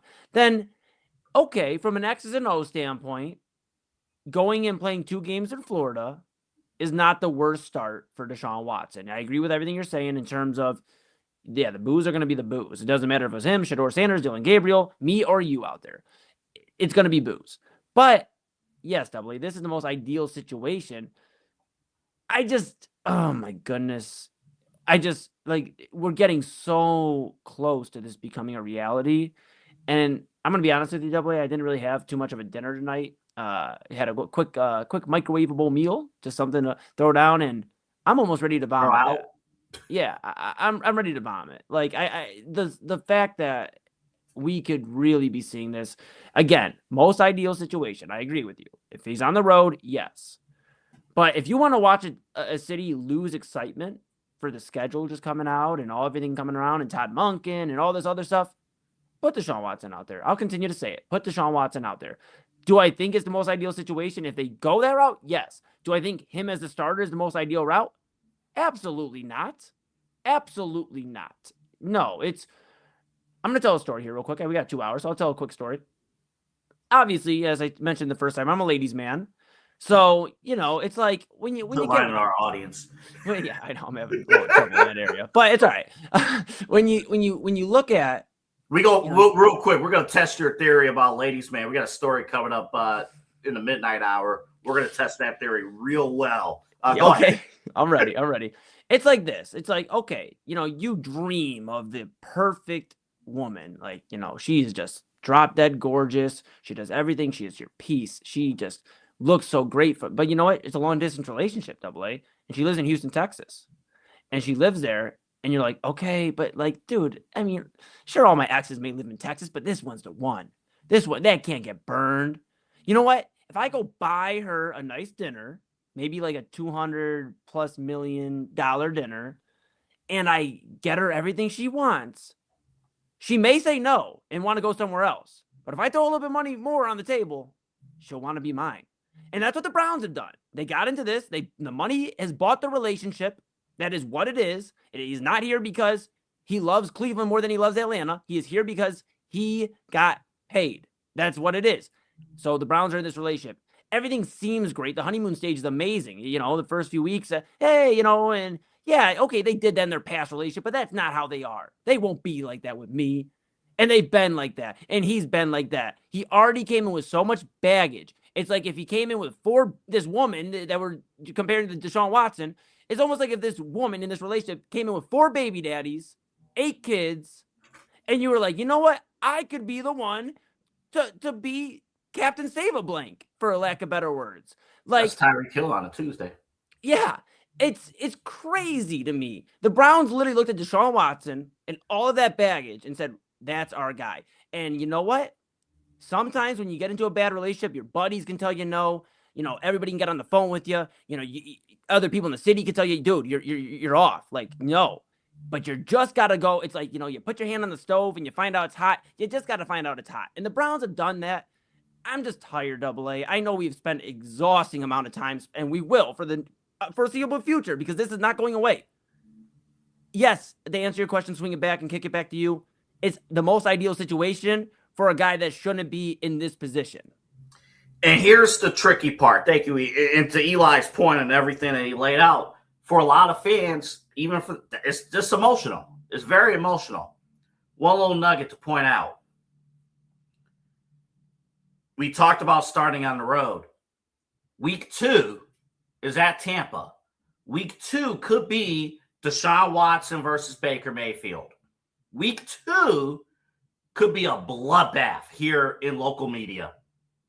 I'm not even joking. Week 2, when we do main event, myself, Eli, and Rob Ruzicki, on Sunday, April 20th, April 20th, there might be a different bloodbath. September 20th. If you're angry on April 20th, that's on you. September 20th. Some of you might really be angry. I'm not even joking. Really, really angry. Because to me, That's the game. Browns and Buccaneers that could tell the story of the Cleveland Browns over the last, when did we get rid of Baker? 2022? Over the last 4 years. September 20th will be a bloodbath if things do not go. If Deshaun Watson's the starter and Baker Mayfield outplays Deshaun and Tampa Bay beats the Browns, which that part should happen. They're 5.5-point favorites. Tampa Bay, playoff contending team, but nobody cares.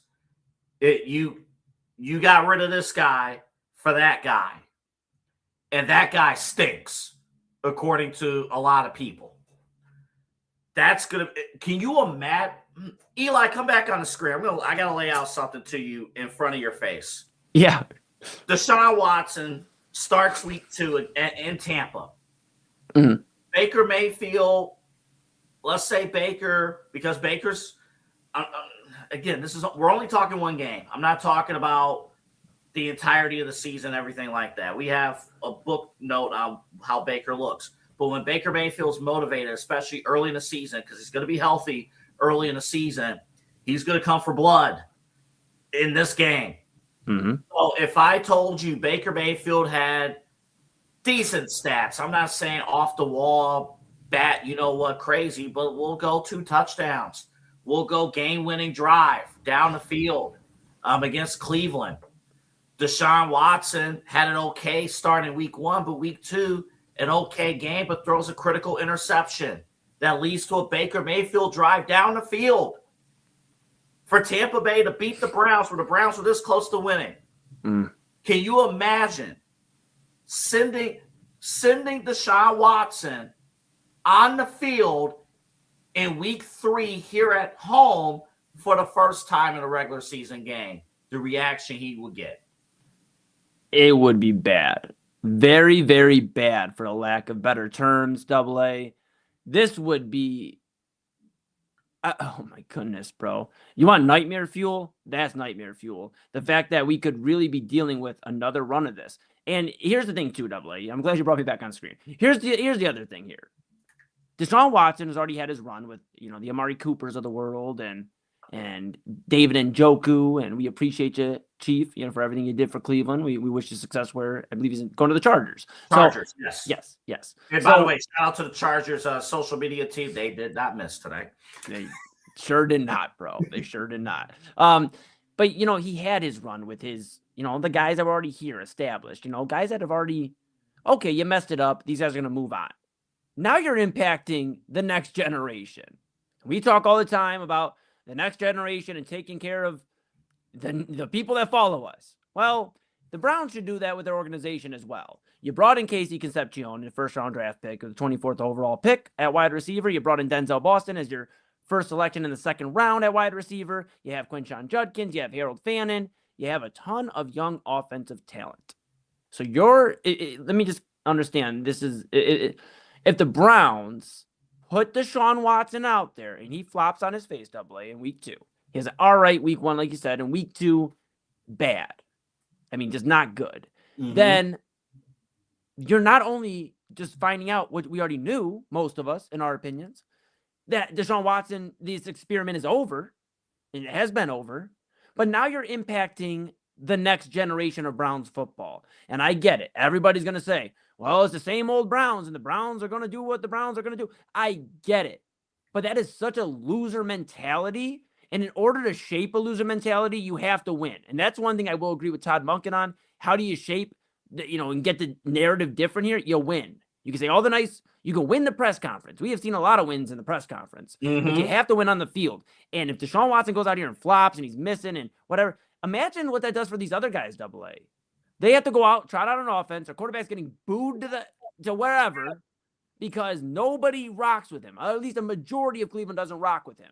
Now Casey Concepcion's hearing that. Now Denzel Boston's hearing that. Now Judkins, Fannin, they're hearing that. Do we really want to jeopardize stunting or impacting these guys' growth and development for Deshaun Watson, for one more spin, as you like to call it, the Tesla? Do you want to really do that? I mean, that is You want to talk about some not career altering? Deshaun, respectfully, I think it's over with. But if you want to really alter a franchise again, and we've already done it a ton of times, then do this. Then put Deshaun Watson out there. Double A would be bad. And I really think besides Deshaun Watson, it would impact these other guys on offense. They got to trot out, and if they're already struggling and now they got to hear boos from their home crowd, I mean, my goodness, we've seen what it does for guys. Imagine Corey Coleman. And I'm not a Corey Coleman guy. But imagine. Yeah. I mean, he was going into football games already knowing he's on a bad football team. Nothing's going right. Then he drops the catch, to get the first down, at least try to stay away from 0-16. His career was over after that. Yeah. point. Yeah. And This you make a can't great happen. point. You make a great point about, like, this is a mostly young team. And, you better be sure that this is the way to go. Now, there is another component to this as well. There's the Shedeur Sanders factor. And as we go to break, I want to play for you. And again, my guy G. Bush, Garrett Bush, to the barbershop. He landed a great exclusive with Deion Sanders, Coach Prime, Shedeur's father. And as we go to break, I want to play the clip for you about what hurt Coach Prime the most about the narrative around Shedeur Sanders. Let's play that for you as we go to break. So it was never been about his maturation, man, and his calmness and his peace. And right now, he's in a wonderful place, man. He's in a wonderful place. He's working on his game. Like, I went to my daughter's graduation the other day. Time I walk in the room, I look down, football in the cleats in the bag. That means he done put in work that morning. In the bag at the graduation. So it's work. He go to work. Went to see his brother Shiloh, I think a couple weeks ago. Work. Up in the morning, work. That's just who he's always been. So when all that bull jump was said, man, now you got that somebody lying, you put your daddy hat on when somebody lying about your child, man. That bothered me. It really did. It really, really, really did. Because you know why, my brother, and I'm going to tell you this, I ain't never told nobody this public. That was the first time in my life that I couldn't fix it. I've always been able to fix it with all my kids. But as that bull jump was going on and everything, it was I couldn't fix it. And he wanted me to fix it. And I didn't have the power to fix it. And that hurt. Because I felt like I wasn't there for my son. Why we didn't have an agent? Well, you projected to go, first or second, right? Mm-hmm. Wait, I've been through this. So why you need that? It don't make sense to give somebody 4 or 5% or 3%, whatever they're giving now, and you know where you slide it.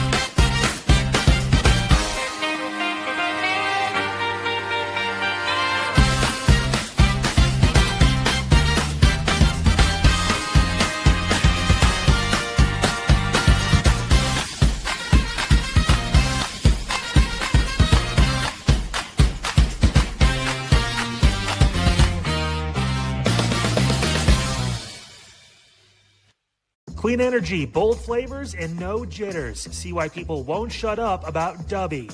Clean energy, no jitters or crash. Whether you're starting your workday or getting ready to exercise, Dubby Energy helps you lock in and focus.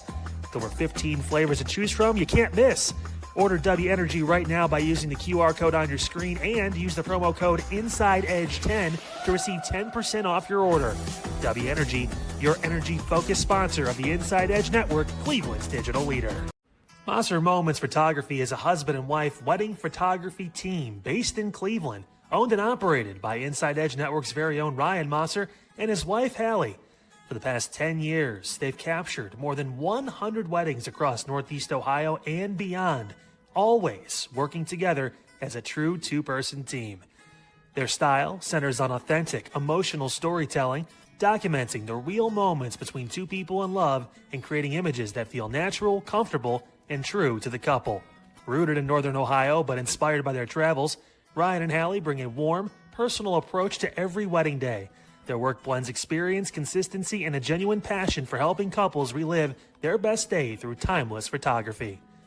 Learn more at MosserMomentsPhotography.com by using the QR code on your screen right now. MosserMomentsPhotography.com, a proud sponsor of the Inside Edge Network, Cleveland's digital leader. Whether searching for a baseball autographed by your favorite World Series slugger, a signed football by an iconic Hall of Famer, or the jersey of a world-famous soccer star, you've come to the right place. Here at SportsMemorabilia.com, the web's leading source of authentic sports memorabilia, you'll find more than 500,000 authentic products from nearly every professional sports league, team, and players. Not only will you find your next prized sports possession with ease thanks to superb customer service and tremendous site experience, you'll have the satisfaction and peace of mind that every product listed comes complete with a certificate of authenticity and is fully backed by the SportsMemorabilia.com lifetime authenticity guarantee. Go to SportsMemorabilia.com by using the QR code on your screen right now. SportsMemorabilia.com, a proud sponsor of the Inside Edge Podcast Network, Cleveland's digital leader. Find us on InsideEdgeNetwork.com for the latest information on your favorite shows, personalities, and network partners. Plus, guess what? We have a merch shop. That's right, we have network polos, t-shirts, champion jackets, hats, and bottles. Rep the network. Every purchase supports independent sports and entertainment media. Use the QR code on your screen right now to check out InsideEdgeNetwork.com. That's InsideEdgeNetwork.com.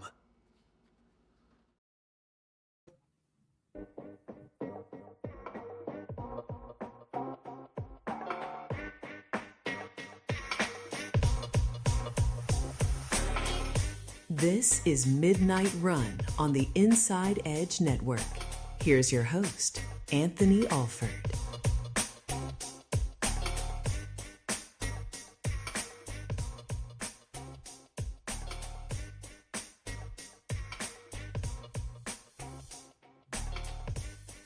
Back here with you, a special 2-hour edition of Midnight Run here on the Inside Edge Network, a part of Super Thursday. Over 9 hours of live coverage right here on the Inside Edge Network. Again, remember to like, follow, and subscribe to us on all of our social platforms at Inside Edge Net and the website InsideEdgeNetwork.com. Show personalities, our merch shop, and our partners, all that stuff, and the schedule. You see it all at InsideEdgeNetwork.com. Also, you can go back and check out some of our other shows that happened earlier today. Filter with Kyle Cornell, Voice of the Land, with Ryan Mosser and Kevin Arnold. I thought Kevin made a great point earlier, and we're going to talk more about it when we get to the Cavs. He made a great point. It's like, all right, you got to be about it. You know, you guys have been talking about, you've been talking about the Cavs. Now you got to consistently be about it. So I thought that was an interesting point there. Commissioner's Couch with Ryan Mosser and David Calhoun. Fantasy football prep. They talked about guys in the league, fresh faces, new places. So they got into that. So how will that impact your fantasy football season? And they get into all that on the Commissioner's Couch. And, of course, Eli, Omar, TK, and Chad had you covered with the schedule release show on throughout the entirety of Primetime. They had you covered for that. Side Hustle Wrestling Podcast, new episode coming up after us on Midnight Run, our very first edition of the WWE Draft Side Hustle Podcast edition. We taped it earlier. It's a fun episode. Stay tuned and watch it and enjoy it. It is a great time. And again, every single day, we're loaded with programming 7 days a week here on the Inside Edge Network, including post-game after every Cavaliers playoff game, which did not even realize scheduling-wise, it really hits, like the Cavaliers have played every other day. So kudos to all the media, everyone who's involved with the Cavaliers, players, teams, coaches, media members who's been following the Cavs every single day. There have been no off days, really. I believe the last time, I tweeted this earlier, the last time the Cavaliers had more than one consecutive off day was back on April 27th and April 28th. That was between games 4 and 5 of the first round series against the Toronto Raptors. Since April 29th, the Cavs have played every other day since. And if the Cavaliers do not win tomorrow, the Eastern Conference Finals will be held every other day. There is no break. So we're full throttle. We're off and running. We got post-game coverage after every single Cavaliers game. We'll talk more Cavs coming up in the midnight hour. Back to the Browns because we got some sound. Again, Garrett Bush, G. Bush of the Barbershop, Ultimate Cleveland Sports Show. He had an unbelievable interview with Deion Sanders, Coach Prime. We all know him, Shador's father. Let's play the clip for you again, and we'll kind of talk about it. Coach Prime talking about Shador and all the coverage. Just to set it up one more time. We hear the reports, and not just the latest reports of, Deshaun Watson has a job locked up. Go all the way back to the draft process, which I think we need answers for. It's like, wait a minute. He was a projected top 5 pick. How do you go from a projected top 5 pick to the 5th round? How did all that happen? But let's talk about it, and let's play it for you. Coach Prime with G. Bush talking about Shador. So it was never been, but his maturation, man, and his calmness and his peace. And right now, he's in a wonderful place, man. He's in a wonderful place. He's working on his game. Like I went to my daughter's graduation the other day. Time I walk in the room, I look down, football in the cleats in the bag. That means he done put in work that morning. In the bag at the graduation. So it's work. He go to work. Went to see his brother Shiloh, I think a couple weeks ago. Work. Up in the morning, work. That's just who he's always been. So when all that bull jump was said, man, now you got that somebody lying, you put your daddy hat on when somebody lying about your child, man. That bothered me.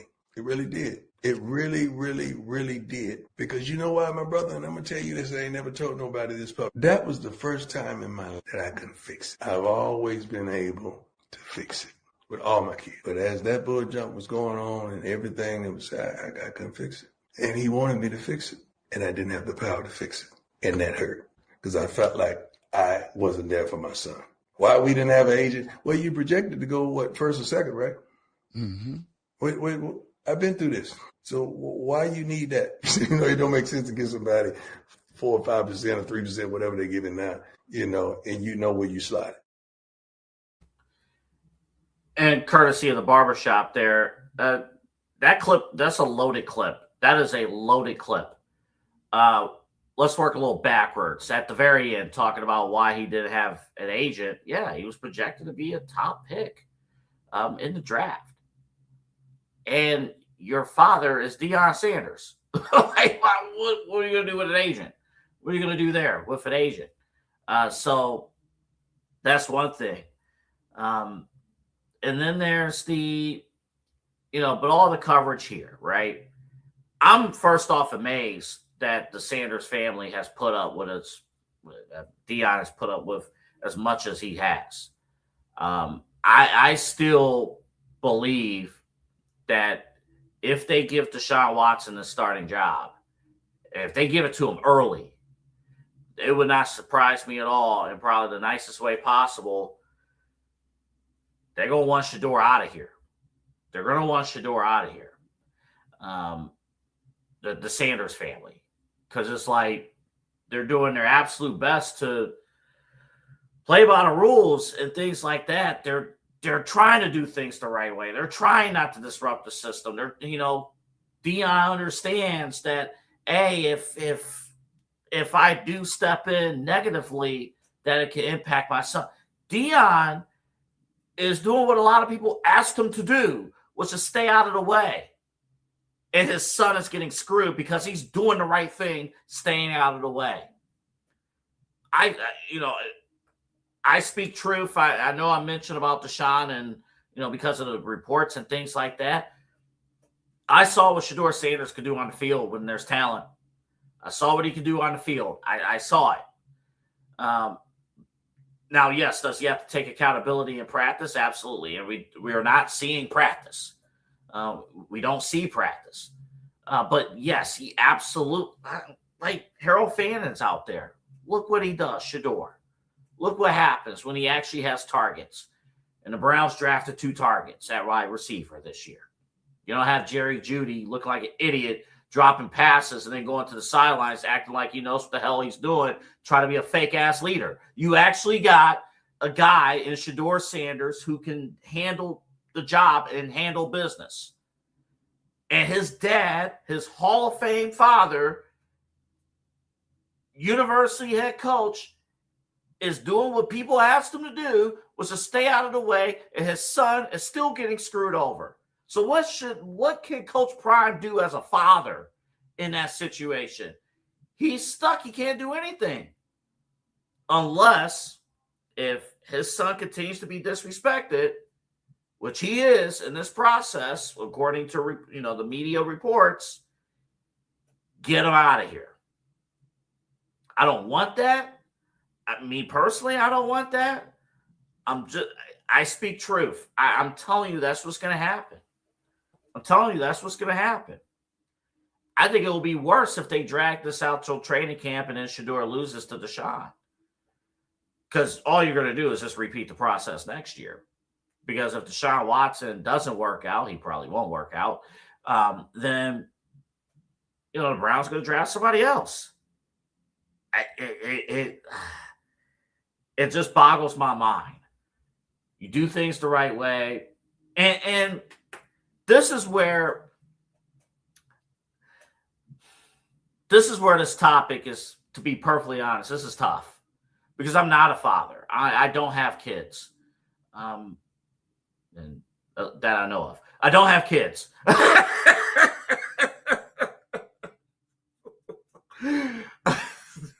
This is a kidless show, okay? Again, to our knowledge, okay? We don't know, right? What do you do when you know that your son or daughter is getting screwed and you don't have any power to do anything about it?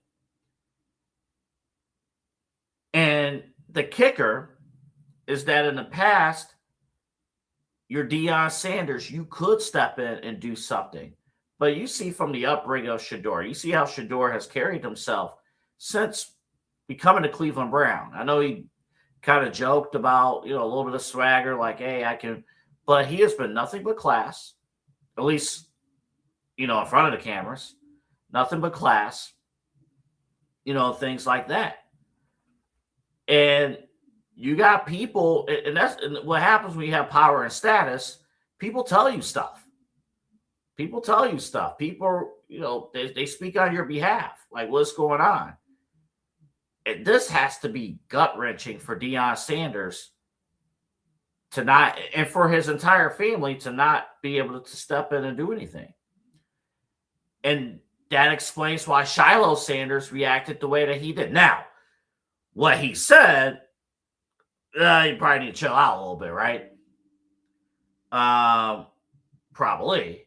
You don't want to, you can't listen. You're not telling the guy to make a sandwich. You're not saying that, okay? So you got to chill out a little bit with that. But you understand where the pain is coming from.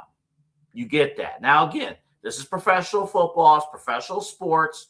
This is how things, you got to win in practice and on the field. You got to handle business. It has to be gut-wrenching for Deion Sanders to feel powerless and not to be able to do anything, because I have a weird feeling that this is not going to be a fair quarterback battle. I don't see it. I think it's clear what the organization wants. Todd Monken might be a different case. He's a football coach. He's going to play it fair. Try to play it fair, but we know what the organization wants. Speaking of Todd Monken, Coach Prime went on to talk about Todd Monken with G. Bush. Coach Monken gonna make it do what it does. And I love him, man, because he's a straight shooter. He keeps it a buck. See, all these little side conversations and side relationships that was had before him, he ain't with that. He into the now. Let's do now. Quit asking me that bullshit. That's really what he wants to say. Quit asking me that bullshit, man. I ain't got time for that. And we know him. I was supposed to go actually next week, but I got to shoot a commercial to Cleveland to meet him, because I want to meet him, because I think it's vital that as a coach, not a dad, I could tell him a few things about growing, how to get him going. That wasn't asked of me a year ago. I don't understand it. I can't wait to have that conversation with Coach Monken. That's interesting. Courtesy of the barbershop, G. Bush. Coach Monken, I don't want to crown Coach Monken. We haven't played a game yet. Okay, let's just be objective about this. He hasn't coached a game yet. Coach Monken could go 0-16. We don't know yet. What is obvious, he is a complete 180 from Kevin Stefanski. What is obvious and consistent with Kevin Stefanski's tenure was that he did not relate to players. He didn't. You can look at all the player rankings and, the NFLPA rankings that the league tried to get rid of, and it was still leaked. You can look at all those and you can see it. Players, Kevin Stefanski did not make an effort to relate to players or families. It just did not happen. Todd Monken, from that standpoint, completely different. Todd Monken, straight shooter, brutally honest. A young team needs that kind of leadership. A young team cannot operate as this is a corporate office. This is business. It's effing football. If you don't do things right, you're going to get screamed at and yelled at. And you're going to be told that you're not doing things right. I've learned more about cursing from football than anywhere else. Now, I don't do that in front of people that, I just don't, but it is what it is. So I find that very interesting. Hopefully, Deion can have that. But it goes to show you, again, back to the original conversation we had a little bit ago about this schedule, with the schedule release coming out. 2 games on the road to start the regular season for the Cleveland Browns. But that second, the more I think about it, the more I talk this out, that second game against Tampa, I'm extremely worried. Because of the Baker Mayfield factor. Not simply because Baker could outperform, but that second game, that's the sequel. That's the movie premiere. That's the final, honestly, for the Cleveland Browns story. I know it's only week 2, but for us, for the Cleveland Browns, that's the final boss. Week 2 against Baker Mayfield and the Tampa Bay Buccaneers. Baker Mayfield's your final boss. Whoever you put out there, a quarterback, whether it's Shedeur Sanders or Deshaun Watson or whomever, Baker Mayfield in week 2 is your final boss. Everyone is healthy. There are no excuses, none of that. But mentally, they got to be in the right mind. And again, if you can't beat Baker in week 2, things will feel a little bit more at ease at home in week 3. Oh, man. All right, let's take a break. When we come back, Midnight Run continues. We will shift over to the team that is in the playoffs, about to take on the Detroit Pistons, about to host the Detroit Pistons later on tonight, Game 6. And if the Cavaliers can win, they head to New York for the Eastern Conference Finals starting on Sunday. We will get into all of that. Do you consider the Cavaliers to be a tough team? And I got one other thing to get off my chest when we come back based on the feedback that I got something to get off my chest when we come back. I'm Anthony Alford. This is Midnight Run. We're here with you until 1 o'clock. Glad you're with us here on the Inside Edge Network.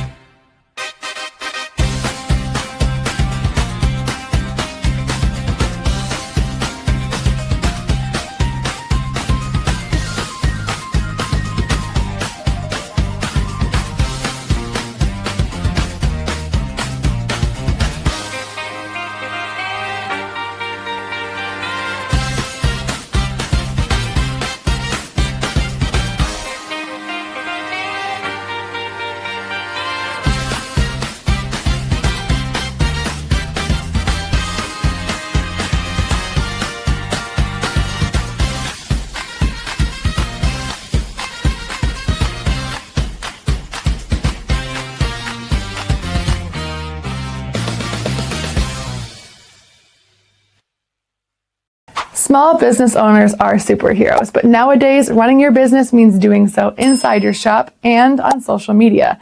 That's why you should make Omega Video Marketing your sidekick. With a decade of content creation experience, I create dynamic, informative, and fun videos for your specific social needs that will increase brand awareness, get you more followers, and keep your social pages and websites current and fresh. I offer flexible pricing and turn times and will work with you to understand your brand and your story. All of that comes from the heart. My award-winning expertise is just the cherry on top. So let's get connected. After all, your brand is the alpha and my expertise is the omega.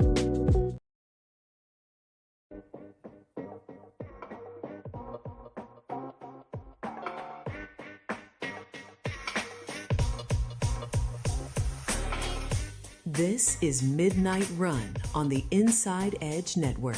Here's your host, Anthony Alford.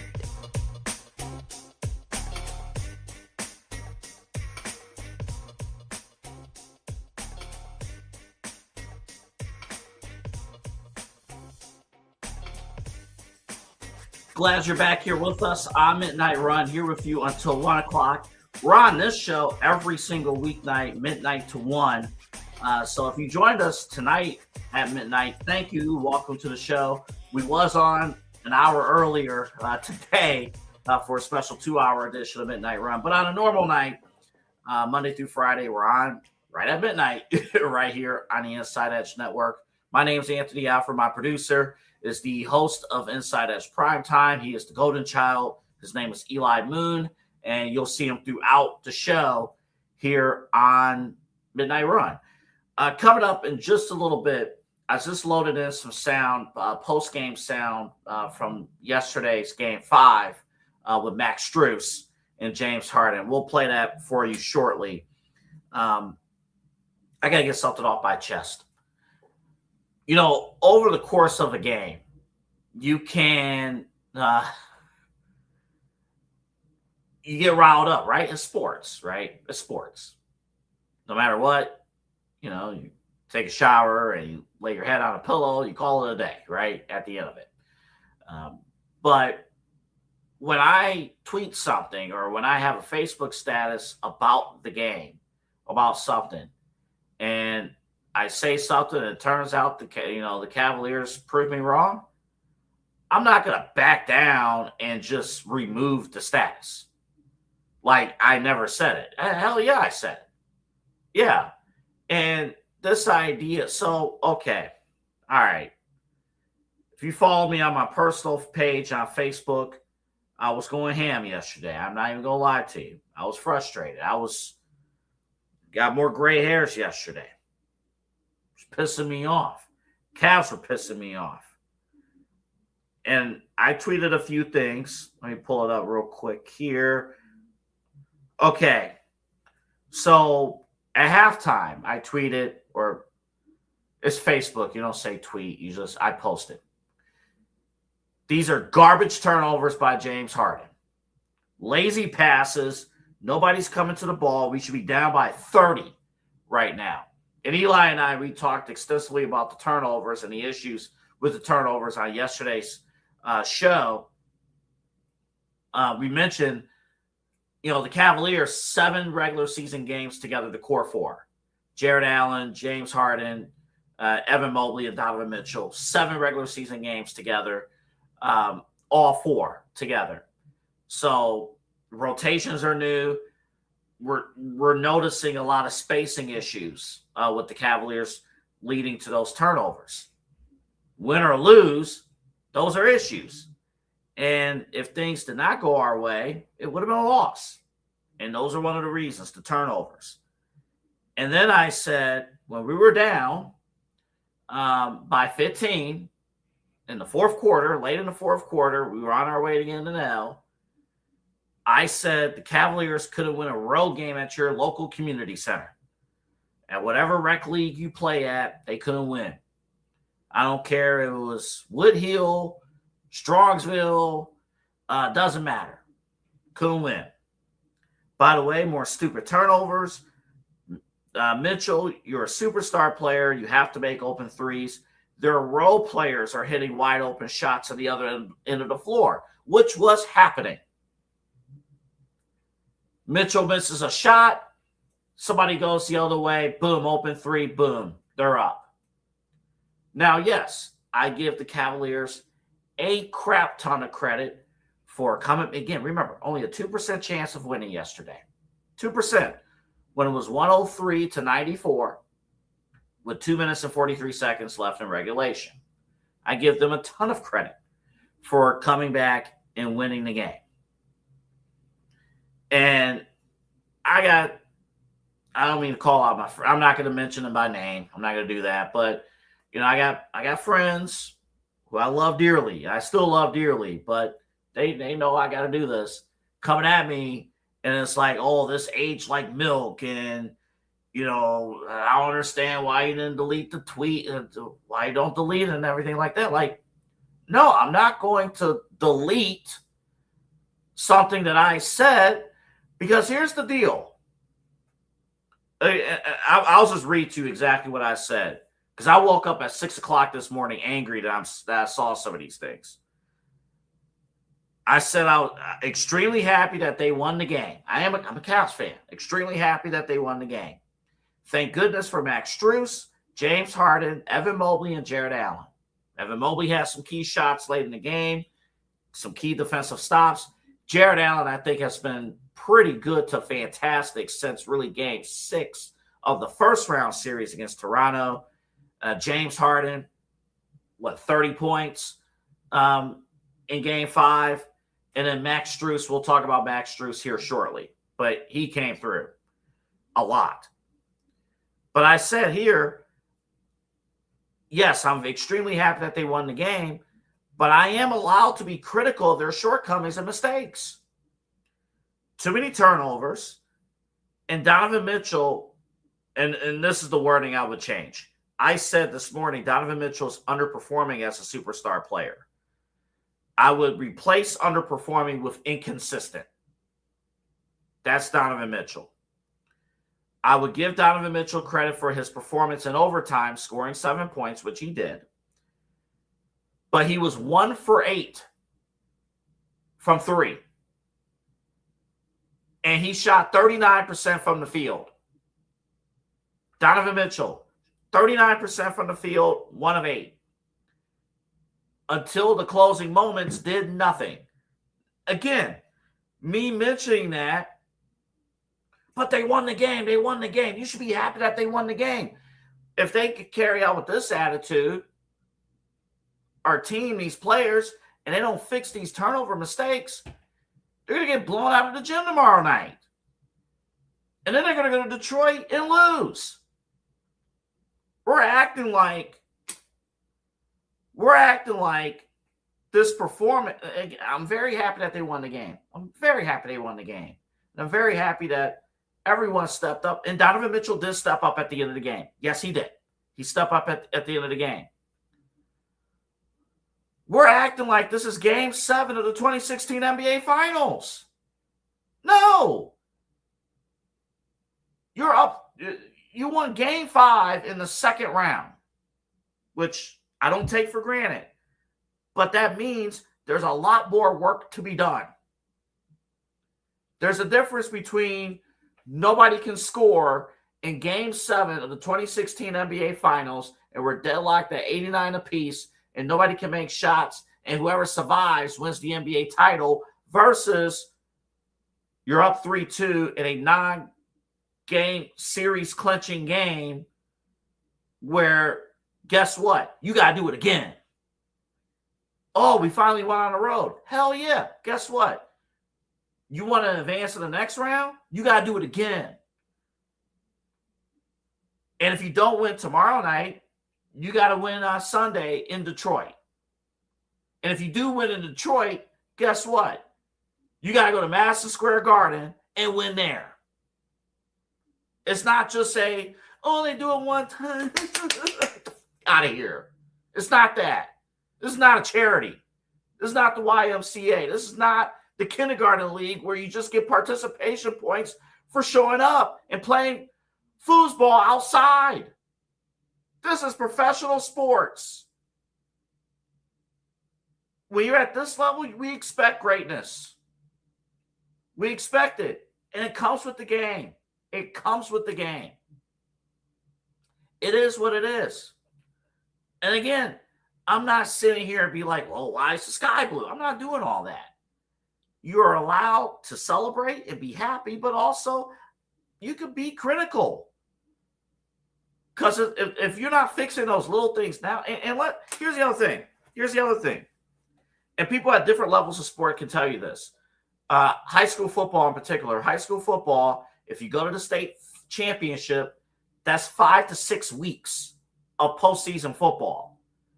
NBA playoffs, if you go all the way, takes a little while. Like right now, it's May 15th. Payday, by the way. Make sure you go to InsideEdgeNetwork.com and go to the merch store. First 10 orders, Eli Moon gets his haircut by Kyle. Use the promo code INSIDER. It's payday for some of you. We're not going to know who the NBA champion is going to be until June 15th. So that's still a month where there are lessons to be learned and coachable moments to be had. These are good problems. It is. It's good problems if you win the game, which the Cavaliers did. So I just had to get that off my chest. It's okay. Look, it is our job. You know, we're covering the sports, things like that. We point out the good. We point out the bad. It's not just the wins and losses, but, man, winning the game does help. It does help. By the way, referees or the NBA came out with the referee report, the officiating report, that the officials made the right call in terms of doing nothing at the end of regulation. It was the right call to mention nothing.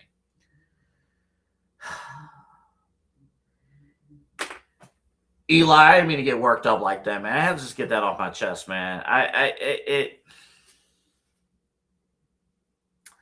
get it, what we do. I get it. Sometimes we come off as angry, you know what. I get it. I understand it.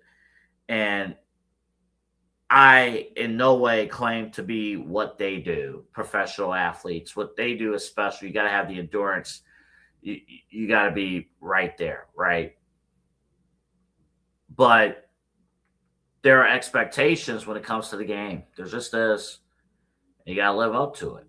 We could be happy. And as fans, you're excited. It's great. That run at the end of regulation and then dominating in overtime, heck yes, absolutely. But careless turnovers, that is inexcusable. That will cost you a game. And if you don't correct those and you think you won't have a problem, it'll cost you a season. Because everything about the Cavs, all of this is high stakes. And we talked about it. If the Cavaliers cannot win this series, if they can't win this series, this team as we know it is done. I know we feel good right now, and I feel great. But if they can't win Game 6 and they can't win Game 7, this team is done. So, I don't know. But what we do know is that the Cavaliers are going to face the Pistons tomorrow or later today, 7 o'clock. You can see the game on Prime Video. But we do have some scheduling news coming up on the other side of the break. Our schedule news is that we'll have post-game reaction immediately after the final buzzer. Mike Check Take 2 will have post-game reaction at 9:30. InsideEdge Primetime at 11. And then I'm back with you for Midnight Run tomorrow night. So we'll have all of that for you at InsideEdge Net and on InsideEdgeNetwork.com. When we come back, do you feel this Cavs team is tough? We're going to hear some thoughts from Max Strus and James Harden coming up on the other side of the break, plus some scheduling news that you actually do need to know about, and it could be troublesome in terms of the direction of sports broadcast. We got that. And are you staying single if you have to commit to $200 per date? Back after this. Fanatics isn't just our name, it's who we are. Loyal, passionate fans dedicated to our favorite teams and to the sports we love. That's why we're honored to be able to offer fans the world's largest collection of official sports apparel and sports jerseys from all leagues, teams, and players you love. We feature a wide selection of gear from every league, including the NFL, MLB, NBA, NHL, and NCAA merchandise, which allows us to serve fans of football, baseball, hockey, basketball, lacrosse, soccer, golf, and, well, everything else that gets your heart pumping. Go to fanatics.com by using the QR code on your screen right now to celebrate your teams. That's fanatics.com, a proud sponsor of the Inside Edge Network, Cleveland's digital leader.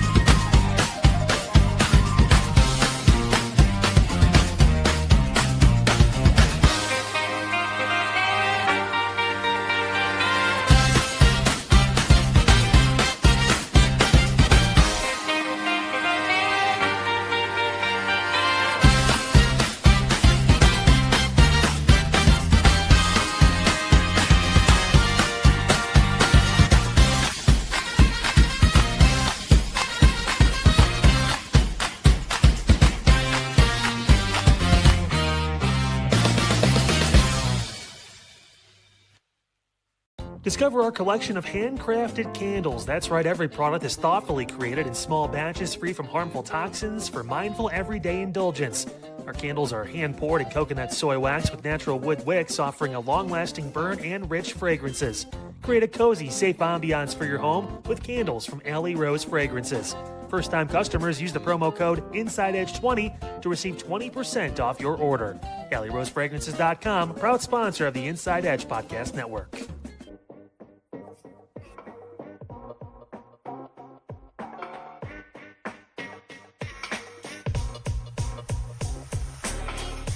This is Midnight Run on the Inside Edge Network. Here's your host, Anthony Alford.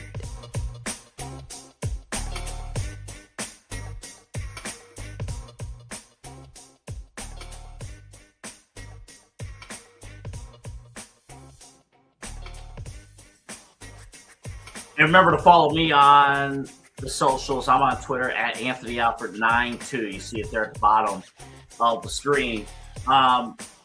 We'll get to Max Strus in 2 seconds. I want to show you guys something real quick. I just loaded it in here as a photo.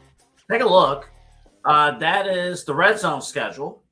And you see the first number is the 1 o'clock window, and the second number is the 4 o'clock window.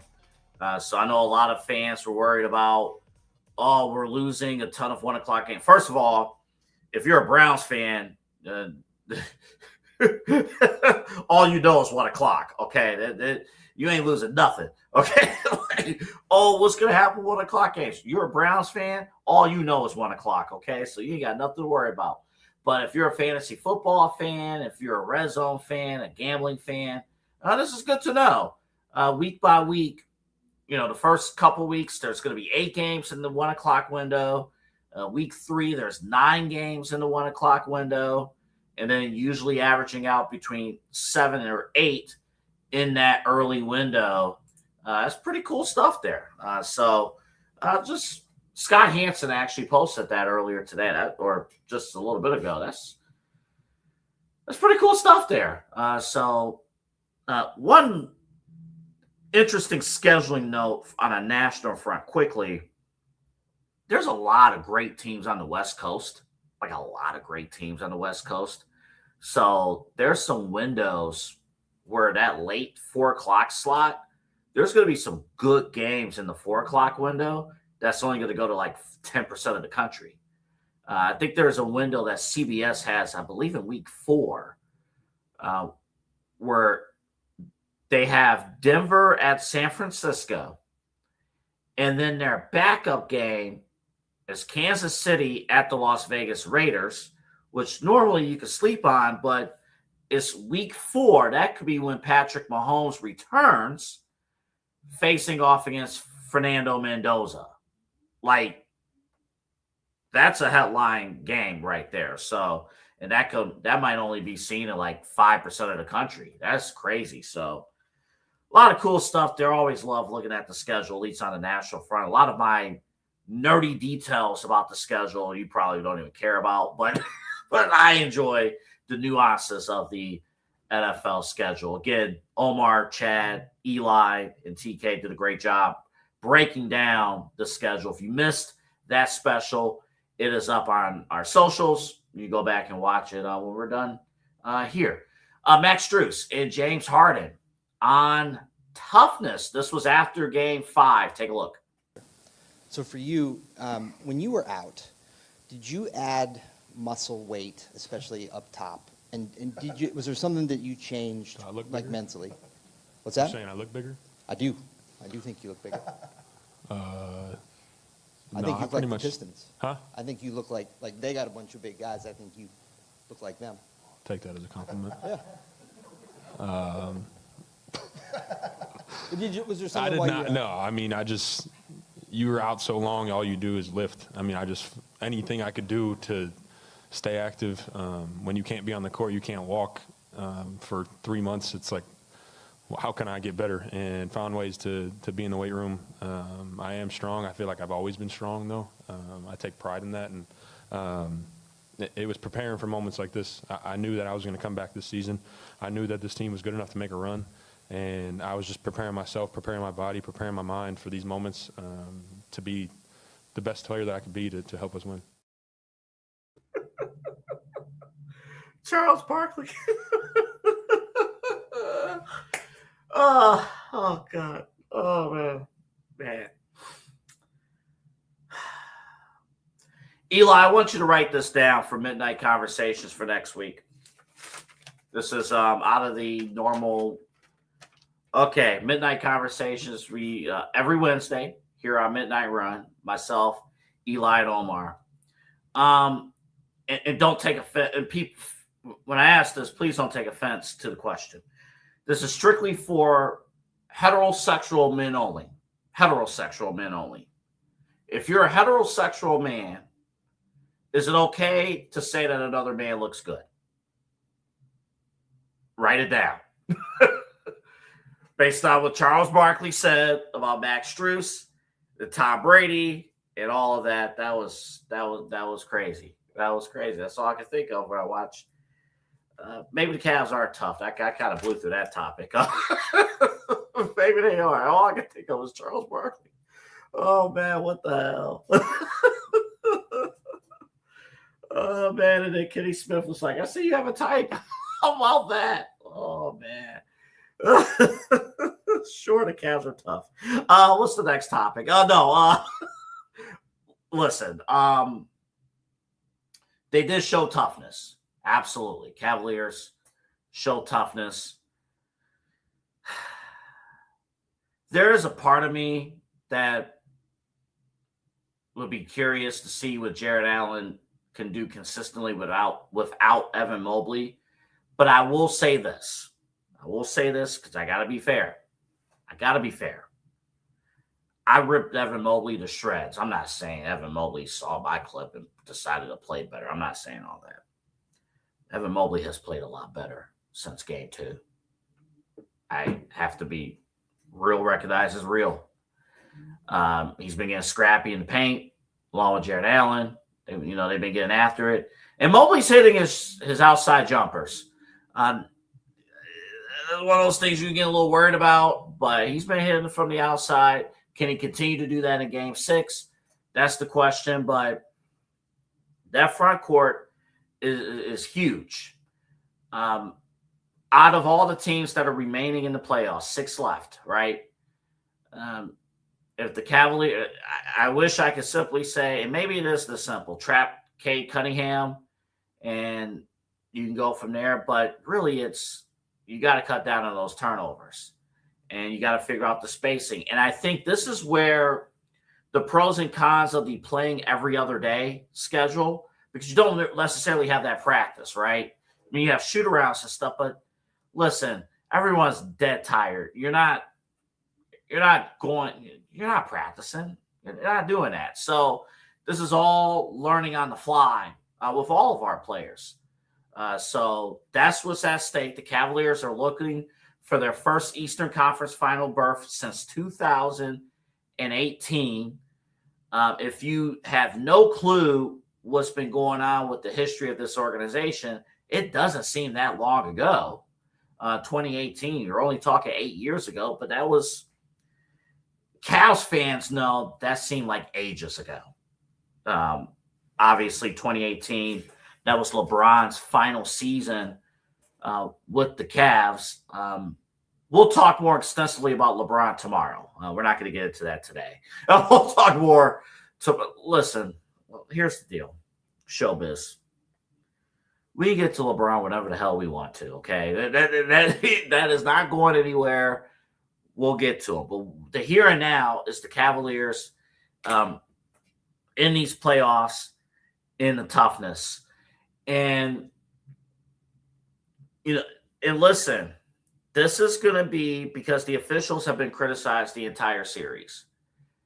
I have a feeling the referees or the officials are going to be a little bit tighter with the calls, with the whistles tomorrow. I just have a feeling that's going to be the case. I think it's going to be very important for the Cavaliers because right now, all the momentum's on your side. Right now, if you can kill the Pistons early, tomorrow could be a blowout W for the Cavs. Could be. But it all depends on how the first 6 minutes plays out. The first 6 minutes, you're going to see the absolute best. You're going to see desperate Pistons. You're going to see a desperate young team. But I have to agree with our main event buddy and co-host Rob Rosicki. He was texting us during the game yesterday. I have to agree with him. Like, it felt like we took the soul out of the Pistons yesterday. It felt that way after a heavyweight battle. And we played so crappy. And yet we shot 50% from the field, and we were down by single digits at halftime yesterday. Down by 15. 2% chance of winning, and we handled business. So I'm excited about that. Here's what I'm not excited about, because a lot of people are not excited about this. Game 6 tomorrow is on Prime Video. That was announced. Game 6. Now, people don't know this. Prime Video has been showing NBA games all season. They're as equal of a partner as NBC and ABC. But we got this news today, and as the program director of the InsideEdge Network, I have to modify plans that we have laid out, because here's why. Game 7, or let me spell out this way. Cavaliers are going to play on Sunday no matter what. Now, it was my understanding that the Cavaliers were going to play at 3:30 on Sunday, whether it was Game 7 of Cavs-Pistons or Game 1 of Cavs-Knicks. That's not true anymore. The NBA updated their schedule like an hour ago while the guys were on the air. Here's the new schedule. If the Cavaliers can wrap up the series against Detroit tomorrow, Game 1 will still be on Sunday afternoon at 3:30 on ABC. We will have main event at 6 if that happens. If the Eastern Conference Finals starts on Sunday at 3:30, we'll be on the air at 6 o'clock following the game. However, here's where it gets wonky. And actually, Eli, I want you on the screen as I explain this, because this involves us and Rob. So get ready. Okay. If there's Cavs-Pistons Game 7. Yeah. Here are the scenarios. If it's Cavs-Pistons Game 7 and Spurs-Timberwolves Game 7, our game will be on at 5 o'clock on Sunday on Prime Video. And then we'll be on after for main event. So around 7:30-ish, we'll be on. Mm-hmm. If there's Game 7 of Cavs-Pistons, but no Spurs-Timberwolves, San Antonio, in Minnesota. If it's only Cleveland versus Detroit, Game 7 will be on at 8 o'clock Sunday night on Prime Video. Bro, they better win tomorrow. They better win tomorrow. From a personal standpoint, please win tomorrow. From a personal and a business standpoint, finish the damn job. Finish the damn job. You know, I mean, come on, man. You're gonna let Duncan Robinson and Jalen Duren go out here and look like they haven't all series long for the most part. You're gonna let Cade Cunningham send this back to Game 7. I mean, think about the people, Cavaliers. Please. Think about the people. Please. Oh, here's the thing. For my day job on my vacation, I would like to, I ain't gonna lie to you, I would like to not have to be up late on Sunday night. Okay. Yeah, because you know what's gonna happen. You know what's gonna happen. We're gonna be on the air till like 1, 2 o'clock in the morning on Sunday night if we're playing at 8 o'clock Game 7. The worst part, what if they lose? Oh, what if they lose? Don't say that. Don't say that, Double A, please. Please, we're positive tonight. We're positive. We're positive here. I don't know. I haven't thought that far ahead. I'm just thinking Game 6, this is it, right? I mean, like, this has got to be it for the Cavaliers. You have to win this game. You've addressed all the points already, Double A. I mean, the crowd's going to be on their side. Rocket Arena, I mean, one of the greatest arenas to play in for a home team. I mean, for the Cavaliers, they thrive there. They're undefeated at home. They, in this postseason, that is, they have done a great job. And everybody's rolling, except for Don last game. It wasn't the greatest Donovan Mitchell performance, which means he's due for another big game. Yes, he is. Take care of business and let Mike Check Take 2 handle post-game, a series-clinching post-game. Yes. Come on. Yes. And that's my other, I told them already, David and Autumn. I'm like, the 2 post-games they have done, they've done a great job. But the 2 post-games they have done have come off like 2 of the worst Cavs losses of the playoffs. They did the post-game after Game 4 of the Raptors series when we couldn't score at all. And we were up 5 and lost that game. Yeah. And then they did the Game 6 post game against the Raptors on that Friday night. That was also a bad night because the gingerbread man over in SmackDown died. That was tragic. That was absolutely tragic.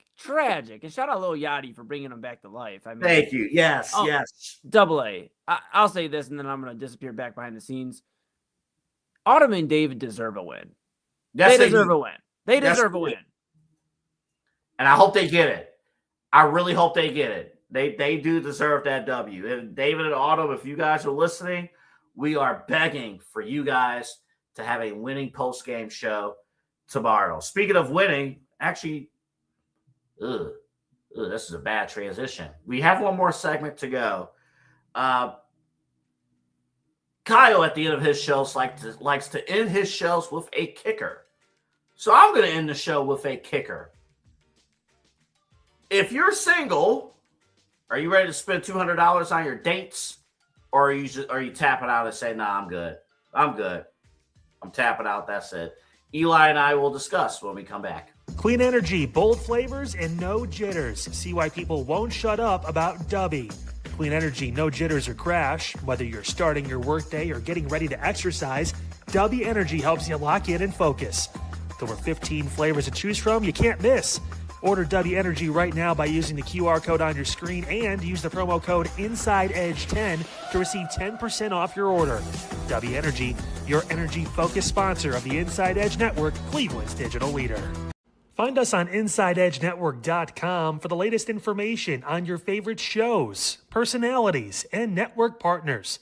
Plus, guess what? We have a merch shop. That's right, we have network polos, t-shirts, champion jackets, hats, and bottles. Rep the network. Every purchase supports independent sports and entertainment media. Use the QR code on your screen right now to check out InsideEdgeNetwork.com. That's InsideEdgeNetwork.com. Whether searching for a baseball autographed by your favorite World Series slugger, a signed football by an iconic Hall of Famer, or the jersey of a world-famous soccer star, you've come to the right place. Here at SportsMemorabilia.com, the web's leading source of authentic sports memorabilia, you'll find more than 500,000 authentic products from nearly every professional sports league, team, and players. Not only will you find your next prized sports possession with ease thanks to superb customer service and tremendous site experience, you'll have the satisfaction and peace of mind that every product listed comes complete with a certificate of authenticity and is fully backed by the SportsMemorabilia.com lifetime authenticity guarantee. Go to SportsMemorabilia.com by using the QR code on your screen right now. SportsMemorabilia.com, a proud sponsor of the Inside Edge Podcast Network, Cleveland's digital leader.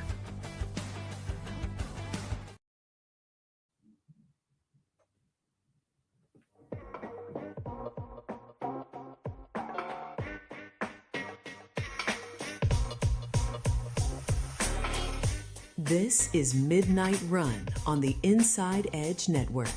Here's your host, Anthony Alford.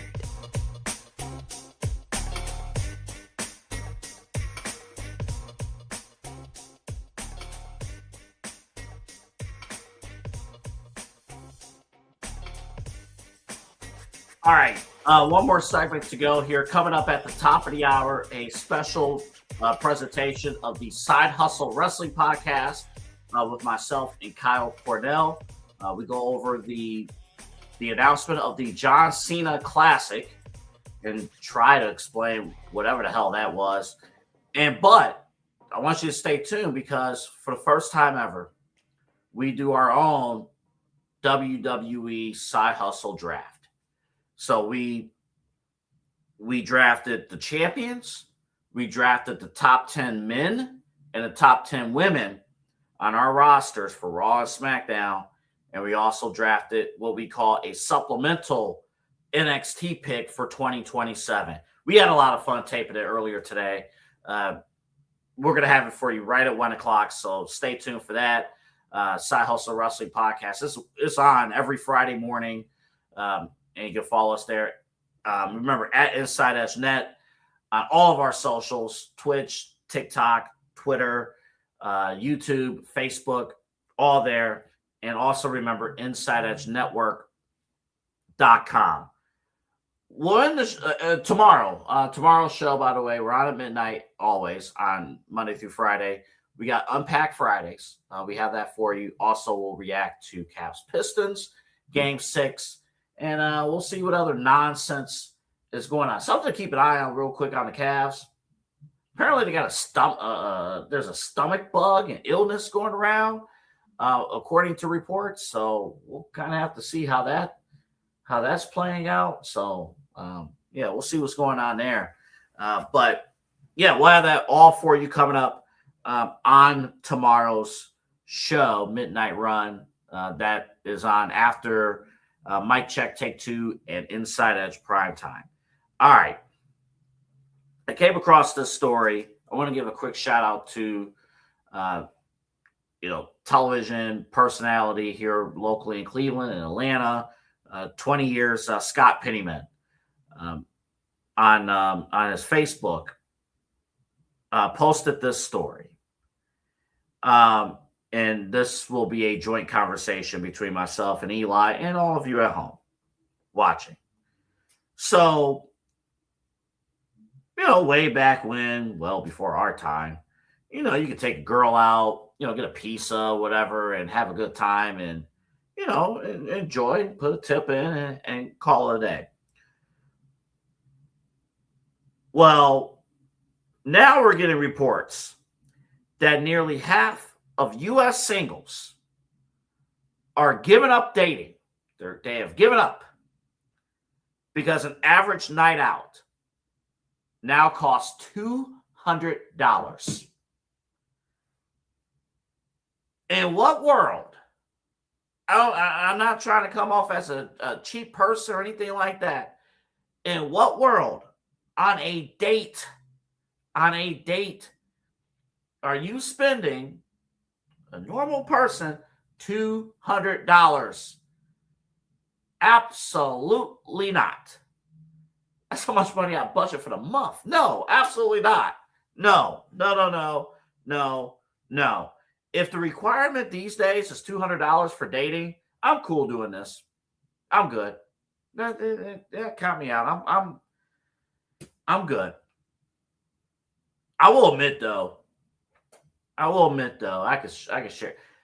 Dating these days, man, it's for the clout, man. It's for the clout. I mean, you gotta think about this, man. Listen. If it works out and it turns out well, that's fantastic. I'm not like, shut it all down, that's that. But, a lot of people these days are choosing peace over exploring. A lot of people are choosing to be comfortable over going out and dating. And the problem now, all right, as men, I'll say this from my perspective, from a male perspective. We go out and, we're trained to be the hunters. That's our job, is to be the hunters. We're trained for that, to do that. But these days, if something did happen and didn't work out, somebody has their phone out. They're clout. And then you go on some of the socials, you go on Threads or anything like that, and I'm looking at like 3,000 things about, men shouldn't act like this, and men shouldn't do this, and men shouldn't do that. Men, stop it. The idea that $200 on a date is like something that has to happen. And then for what? What are you doing? What are you doing for $200? What are you spending for $200? What can you possibly get on a date to add up to $200 for your bill? Well, I'm looking at this photo here. Let me see here. No way. You're going to get a couple glasses of wine and drinks that are worth $20, $30 a glass? A glass. I go to the effing gas station and get something for $5, get a case for $10. and be perfectly fine. I can get mixers. Get a 12-pack for $12 and save it for over a month. You kidding me? $200 for what? You might as well pay rent. You might stop it. Eli, you want in on this? Come on in. Hell, Oh, I sure do, buddy. I ain't do. no way. This is, to use Coach Prime's words, bull jive. Yeah, we're up against it. I did a few mathematics here in the background while you were talking. It was just throwing me for a loop. Now, I've had actually women tell me this. If they are not having at least $150 spent on them or more, they are not stepping out. That they need their nails done, they need dinner, they need a movie. I mean, they need the rights to name your firstborn son. I mean, it's just crazy out here. I did a few math. I know we're up against it. I did a few No. This deserves a couple extra minutes. Go ahead. Okay, perfect. I did a few math problems here, and I'm not the biggest math guy. You know, we've talked about it on Primetime. Chad and I, we're not the biggest math guys. I did do some math, though, and I used a calculator, so it helped me. And here's what $200 could get you if you didn't want to spend it on a date. $200 could get you in this economy. Gas right now about $5 a gallon. 40 gallons of gas.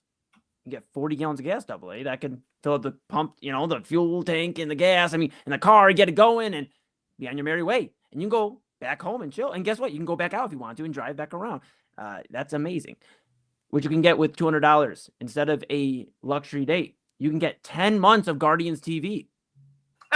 You get 10 months. So that means you can cover the entire season and then next year a little bit. 10 months of Guardians TV, save some for 2027. With $200 instead of a luxury dinner date or whatever, excursion. Do you even know the girl? Anyways, $200 on a dinner date. Pause right there. $150 to $200 just for a girl to step out for somebody you barely know. Yeah, and then in my favorite thing. Absolutely not. No. As I'm a ladies' man, you know, my favorite thing is when the woman tells me they're interested. We do the date, we do 2-3 weeks, and then they aren't interested. Or there's a term we use that we shouldn't probably use on air. But those women. Let me show you what you can do instead of $200 on dinner. Here's what you can do. Stand by. Okay. I want to go ahead while W is doing this. Remind anybody this will be quick. You don't have to play anything. Okay. You can get this from Aldi's or wherever. This is called spaghetti. How much does that run, W, typically? $2. Okay, cool. Let me do the quick math here on this on the spot. That would be, I think, 100. Am I right here? That's 100 boxes of spaghetti. You can feed, if you get 100 boxes of spaghetti, you can feed the entire city of Bedford. I mean, think about that. And you're a community hero at that point. You're looking out for your community. Yes. This is community engagement right here. Yeah. All you need is to buy some sauce, get some seasoning or whatever, and you're set. This right here. This. Yeah. What are you doing? I love it. Double A. What are you going to do? You spend $200. I love it. $200. I love it. I don't love that, but I love your reasoning, your thinking here. I think we're on the same page. I got a few more here for you before we get going. What $200 can do for you instead of spending a date with somebody you may not know by next week or blocked by the morning after. You can get 28 Little Caesars pizzas, and I rounded that up. Right now, they're not $5 anymore. They're about $6 something. They're $7. Okay, cool. Perfect. Then I spotted this perfectly. $7 is what I used. That can get you 28 Little Caesars pizza. And if you're into splitting a half pizza, I think it was a little bit of a decimal over 28. So, you know, you get about another half. Now, let me justify this real quick. I'm not going out here and saying, oh, be cheap. I'm not saying that at all. I'm not.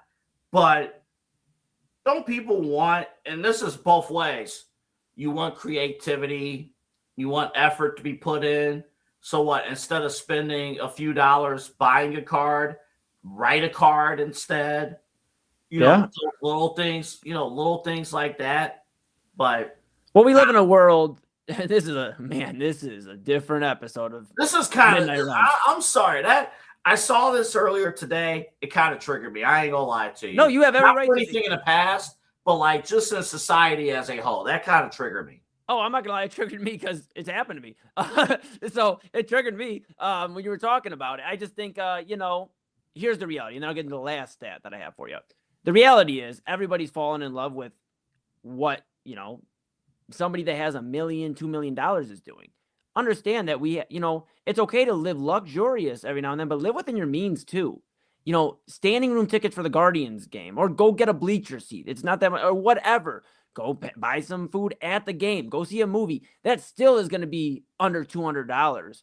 I just think you got to get to know somebody first. Why would I, and I'm not trying to sound cheap, and I'm not trying to sound like an asshole, but why would I open up my pocketbook for somebody I just met 3 days ago and spend more money than I do on an electric bill right now? Why would I do that? Why would I do that? All right, Double A, last stat I got for you. Okay. What you can do with $200 instead of spending a dinner date with the potential love of your life or heartbreak very, very soon is get 6 Inside Edge hats. You can get 6 Inside Edge dad hats. You can get 6 of them. You can hand them out to everybody. In fact, you could just divvy them up. You could do 1 per sale, get close to 10 sales, and help Kyle cut my hair here on the Inside Edge Network on Unfiltered. There's so many better ways you can spend your money. I'm not saying don't spend it on the girl. And if she's the love of your life and you're going to fall, you fell in love with her, sure. But it's not that. Well, that's the difference. If you're in a long committed relationship and you really want to show the appreciation, that's okay. That's fine. Because once you're in it, you really got to show, the initiative. You got to keep things spicy and fresh, things like that. Sometimes dropping in that major dinner date is cool. Date 1? Hell no. Absolutely not. Now, I'm not taking her to McDonald's or anything like that, but no, we're not getting a table, not a table, but we're not getting a section at a club, and we're not about to be popping bottles again with somebody who may block you the next day. Yeah, I mean, I get it. We're not going to go to Delmonico's the first day, but I'm not going to take you to McDonald's. There's a happy medium. Why does it always have to be so extreme? It's like, why can't there be a happy medium? There's a lot of great mom and pop shops here in Cleveland. There's a lot of great local restaurants that you can just get a good meal and not spend $200. I just don't understand it. And here's the reality, Double A. Here's the reality. The next date, you're spending more. If you spend $200 on that first date, you're trapped, buddy. That's you either got to cut it off. I'm so glad you brought that up because you established that this is what it is. Yeah. That $200 is the baseline. That's not like the peak. That's the baseline. Yeah. So what are you going to do to top that? You better marry the girl the next day because I don't know how you're topping it. You ain't going to have any money to buy a ring. You're talking about marry. You might as well give your life savings to Diamonds Direct. What are we doing? Look. And I went through I'm not going to, again, call anybody out personally, and they don't know who I am, but I went through Scott Pitty. I went through the comments, some of the comments. Yeah. And some of the people are like, $200 is not bad. Y'all grown men are tripping. Like, stop it. And again, this person I agree with here.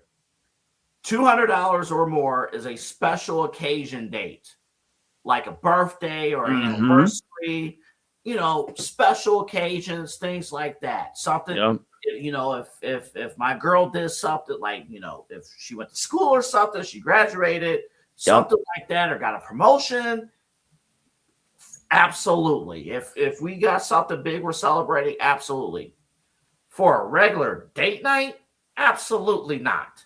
No. Yeah. I mean, and right now it's Cavs playoff season. So what do I look like going out on a Friday night spending $200 when I can watch Donovan Mitchell and James Harden bring us to the Eastern Conference Finals for the first time since 2018? What are we talking about here? What are we talking about?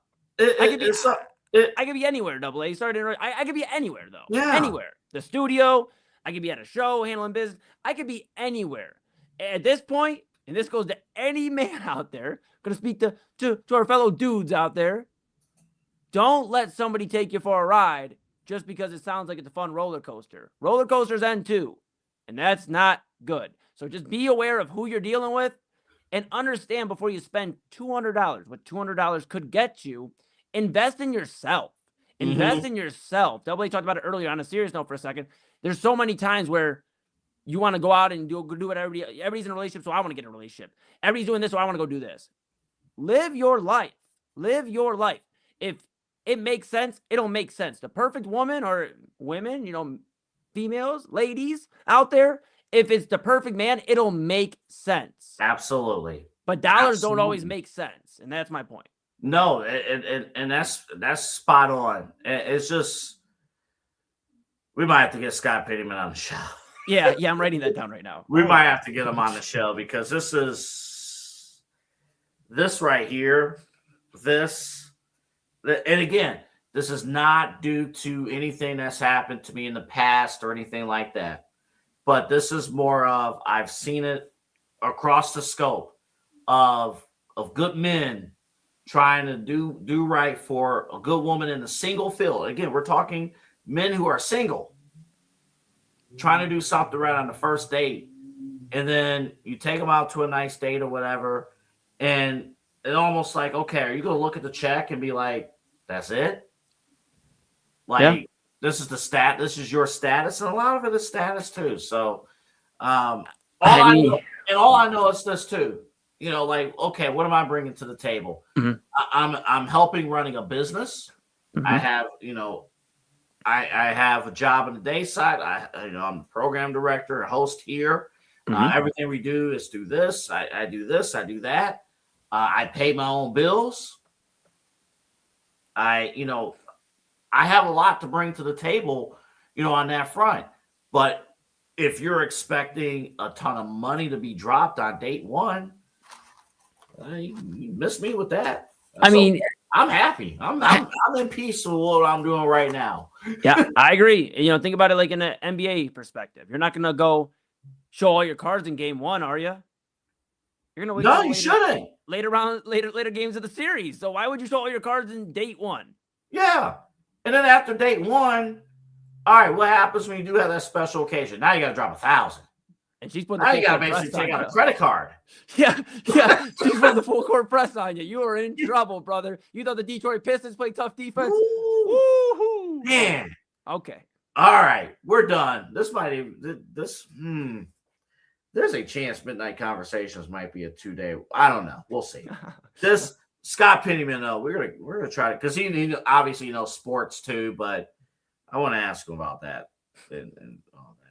All right, we went way over, but it was worth it. For Eli, for our entire team who did shows today on this Super Thursday, everyone was fantastic. Everyone was great. Make sure you follow the network at InsideEdge Net across all the socials. And again, remember, InsideEdgeNetwork.com, the promo code, if you buy merch, I think we need 10 people to buy merch. If you buy it, if we have 10 people buy merch, Kyle Cornell, our 5 o'clock host, will cut Eli's hair on the air during the show. Use the promo code Insider, you get a major discount off of your order.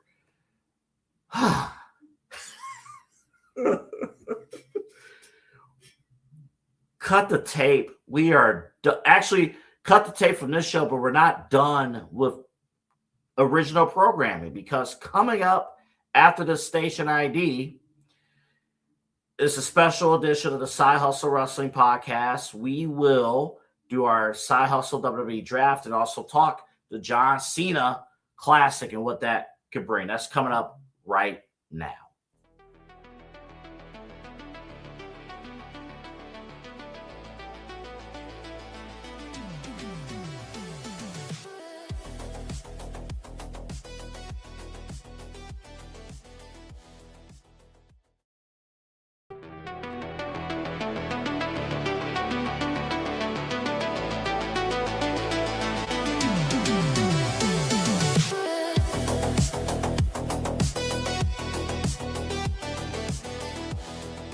Fanatics isn't just our name, it's who we are. Loyal, passionate fans dedicated to our favorite teams and to the sports we love. That's why we're honored to be able to offer fans the world's largest collection of official sports apparel and sports jerseys from all the leagues, teams, and players you love.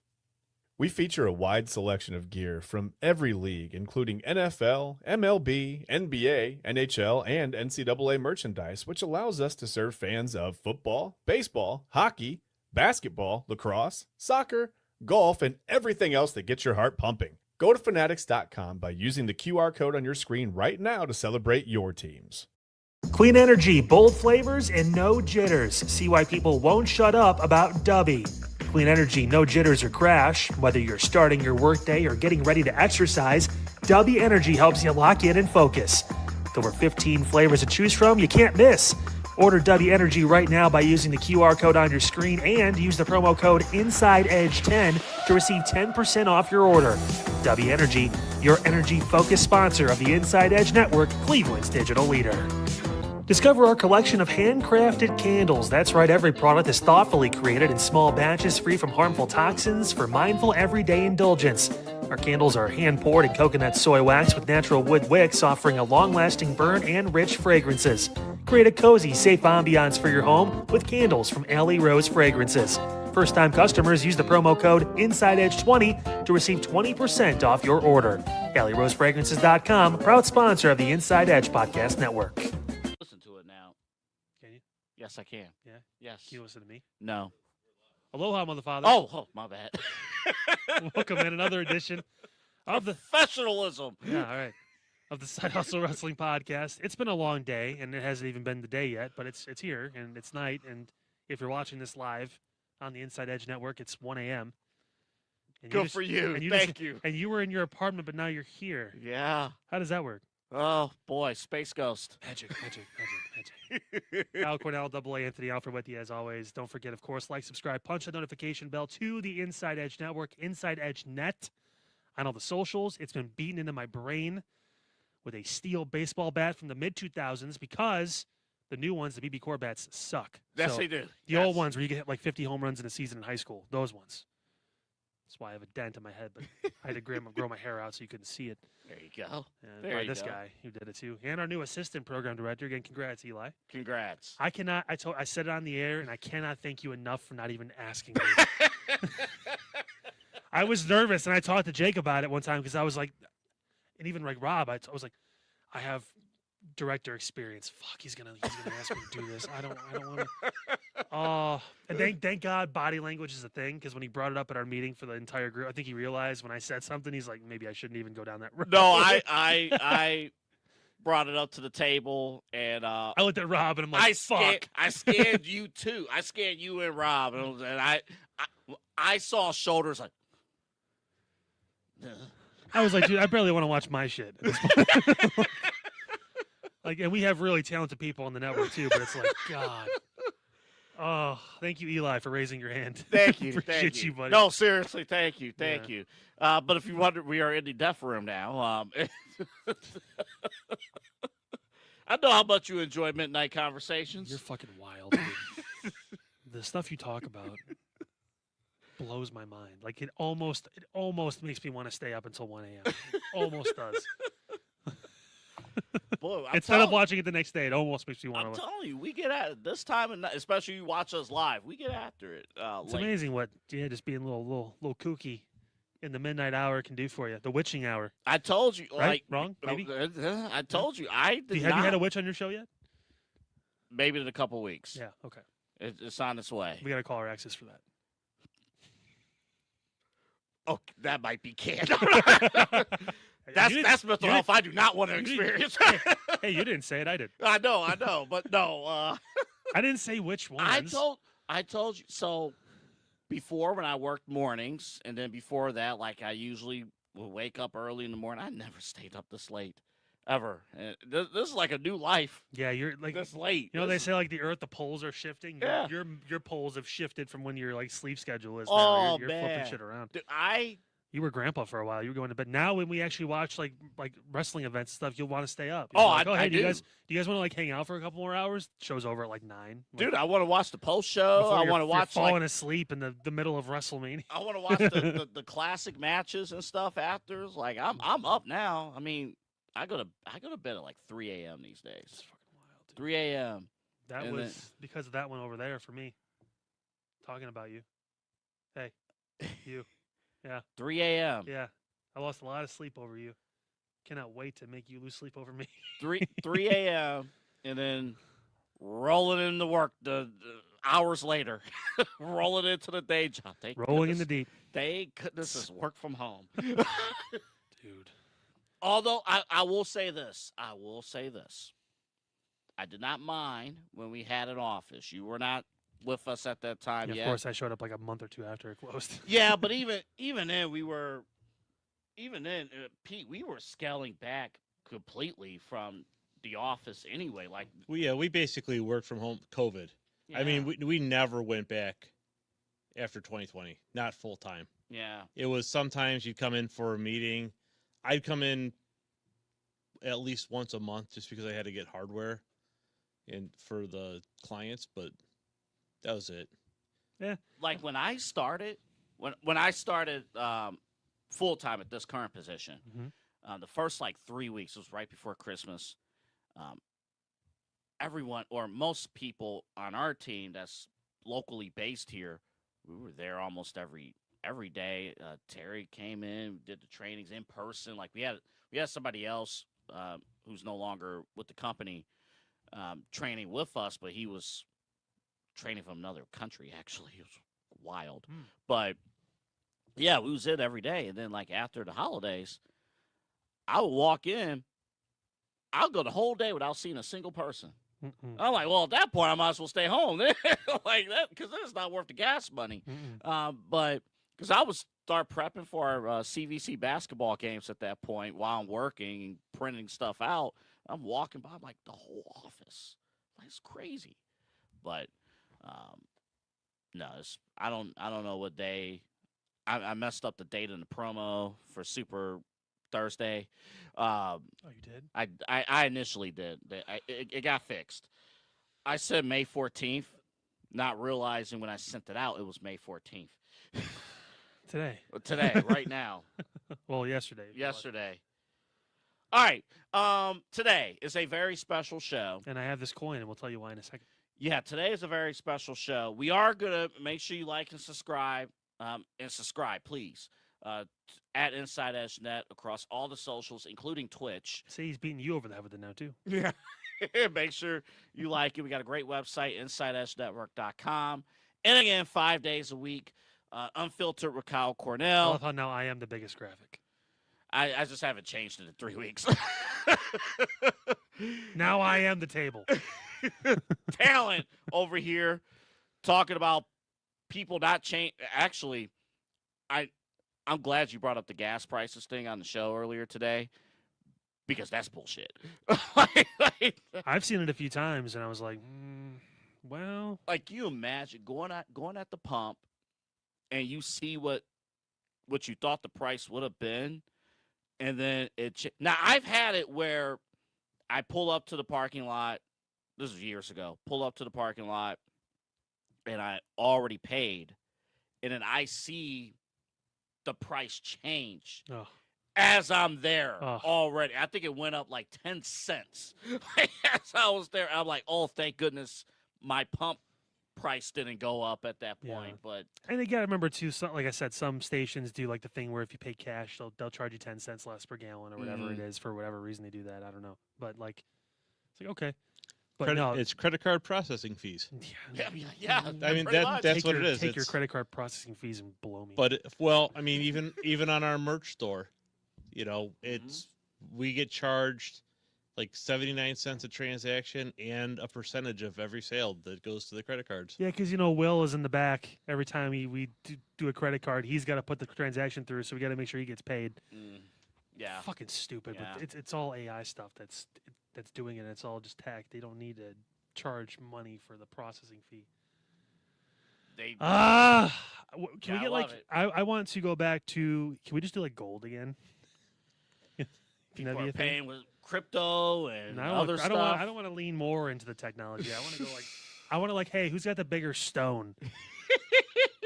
That would be nice. Like, I ain't gonna lie to you. That would be nice. I'll give you this really shiny rock. Anthony's going to be reaching out to gold companies for sponsorship tomorrow. Oh, I will be. Yeah, I'll be dripped out on Unfiltered. All right, I'll man, tell you listen. I will be soaking wet in gold, baby. Listen, I'm on vacation from the day job until Memorial Day, so I have time. He's about to get less sleep now while not working the day job. He's got a list of leads that he can start calling. God.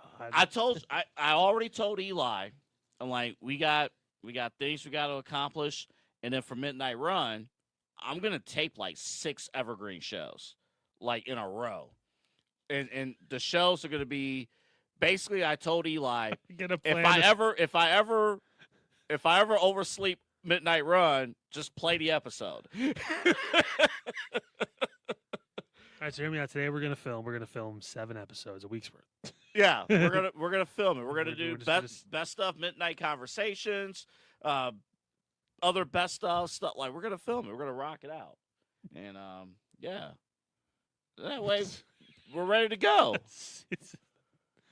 Just do it, what Trevisano used to do on TAM. Just record the last hour. Replay the first. Yeah, replay the first hour as the last hour, and then deny that he does it. Yeah, do a live show Monday, Wednesday, Friday. Re-air the shows on Tuesday, Thursday. Exactly. Yeah, You know what? The 12 o'clock segment will be live, and then after 12:15, call it a day.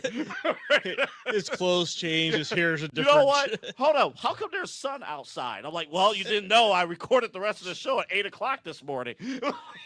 Knew I should have got those blinds. All right, so now we're gonna have to do that. What is it? Portions of this program has been pre-recorded. Like, how about the whole damn show? I cannot wait for. We're getting so damn official. I'm waiting for the disclaimer. Oh, man. I have legal working on it. Fuck. I have legal working on it. Oh, my cousin's a lawyer. Parts of this program has been pre-recorded. What we will not do is say portions of this program was generated by AI. We will not be doing that. No. Did you see the iHeart?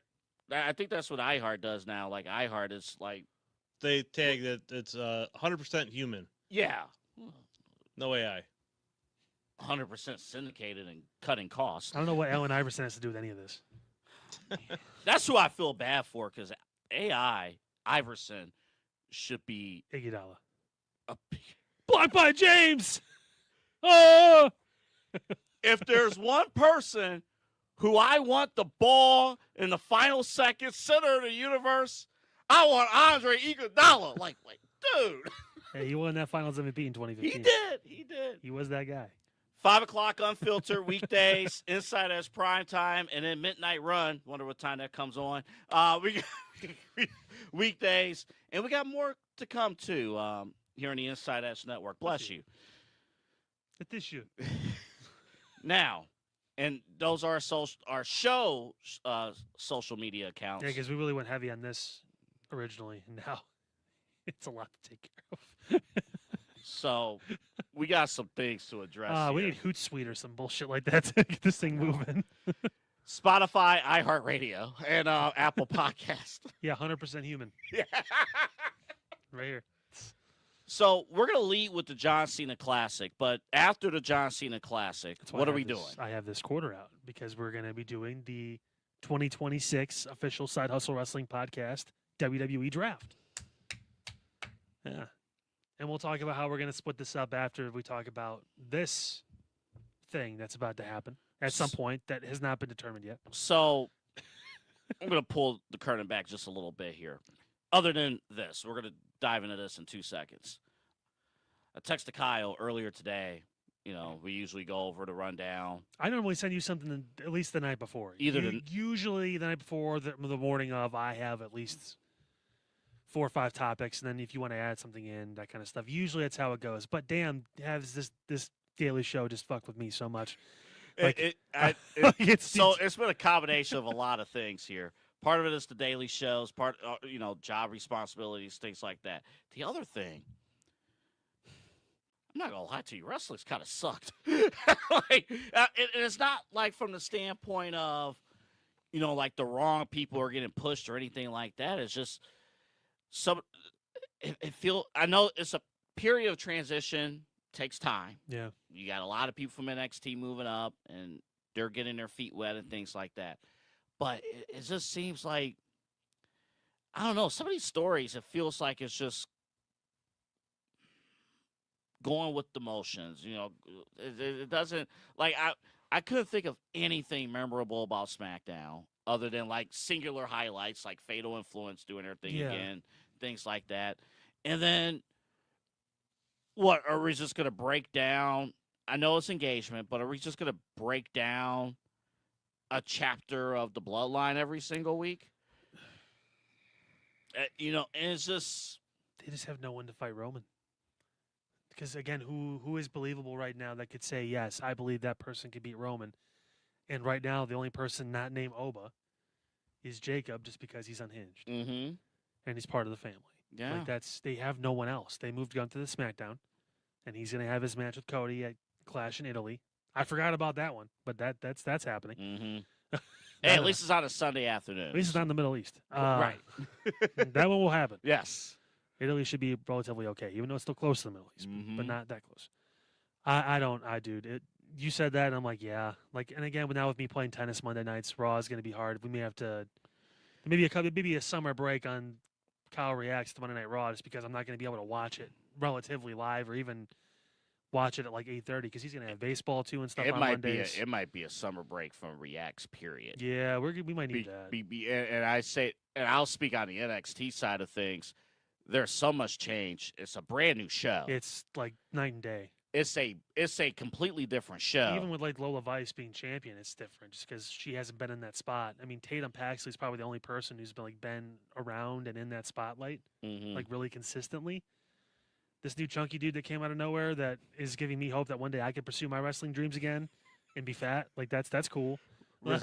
Rizicki sent me a text like, "Who the f is this dude?" It was that. It was that guy. Yeah, whatever. What Mason Rook or whatever. Yeah. I guess he can do a backflip and he weighs 400 pounds. So that's cool. He's way over with the NXT Performance Center crowd. He's way over with the 50 to 100 people that show up at NXT because they know him from England or wherever he's from. Like, okay, sure. Yeah, he's way over. Yeah. But Kevin Owens looked different, but it wasn't like egregious. Mm-hmm. Like, he was never like a six-pack guy, but you could still tell the tattoos, the beard. Like, he was like, okay, and he was just really good at wrestling. I don't know about this kid. Yeah, and I'll also say too so I don't want to go after NXT and be like, man, this stinks, while they're actually trying to get their feet wet and try to figure out, what they're doing. They lost a lot of talent. But you know what? That's what's supposed to happen, though. Like, if you have raid the cupboards, you got a ton of people who are like way over and who can immediately add to the main shows. That's where they need to be. Yeah, NXT should never consistently be the best WWE show on television. If it is, you need to improve Raw and SmackDown. By taking people from NXT. It'd be by taking people from NXT. And I know Shawn Michaels is pissed. Oh, God. Because it's like... Well, he wanted Javon. This was going to be Javon's time. Mm-hmm. Think about it. Javon could have had even just the chase. Because I'm thinking back, too, like, all right, I think I said at the beginning of the year, all right, Trick Williams, Obafemi, they moved up. Joe Hendry would have been ideal for him, would have been him chasing the NXT championship. Well, the problem, probably got word he was only going to have him for 3 months. Yeah. And so, got to make him champion. Someone that over, you kind of just want to give him a spotlight and then enhance him a little bit more and then send him on his way. And then they blew off his last night. We're going to give you a match with King U Carver.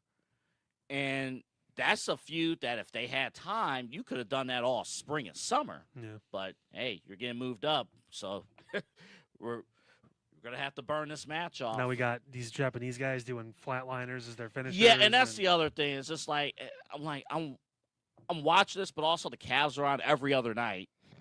I'm not even joking. They're on every other night. That's that short travel schedule, man. Mm-hmm. So because of that, they can come home on road game, like on the road. They probably could have just came home. They could. I don't see why they wouldn't. Yeah, I mean, it's a 20-minute flight.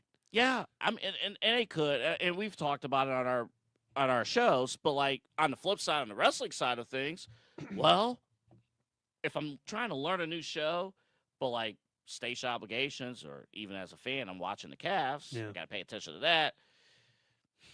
The product may be a little different. Yeah. That's what we're trying to say in the grand scheme of things. Like, the product is going to be a little different when it comes to this. Mm-hmm. The John Cena Classic.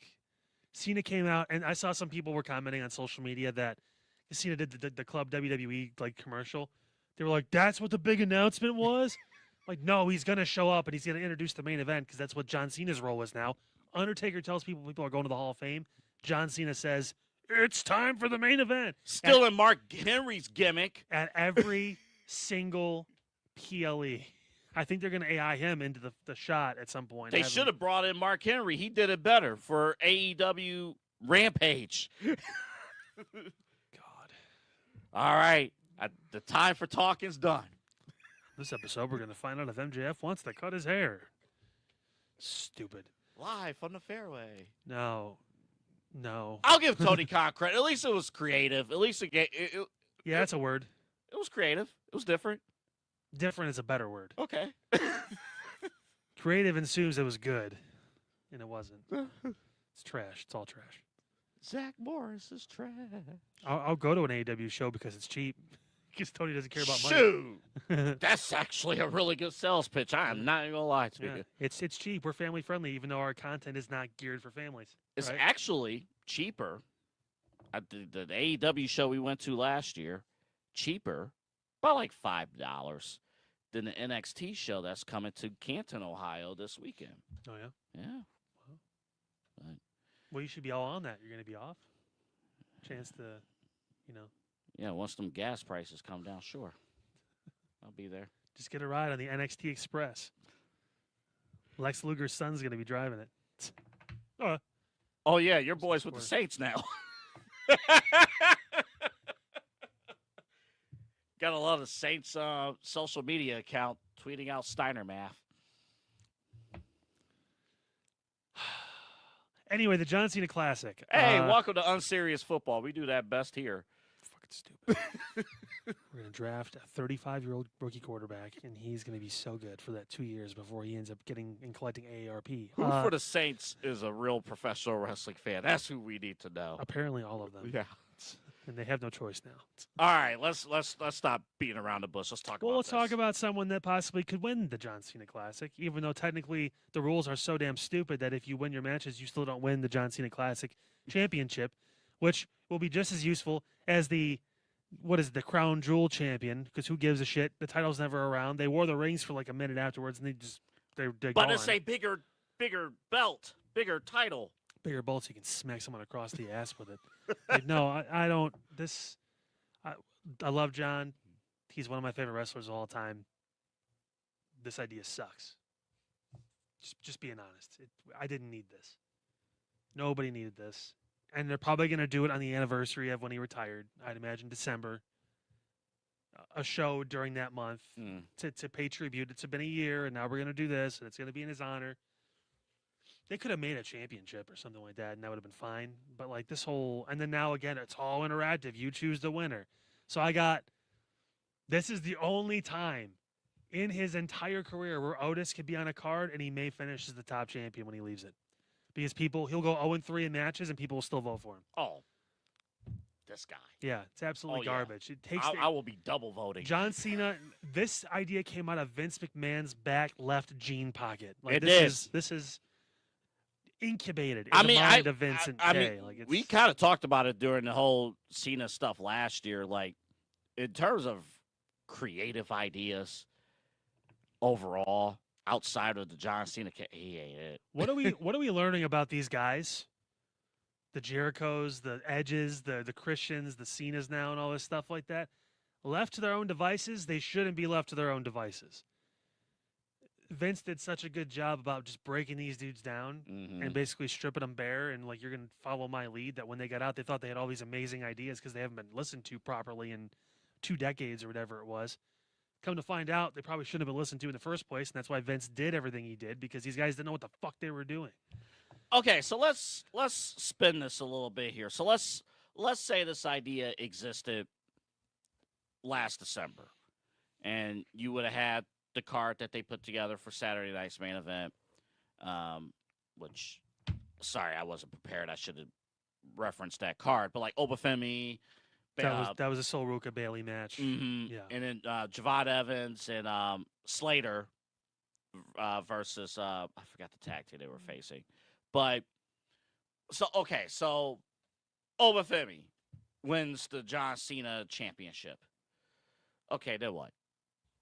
Does he get an actual title shot? Like that's why I don't understand. Does he have to defend? No, it's with the votes. It could have just been a tournament that included NXT stars that capulated at a Saturday night's main event or a PLE, and the winner wins the John Cena Invitational and then gets a title shot. And then that's my other thing that you just brought up too. Like, okay, if the entire purpose is to reward like an NXT star, okay, so our main roster stars, I would imagine you're not going to be, you shouldn't be able to vote for main roster stars. That's what you're doing. It's anyone that's there. Hell, you can vote for people that didn't even wrestle, and they could be the MVP. R-Truth could be the John Cena champion without setting foot inside, because people are going to try and write that shit. That's what's going to happen. It's like opening up. You're taking away the sports side of this and the wrestling side of it, and it's leaning heavy into sports entertainment again.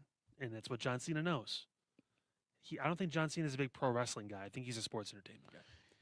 Yeah, I can't argue that. Which again, there's space for both, and there's levels to both, and you can mix it. But well, they could have. All you actually had to do was just say, "Hey, new event in my honor." Every summer, or December again. WWE main roster versus NXT, and leave it at that. People would have been excited. Showcasing the NXT talent against the stars of today against the stars of tomorrow. Yeah, that's it. People would have been excited about that. But now it's going to be for this championship, which who the hell knows what that's going to look like. People are going to make a mockery out of this. If it doesn't spin. Oh, it has to spin. I'm turning the TV off. It has to spin. Although me personally, I preferred the John Cena United States Championship. Yeah. Oh, yeah, that's the OG. Yeah. No disrespect to the WWE. When the whole title spun. Oh, yeah. Yeah, not just a little W in the middle. I want the whole thing to spin. You know what's crazy about that? Like the rims on my 16-inch. That Cena WWE Championship title belt, I actually associate that with Edge more than John Cena. Yeah. I think just because Edge made it look cool, he had Lita and everything. I remember, she was looking then. I remember Cena and Edge with that, and I also very vividly remember The Rock going, "This piece of trash," and throwing it down and pulling out the new shiny. Look at the straight just logo. Title. Oh, that was great. Yeah. Oh man, that was great. The Rock can't walk around with this piece of monkey trash on his shoulder. The red Fruity Pebble, the blue Fruity Pebble. Oh, man. That was great. Well, good luck to whoever's in the John Cena Classic. I guess they're still very much working on this. They don't know what the final product is going to be. He mentioned some things. Honestly, there is a part of me, there is a part of me that kind of believed that they were intending on the Club WWE to actually be the announcement. But they already talked about it. They already announced it. The only thing that I think it's live. I think they're doing it already. Yeah. So there's no. I thought Cena was gonna. I'm gonna be honest. I thought Cena was gonna come out, and announce they were gonna do the WWE draft. I thought that was actually what was gonna happen. Well, the way I could see how, because you said it's gonna shake up the company or whatever it is. This doesn't move any needles. For me, no, I don't know what. I guess too Again, when I watch NXT right now, I'm like, who down? I mean, there are select names, but especially who's going to excite you right now? Well, especially on the male side, there's not much there. I don't really. I mean, they pulled again when you pull all the guys, Ricky Saints, Ethan Page, Javon Evans, Joe Hendry, Trick Williams. Were top heavy anyway last year. Obafemi, but that's 6 names right there of guys that could all be main eventers that are just gone. Yeah. So it's like, geez. Now insert Mason Rook. Rook to E5, please. Yeah, he's gonna be. I did mention this in my NXT Reacts. I am a little disappointed in the Tony D'Angelo presentation because he just looks like a regular guy. I'm like, hey. But like attire in pro wrestling matters. Like he was. I don't know if he needs to come out, in jackets and coats or something, or even a suit and tie or something. But like presentation in pro wrestling matters. I don't think he's been featured that much in the grand scheme of NXT programming since he's been champion, and they're kind of stripping him away from his character. I don't know. Well, because he wasn't the Don when he came back. He was the quiet, brooding, angry NXT lifer. And he was the fourth guy in that fatal four-way. And they all left. They all stood and delivered their way out of NXT. They all stood and delivered their notice. Notice what? Notice me walking out the door, going to Raw or SmackDown. You know, NXT should be the show that does the Feast or Fired match. Not TNA.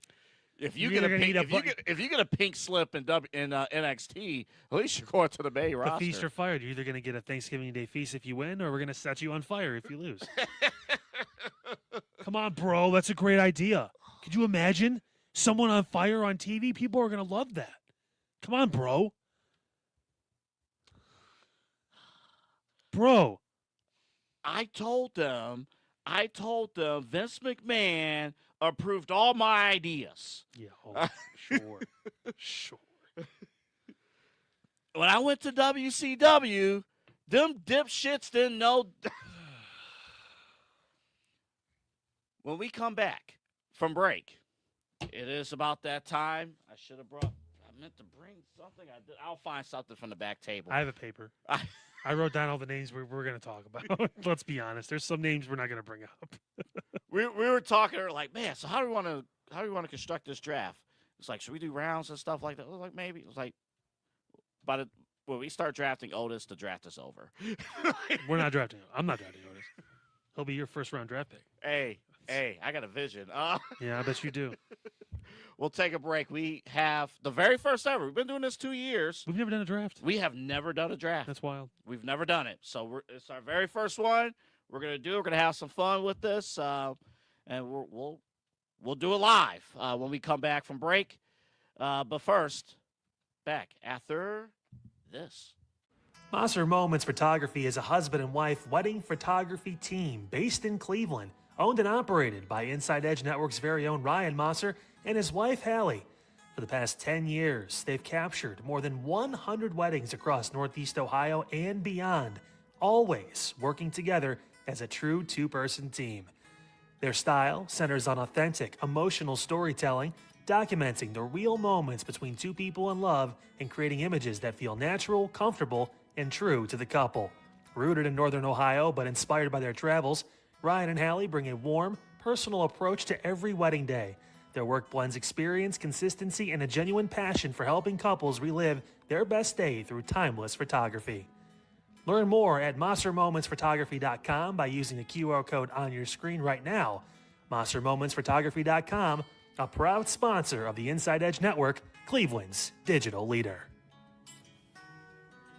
Whether you're searching for a baseball autographed by your favorite World Series slugger, a signed football by an iconic Hall of Famer, or the jersey of a world-famous soccer star, you've come to the right place.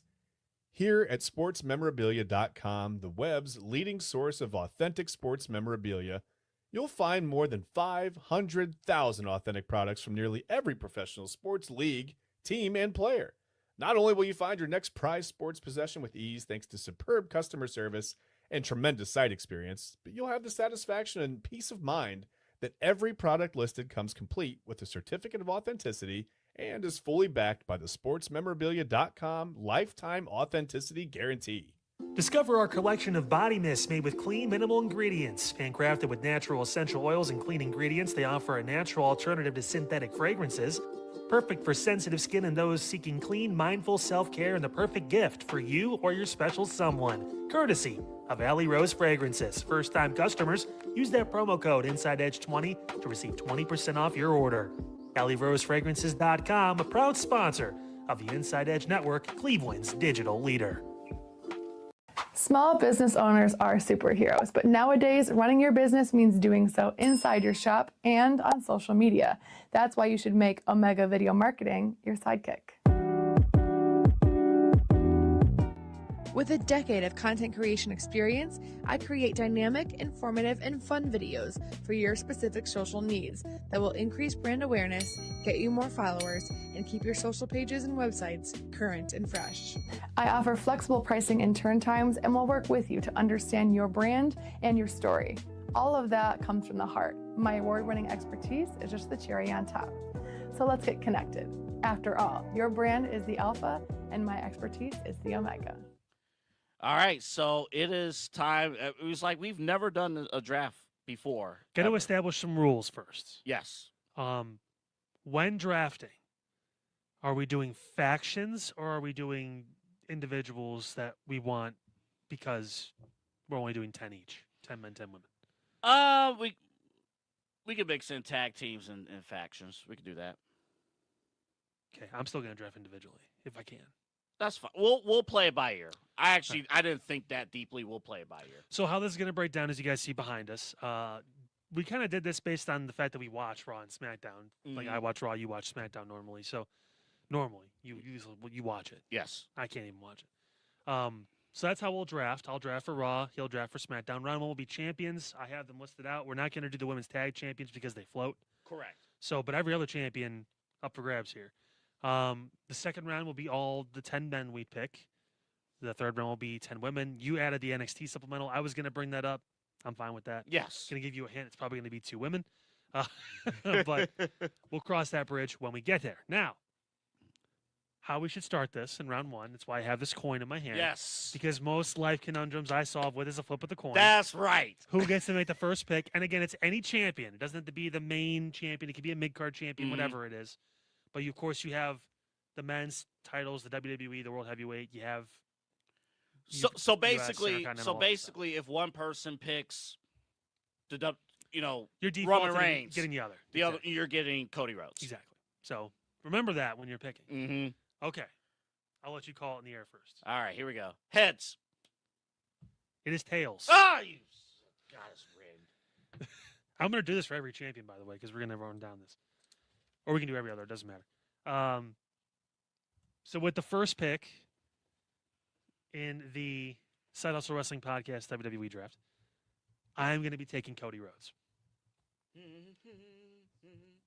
The reason why is because Roman, after this summer, is going to be part-time again, and Cody, for better or worse, is going to be around. I can get more out of Cody as a heel, too, at some point, possibly, as one of my top stars. And I also just want to see Cody with a neck tattoo actually be the Bond villain. So you know what? I'm so glad you picked Cody because my first pick was going to be Roman because I want Mr. OTC. I want somebody who people will pay their hard-earned money just to see whether he's there. And I got a full commitment at least through SummerSlam. I got a commitment. I got the next few months. I got the next few months. We like go cash in. Like the politicians Jake talked about. You think about the next 3 months, not the next 3 years. Hey, listen, I'm getting paid. That's what I'm thinking about. Think about the children. Are you kidding me? Think about the future. Okay, so you get Roman, I get Cody to start. We'll flip it again. All right. Ready? Call it again. Tails. Shit. See, this is a real rigged operation. Hold on. You'll be able to see it. It's heads. Can Colton flip it next time? I am going to whoop that, and I'm taking Trick Williams.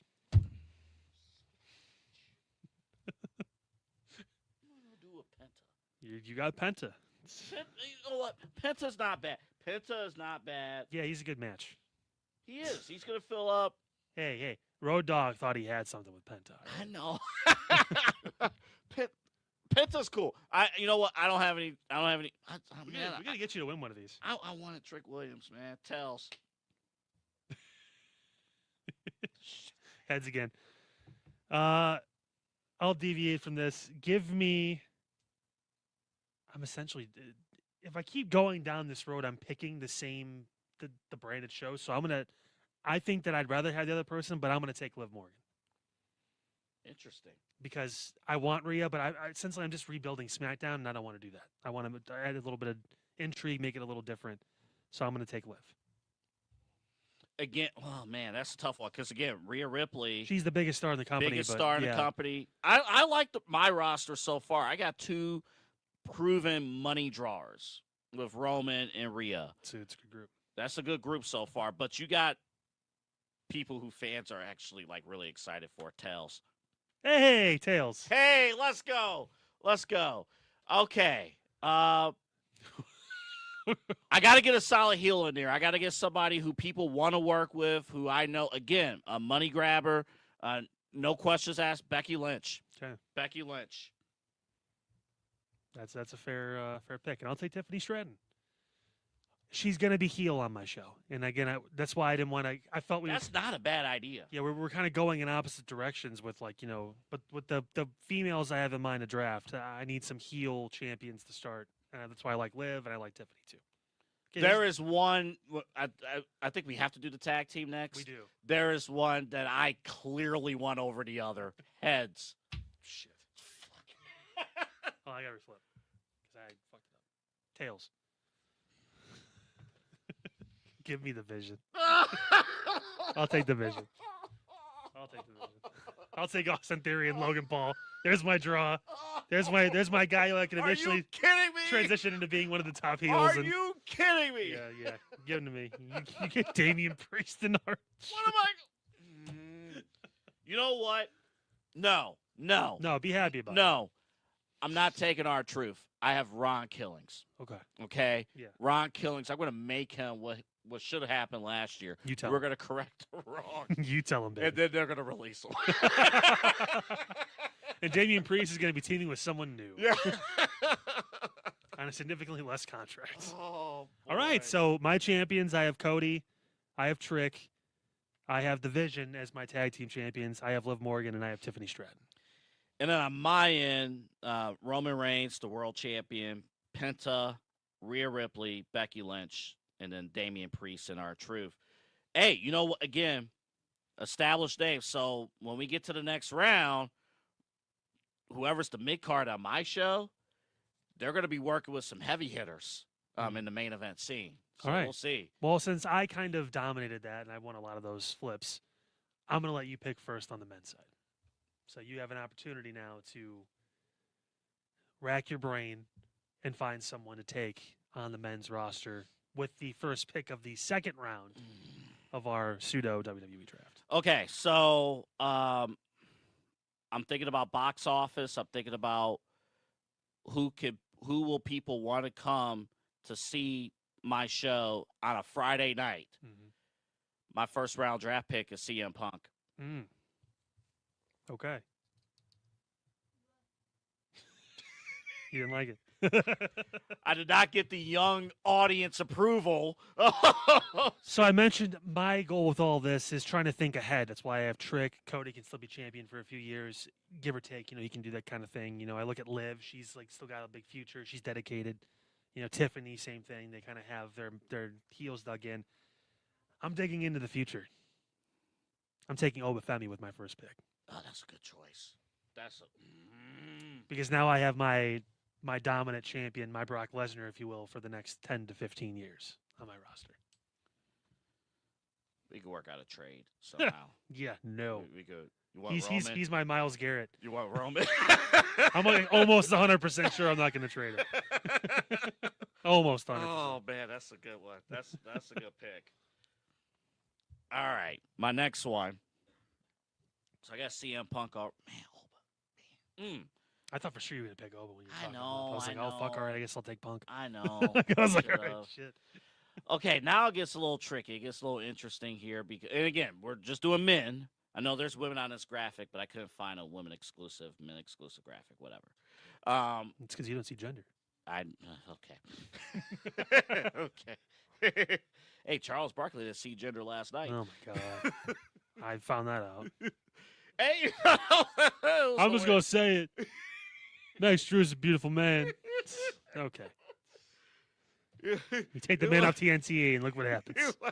He loses all the weight and he can't. Now he's Charles Barkley, a fegula. Oh man. Okay. For my next pick. Oh man, now it gets tough because I didn't really prepare for this. I wrote down 20 names each. I was just like, okay, I got to make sure I have something.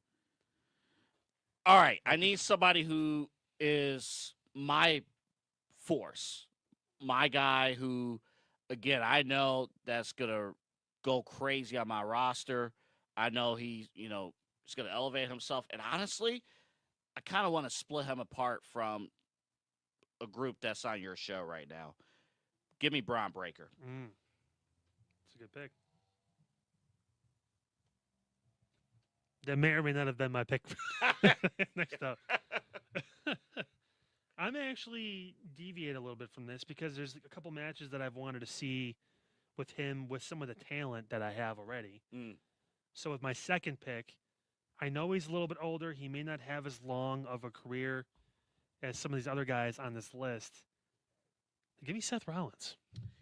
I was thinking about Seth, but I was thinking about him. Not bad. Not a bad pick. I know we're going to have some good matches. I can picture him fighting Trick at some point. Him and Cody never really had a real feud, which would be fun to watch, too. If his heel Cody Rhodes versus face Seth may be interesting because it's different. Yeah, it would be. So I'm into that. Since we could do a little bit of a snake, so you can go next. Oh, because you don't know what you're Yeah, because I didn't prepare. I actually had to pull up the roster. Okay, well, since staying on the trend now back of getting into the youth, this is tough for me because there's two guys I really want to pick, and I'm afraid you may take the one if I don't. But I am going to take Javon Evans with my next pick. It was between him and somebody else who hopefully is still there in the next round. But again, 22 now? 22. I mean, dude, that's, again, you talk about him and Oba and those guys. They're the future, and that's someone I want. So I'm taking Javon. I was thinking about how deep I can go. I wanted Javon, but I was thinking, how deep I could go without picking him up. I know who I want. Yeah. And then if there's people left over at the end, I'll be like, okay, that's fine. Yeah. But there's certain people I want on this roster. There's a guy who, in WWE, especially on the men's side, is lacking true heels. Somebody who you put them in the ring, okay, you're going for broke here, basically. Give me my Drew McIntyre. Oh, okay. I was waiting for that one. Purposely didn't take him.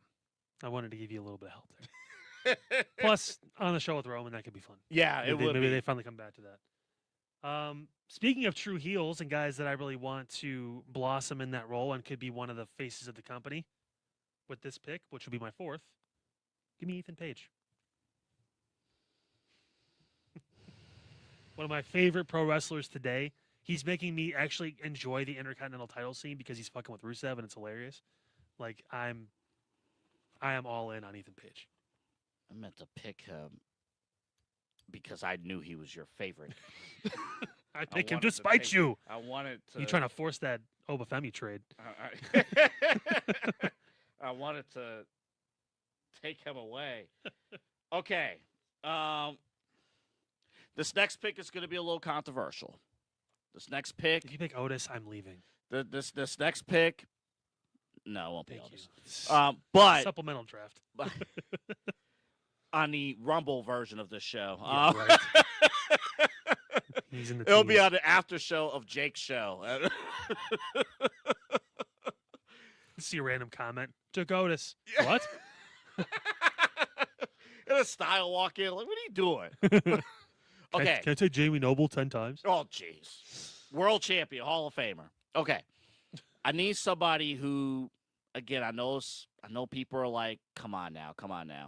But, again, looking at who's on my roster, looking at, the crowd interactions and what I can do, I'm picking up main event Jey Uso. Ooh. Is it bad that I didn't even write Jey Uso down on my list? I understand, but my roster right now, I have Roman already, and then I know he can mix up with CM Punk. I know, and Bryan, and I could turn Jay heel whenever I want, or have him work as a babyface. I could do whatever I want with Jey Uso and be perfectly fine. Gonna love my next one. Give me Dominic Mysterio. Oh, I thought you were picking Big Jim. Fuck no. I'm building a roster here. All right? I want the best, and I want the brightest, and I want a 28, 29-year-old Dom who's on the brink of hopefully bridging into the main event scene at some point soon. He's that guy that could be one of my him and Ethan Page, two of my big heels for the next 5 years. He's on his way. Yeah, he's there. He's working. on his way. And he's eventually going to be the most over babyface in the company. So these people are just going to fall in love with him. I'm going to pick the most over babyface in the company right now because I'm going to make money. And I want this guy interacting with some of the crazy people on my show. Really? Danhausen. That was going to be my last pick. If I was going to pick. I don't feel that you are valuing the power of Danhausen. I'm not going to lie. Your show kind of sucks right now, buddy. All right. This would be my 6th pick for the men. Give me Jacob Fatu at number 6. How did he get that low? Because I picked Danhausen before because Jacob you picked fucking Danhausen before Jacob Fatu. And ironically enough, the guy that I was going to pick earlier is still on the board that I passed on. That I'm kind of glad I did because you don't even, which is fine with me, because he'll be my next pick. I pass up on both Obafemi and Jacob Fatu. You got Braun Breaker though. I know. I'm excited about Yeah, that. I'm actually really excited about Drew McIntyre. Yeah, whenever he shows up again. Yeah, I got people who do movies on my show. I got guys that aren't going to be there. It's the best. There are some notable names on this graphic that have not been picked up yet. Well, Brock is retired. Brock does not count for this. Yeah. Brock is a special attraction. Yeah. You may need to What take do we one of do? them. What about? Hold up, I'm not picking him. You might pick him since I said I didn't. I'm not going to pick him. I mean, Randy Orton still act. What status are we giving Randy Orton? So I have him on the list. I don't know yet. And the problem, even with Randy Orton, he's so big of a star now that it's kind of like, I mean, he can honestly float, and I'd be fine with calling him a floater. I wouldn't be Yeah. upset about that. I mean, if you took him, I wouldn't be mad either. But I mean, like either way, there's another guy up there that you almost kind of have to take at this point, dude, because you need some star power on your show, and he's gonna be there. I know You kind of need to take him. but on this roster. Yeah, on that roster. Think about the matches with Braun Breaker. That could be fun. It would be. Face Braun Breaker. Him versus Danhausen. You know what? That sold me, Gunther. God. Oh no. That sold me because I could utilize Danhausen and Gunther to elevate Gunther to. Never mind. Oh my goodness. All you care about is merch. You're up here. This is not a game. This is not a game. 7th pick for me. Give me Carmelo Hayes. He's the guy that I was going to pick all the way back when I picked Javon, but I was like, you know what? You're going to forget he exists, and that's fine. I didn't forget that he exists. No, I didn't forget. He's here. He's hurt right now, but again, that's another one of those guys who's under 30 that could be someone really special, and he's finally starting to connect with the crowd. Took some time, but he was a first overall draft pick for SmackDown before. So now he comes over to the Raw brand.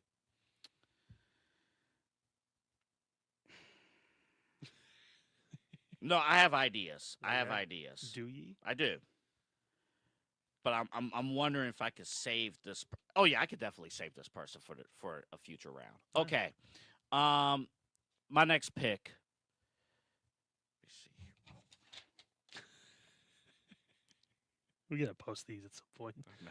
It's gonna be great. People are gonna hate my roster. Oh my god! They're gonna be like, what the fuck happened? Actually, no. I don't think people hate. Your champions are good, My champions are good. Anywho, especially your tag champs. my.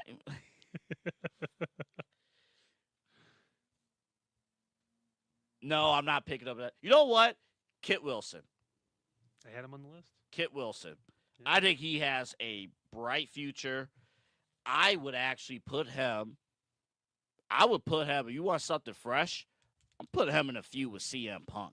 Interesting. I'm putting that. Toxic? What? Oh, yeah. Oh, yeah. Oh, yeah. You don't take this wrestling seriously. Like, who are you? Like, and that would be a good way to. I think Kit Wilson is a future star in the making. I'm not going to wait. My 8th pick is Joe Hendry. He's already a star. We got to use him now. He's 37.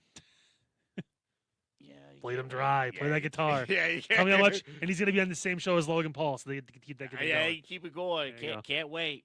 Can't wait.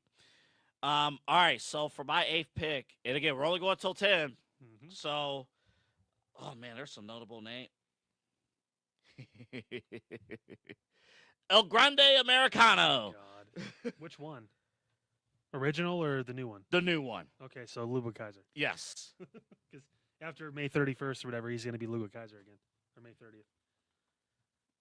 Maybe. I wonder if he. No, I think he wins. I think Chad Gable's the one that's going to turn back. That's sad. It's amazing how that story just turned completely not in Chad Gable's favor. Unbelievable. Man, he gets hurt, and then all of a sudden, wait a minute, my replacement can speak Spanish. Speak good Spanish. This is going to be. So real quick, so for the Hispanic audience, you have Dominic Mysterio. I have El Grande Americano. We're set. I'm torn between two guys for my number 9. I'm going to go with Ilya Dragunov with my number 9. You're higher on him than I am. But think- that's not a bad thing. That's I think you that have a vision for him. He's also been hurt too and hasn't been wrestling, and it's just like, okay, you just need to get him healthy and on the show, and he'll deliver. The matches will be there, the energy, all that stuff. Mm. So he's my number 9. I struggle with that one a little bit, but My number 9, is he on here yet? No, he's not. Bronson Reed. I know he's hurt, but again, we could pair him up with Braun Breaker, still have, because I need somebody to beat Priest and R-Truth. But also, like, the Battle of the Monsters over on my SmackDown, I think that would be huge. since you snaked for me, I'll let you snake the last pick. Almost wrote Braun Breaker twice. Bronson Reed. Can we clone him? Is that possible? No, it's cool. It's chill. I know. There's some good names that are not going to make it, but I have high hopes for the better Uso. Big Jim. You're going to have both Usos. Yes, Big Jim. But I'm unlike the current writers, I'm going to actually use Big Jim. I want a little bit of an infusion of a veteran who I know has the ability to entertain people. The crowd still enjoys him, even though they don't really get what he's doing right now because he's in the process of changing over. Thought about Rey Mysterio here because of his legacy and all that stuff, but I think he could float for us too a little bit. I'm going to go Sami Zayn. That's a good pick. With my last That's pick. a good pick. Yeah. I thought about Sammy after the Jimmy Uso pick. That's a good pick. With the hope that eventually I can capitalize on that Sammy World title story because, like I said, I think that could be Daniel Bryan level, Kofi Mania level story into one WrestleMania. He only has to win it once. Now, on your show, in this draft, you're representing Monday Night Raw. Sammy and Trick Williams are on the same show. Yep. Which he lives, the gingerbread lives. Gingerbread Man. He saw that. That was my supplemental. My reaction is that. Rest in pieces. Okay. Rest and gun drops. Oh man. He had a bright future. He did. He had a bright future. Done so much, had done so little. Okay, so to recap, the men that I selected for SmackDown: CM Punk, Drew McIntyre, Braun Breaker, both Usos, Jay and Jimmy Uso. I could have used them as a tag team, whatever. Danhausen, Gunther, Kit Wilson, Bronson Reed, and El Grande Americano, the current one. And then my list: Obafemi, Seth Rollins, Javon Evans. I'm going in order I picked: Ethan Page, Dom Mysterio, Jacob Fatu, Carmelo Hayes, Joe Hendry, or as Cole calls him now, Henry every time, Ilya Dragunov, and Sami Zayn. That's okay. I'm going to have Roman Reigns on 3 segments He's going to be on 3 segments. So we're going to have a balanced show on Raw. Netflix is going to love it. We're going to have Roman Reigns and CM Punk on 3 segments every week. Bare minimum 3 segments per show. Open, close, 9 o'clock, 10 o'clock until Bronson, what's the dude's name? Braun Strowman comes back with his show. Now my favorite point of the program, we get to the women. I love how CM Punk is still in this picture. Now you get the other stuff. This is a refresher for Double A, so remember who's actually on the roster. All right. I did not write 20 women down, so this is going to be tough. Yeah. Okay, so you picked first last round. I'll pick first this round for the women if you're okay with that. And then I'll let you pick the first NXT talent because I haven't watched it as much as you have. I am going to go just because I know how much you love her, and I know that she could be a center heel on my show for the foreseeable future. Give me JC Jane. Oh, hell no. Why would you do that? Why would you do that? I don't need Fatal Influence. I just want JC Jane. But I guess if they come with her, that's fine. I'll take it. I actually like JC Jane a lot, too. And I'm thinking about, okay, I have Liv, who eventually, let's be honest, she'll end up being a babyface again. And I have Tiffany, who I think could be a heel, too. I think that'd be a fun matchup, a fun feud. I'm looking for fresh, new. Pairing them all together would be fun to watch. That's fine, since we're talking fresh. Soul Ruka. Yeah, I kind of figured. I knew giving that one up was going to happen. Yeah, that's fine. I know. That's okay. I'm not happy with that, but that's all right. Could you take her, man? Give me I ain't gonna lie. I'm actually pissed about that. give me Stephanie Vaquera with my second pick. You want Booker T too while we're at it? I'm gonna need it now. I want Booker T. Oh yeah. Yeah. Oh my goodness, you gotta be kidding me. Oh man, you gotta be kidding me. I gave you Rhea, okay? Like I know. I gotta load up a little bit here. There's a name I want, want badly, but because I'll tell you what you want. But I don't want this person and Rhea on the same show. I can't do it. But I know I'm going to get great matches. We'll make it work. Io Sky. We'll make it work. That's a good pick. I know. It's a great pick, but I need to keep her and Rhea Ripley apart. I know it's a great pick. This is tough. Actually, I know exactly who my next pick is.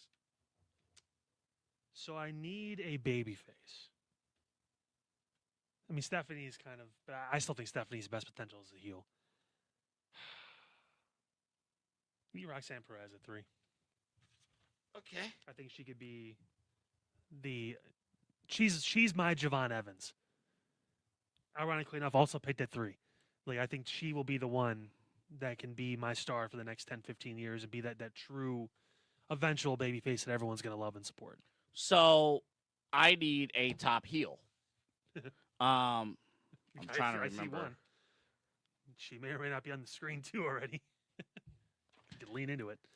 I need a top heel. I mean, I could lean into it on the screen, but I'm not going to pick the one you're thinking. I need somebody who I trust on the microphone. I need somebody who I know can deliver across the board.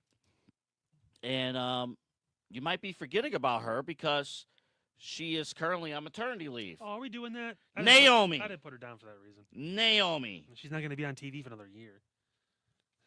She'll be ready to go. In a year? She'll be ready. That's the first time you thought long term. Oh, I've been thinking long term about her for a long time. Oh, I bet you have. Wait, she just had her baby a couple months ago. Did she? Yeah, she should be back right after SummerSlam. Oh yeah, I'm glad you're going to tell her when her body's going to feel good enough to I'm get back. I'm just projecting. No, we know you're projecting something. I'm just projecting that she'll be back by at least after SummerSlam. I just want you to know you should be ashamed of yourself. Fourth pick, give me Blake Monroe. That's a solid pick. Yeah. That's a solid pick. Again, I'm going off potential here, but I feel like on the main roster, I also want her and Tiffany on the same show. I think that'd be a great feud. All right, we're not going to beat around the bush here. There are some good options. Reggae Bush. It's best Sports Center commercial. Reggae Bush. We haven't established this rule yet, so I'm going to test it. It's the best way to do it. Charlotte Flair and Alexa Bliss as a tag team.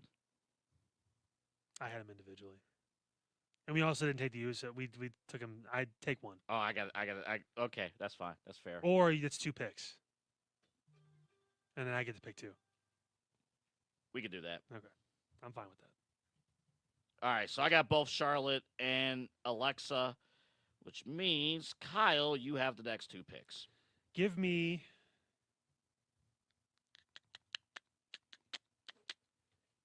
I want Chelsea Green on my roster. I want her on my show. So I'm gonna take... I do too. I wish. Yeah. So I'm going to take Chelsea. Now, that is a medical risk at currently. We'll see what happens. It's an ankle injury. She's fine. Or whatever it is. Yeah. And then I'm going to split up a tag team. Because I'm tired of seeing her with her, and I think it's time for her to have her own thing. Give me Lash Legend. Man, that's good. That's a good pick. And she's on the same show as Trick. So it works out. I'm making couples happy. Let me make sure I fulfill my couples duties. You did not, because I have Seth and you have Becky. They hate each other anyway. Yeah, fine. totally.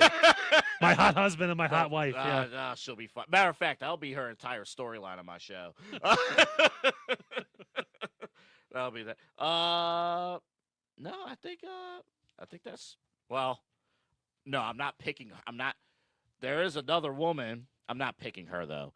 But Maxine Dupree, she made news on Monday Night Raw. Yeah, because she's if you paid attention, she's hanging out with the Vision. But I'm not picking her. No. Hell no, absolutely not. Okay. But I am picking Bayley. Yeah, I saw that coming. I know you love you some Bayley. Solid talent. Fantastic. Solid talent. Give me Lyra. I'm splitting up tag. Great choice. Yeah. And you know what? They probably should be split up. At this point, and again, she showed so much promise in that Becky Lynch feud. I think I can make a single starter. I think she could be someone that I can, at least in the mid-card, if not possibly spot main eventer. She could be up in that spot. All right, so currently you have 7. I have 2, 3, 4, 5, 6. Thank you. So my number 7 pick. I'm trying to look and see. Now we got to do some work. Now we got. I still got some. Number 7, James, Kiana James. James Harden. I think she's a great talent. Yeah. I think her potential, the ceiling's high. I love her performance at the Elimination Chamber. You're welcome. I think right now, that mix with her and Julia right now is interesting. And I'm not saying interesting in a good way, but in terms of what happens when they move forward with that, I think James has a bright future. My 8th pick, give me Raquel Rodriguez. Great pick. Yep. She'll be the monster of the group. Looking forward to that. Eventually, the live thing will come to its end or whatever. But in the meantime, they can still do their little thing. Mm-hmm. So that works. That's a great pick. My 8th pick, there's so many people I still want to pick from NXT. I'm not even joking. Oh, I know. Let me see here. I still need heels. But I can make this person a heel. Jordan Grace. She might have to be because that's the only way she's going to get over. Well, and honestly, and I even said this when she was in NXT, I think she would be better as a heel anyway. Go out there and basically tell these women you don't even belong in the ring. Basically disrespect these women. Jordan Grace, her disrespecting, Alexa Bliss or Io Sky or something like that. I think there'll be solid feuds there. Well, speaking of heels that are going to be in movies soon, give me Jade Cargill with my 9th. How does she fall that? I mean, honestly, it may not be that surprised that she fell. Because again, she's going to be. We all assume eventually she's going to move into the part-time type role. But this is one of those things where, in the meantime, we know Liv is petrified too, so she'll be in the main event kind of thing. That'll work. My 9th pick. Oh, we're getting down to it now. We're getting down to it. I still have like 5 more names on here, and I only have 1 more pick left. Oh, we're getting down to it. We're not counting Bianca Belair at this point. No. Her. She's very early in that pregnancy. Yeah, she's that ain't happening. Yeah, no. That's remember multiple also years. Asuka is I guess retired or semi-retired. Oh, you couldn't pay me to take her. Should have just handed her to you. She could say 10 more awkward goodbyes and just get the hell out. And have EO long for her like she's in a spaghetti western. No, I'm good. I'm going to repackage this person and make her work, Julia. Yeah? I'm going to make her work because I know she could work. It's just her presentation on the main roster.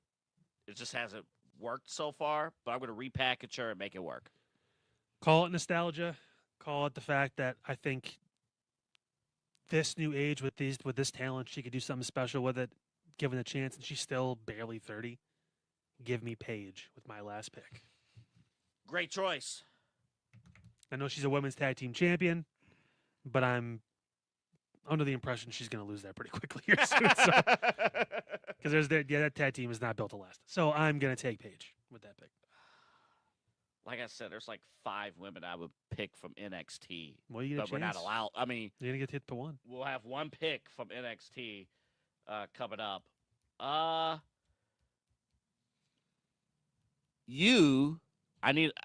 need you to answer a question for me before I make my pick. Sure. When you took JC Jane, are you taking the entire group or just her? I think in the spirit of how we've done this, because I made you use 2 picks to take Charlotte and Alexa, I only took JC Jane. But if we're going to go hardcore on the rules, then I can only pick one of those 2. It's true. I mean, there's an obvious choice if you're only going to pick one. I feel. Who was the more recent one? Lainey Reed's the one that they just put with the group a couple months ago. But Fallon Henley was a North American champion. Yeah, Fallon's been fantastic. Yeah, Fallon. She's also, they both have personality, but Fallon stands out. And can I pick her, make her heel? Because I'm still kind of lacking in heels. So I can, I'm gonna go with Fallon. Split her up. Split her up. We're gonna make you work. So no Maxine, no Brie Bella or Nikki Bella, no Nia Jax. I had her on the list just because I wrote down Lash Legend, so I kind of felt disrespectful. I didn't at least write Nia down. I wasn't gonna pick her. But okay. No, and again, you're talking about like true heels, like even with Nia, but it's tough. Even she's not in that tag team. I don't know. It's just all right. So my women, the top 10 women I picked for this draft: JC Jane, Stephanie Vaquer, Roxanne Perez, Blake Monroe, Chelsea Green, Lash Legend. 7 was Lyra Valkyria. 8 was Raquel Rodriguez. 9 was Jade Cargill, and 10 was Paige. And then my top 10, so Ruka, Io Sky, Naomi, Charlotte Flair, Alexa Bliss, Bayley, Kiana James, Jordan Grace, Julia, and Fallon Henley there. So yeah, I don't know. I think the women's side's a lot more even. Especially because you have Rhea as champ and everything too. Like, it's a lot more even. Yeah, this one you could kind of do, the booking is what's going to matter. Now, I'm excited for our 4th and final round. It's not even going to be that long. This is the NXT pick. Now, this is not if we were in charge of all this for real, half of NXT already moved up. So this is not for an NXT pick to just pick one person, put them on your show right now. Yeah. This is a supplemental pick. You pick that person, and whenever they're ready, we assume 2027. When they get the call, they're coming to your show. I got to say, there's one person I really want. And if you pick them, I'm going to be upset. I think for this one, we may have to do a coin toss. Yeah? Yeah, I think we have to do a coin toss. Okay. It worked so well for. All right. Heads. It's heads. Shit. Well, it's bound to happen at some point. There are so many names, though, in No, NXT. shut There's the no fuck up. way Shut that I'm the going to pick the fuck up. person that. Just do it. There's no way. I'm not going to do it. Actually, I know I'm not going to do it. My pick for 2027, my pick is Jada Parker.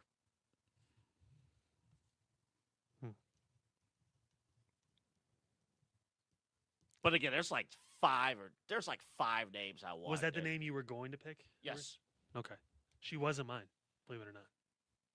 I have no idea who you're going to pick. Oh, you didn't? No, I actually don't know. Okay.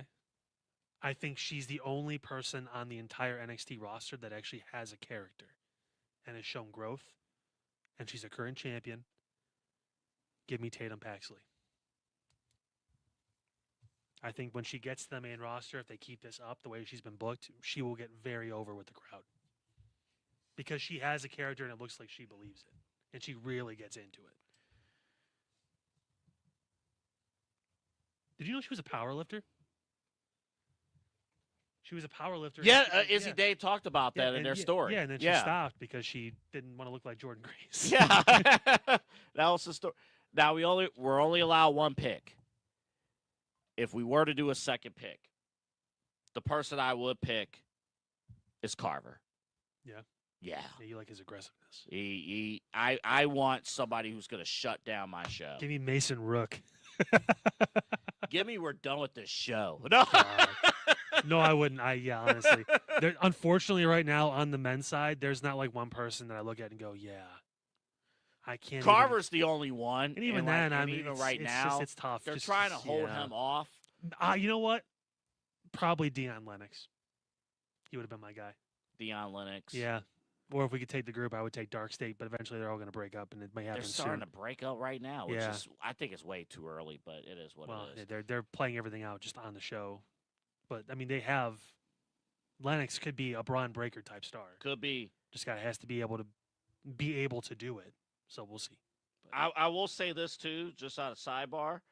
I mean, on the women's side, Izzy Dame.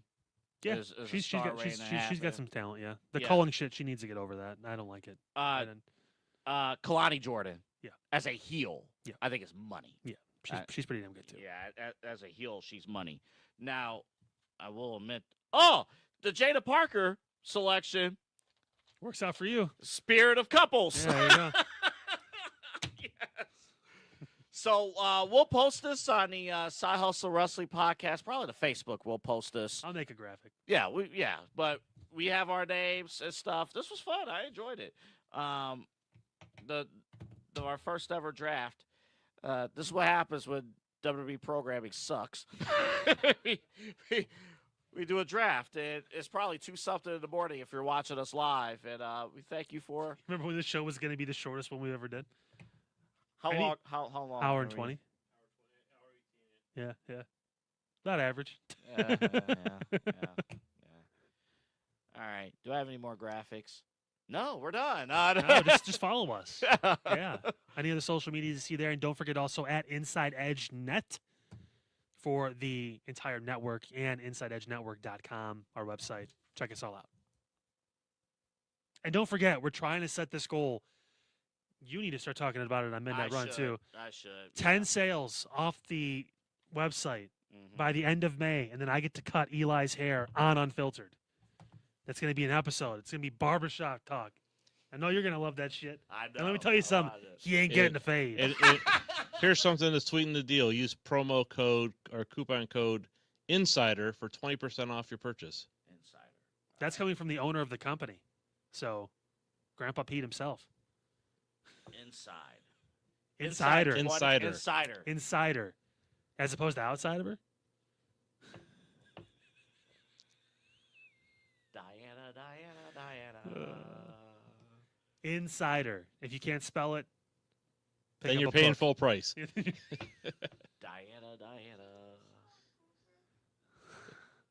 I don't think you can spell that. Okay. InsideEdgeNetwork.com. Make sure you add that in, and that's where you can actually go to our shop and all that stuff. Great stuff. Honestly, guys, shirts, hats, polos, jackets. I know it's about to be summer, but, it's going to be winter again at some point. So take advantage of that. Well, even just the shirts, like just the regular shirts. It's great. Yeah. Again, the jacket on there, the only jacket we have right now is it's the champion jacket, but it's like a light raincoat. Like a windbreaker. There you go. Yeah, so it's perfect for this time of the year. Perfect. Yeah, right. I mean, yeah, I know you're going to go to Cedar glasses. Yeah, I think we go to Cedar Point, too, so you want that jacket when you're out different there. colors, the whole 9 yards, man. Rep the network and do us a favor and do me again, I talked about it on Unfiltered. This is the perfect birthday gift for me. Yes, it is. Going into June, if I can have a show where I ain't got to worry about any topics, I ain't got to worry about nothing. All I got to worry about is my buzzer charged. That's the best part. And then you get to see Eli with a buzz cut. And no better fulfillment walking into a show with an empty rundown of haircut. Let me show you what I have. 1, haircut. Each segment. In parentheses, shaky at best. Yeah. Not like, Michael J. Fox shaky, but just like the haircut itself would maybe a little. Segment 1. I have one question. Are you nervous? Do I make you nervous? Oh, man. Thank you again. 5 days a week. Our shows are there. Make sure you like and subscribe at InsideEdge Net. That's right. That's right. That's right. He's He got a gets it. business plan. He's now the new assistant to the assistant program director. That's what I call to action. Put that in my reports. Stick that in your pipe and smoke it. That's right. All right. If you're watching us on a normal Friday morning or over the weekend, have a great day. If you're watching us live, it's 2-something in the morning. Please go to bed. Go to bed. Yeah. I don't care what that app tells you. Your ideal bedtime is. It's time now. Right now. Say night-night. Time for you to get a watch. Ha! Got him! Ah!